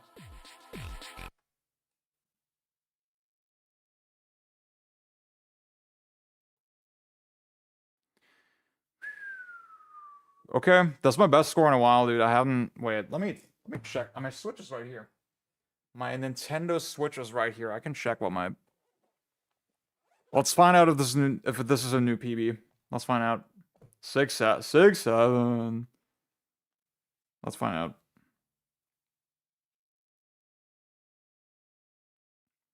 I have a screenshot.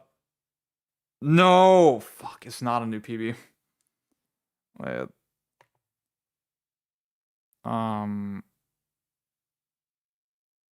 594 is my PB.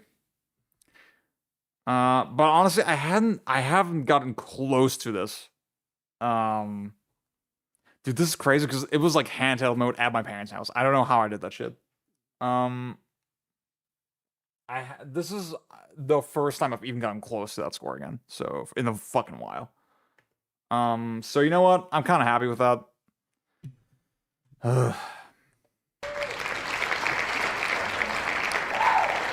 I was right.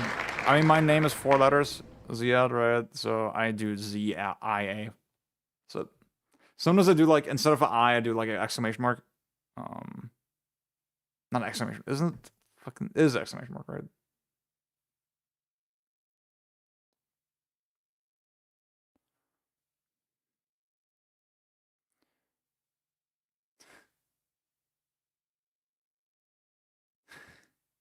Game criticism is just like Peter Parker trying to rip the Venom suit off him. So fucking true. Virtual, what's up? Literally, Dennis, that's so true.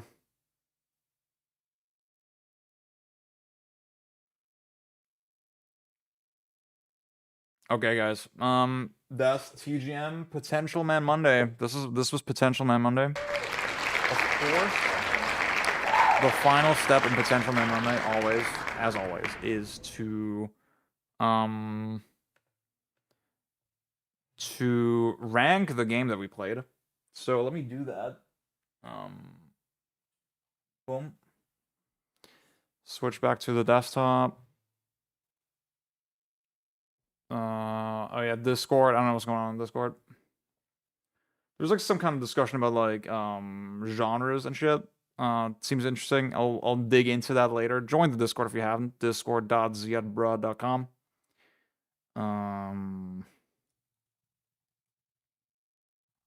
Boom. Okay.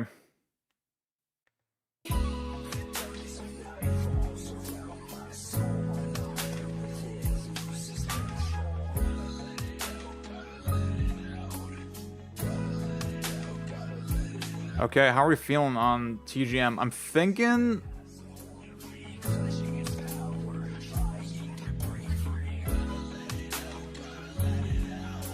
I'm thinking somewhere here.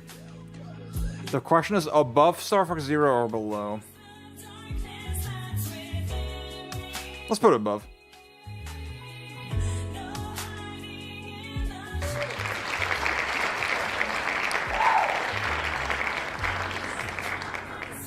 So, again, every Monday I pick a different game to play. I rank it based on its potential. Potential to do what? I don't know exactly, but we'll figure this out. We'll figure it out. I don't know what I'll do with this list eventually. I'm thinking maybe at the end of the year I'll go over it and be like, okay, the top 3 I have to like really go ass deep. Yeah, Celestial, I had a lot of fun with Ketsui. I thought Ketsui was fucking awesome. I'm gonna try to finish the arcade challenge at least this year. On the hardest difficulty. I was making good progress on that. Yeah. Maybe I'll try to do it this month, actually, because I need some more, for Backlog Battle, I need some more games for this month. Guys, I need to do, like, a big, do you play them for one day? I play them for, like, one stream. For one stream. So Potential Man Monday is, like, I pick a game, I play it on the stream, right? I show everybody my experience with it, and then I put it on the ranking based on, like, how good I thought the game was. And yeah. And then, you know, at some point I will dive deeper into each respective game. And if you want to suggest games for Potential Man Monday, join the Discord and suggest games here. Wait, we just did Skyrim.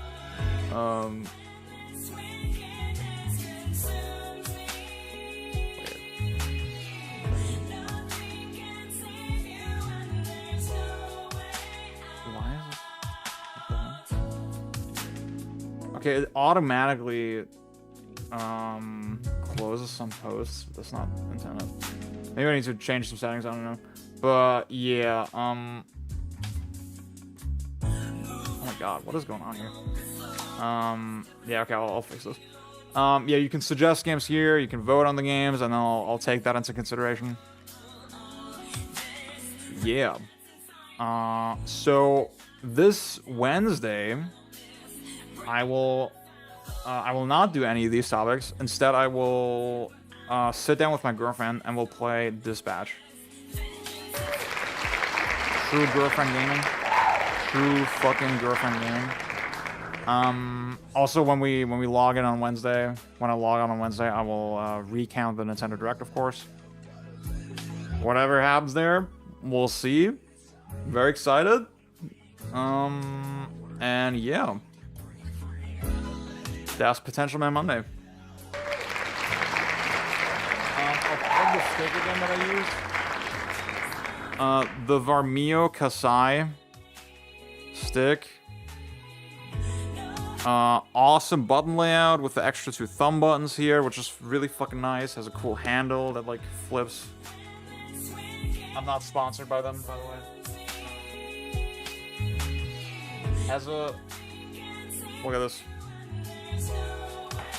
Has a retractable cable.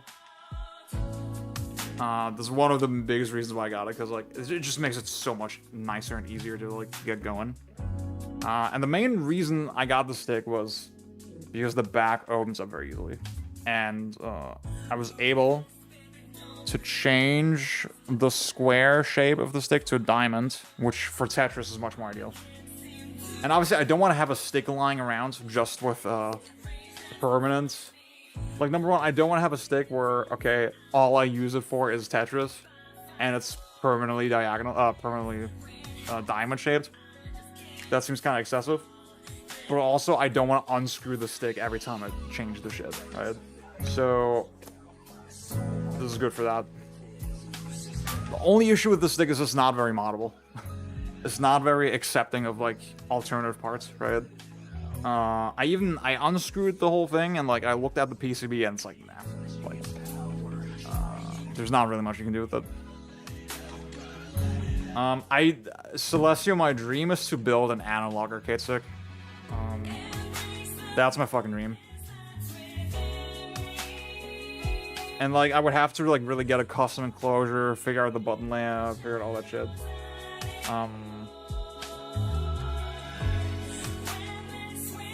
Sounds weird. But yeah, that's like a project for when I actually have money. This shit I paid for in installments. So. Yeah. Okay, y'all.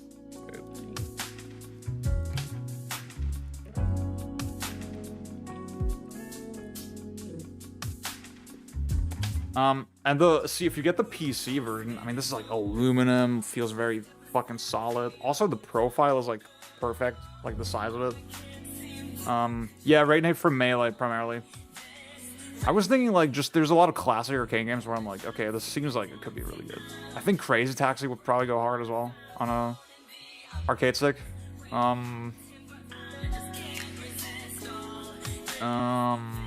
But figuring out the best button layout is just really hard, yeah.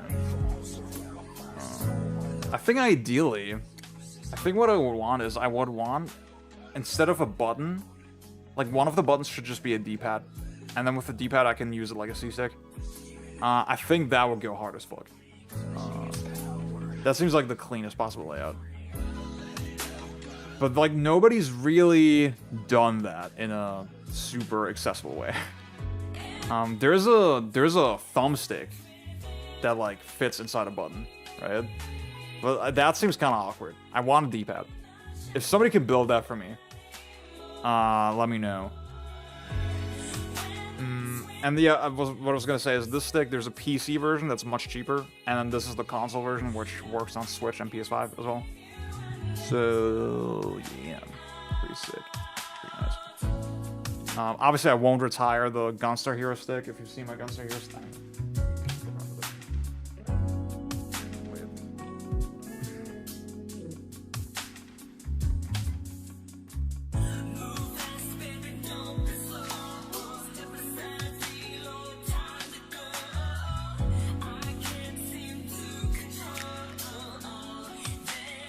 Look at this bad boy. I love this one too.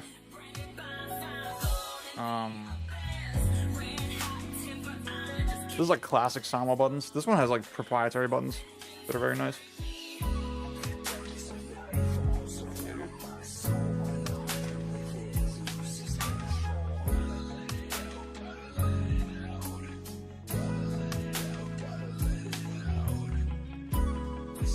Also, this one, oh, final thing with this one, look at this. The stick comes off. So you can easily travel with it.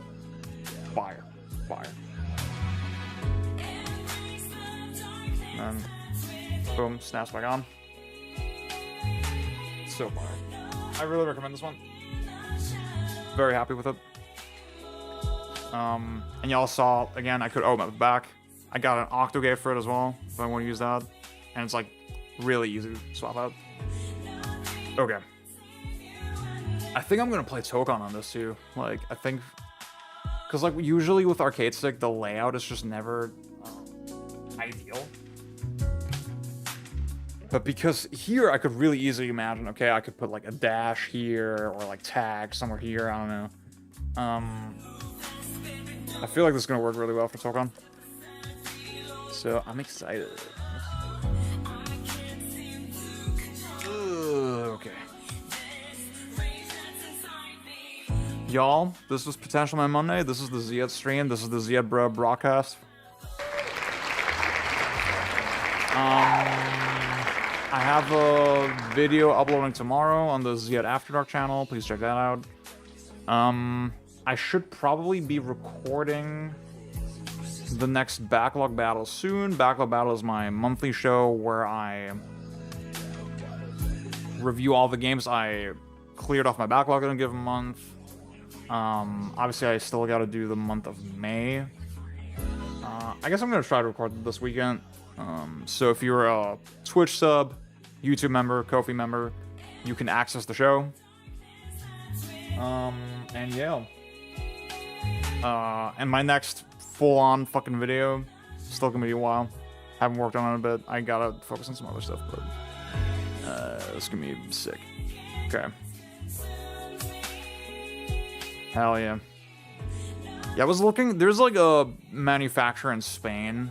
They do like custom bodies. I think that's probably the one I'll do eventually when I build my analog stick, but time and place. Okay. Bye bye, y'all. Was a fun stream. Was great with y'all. I'm good. I ended on a good note. Okay. Bye bye.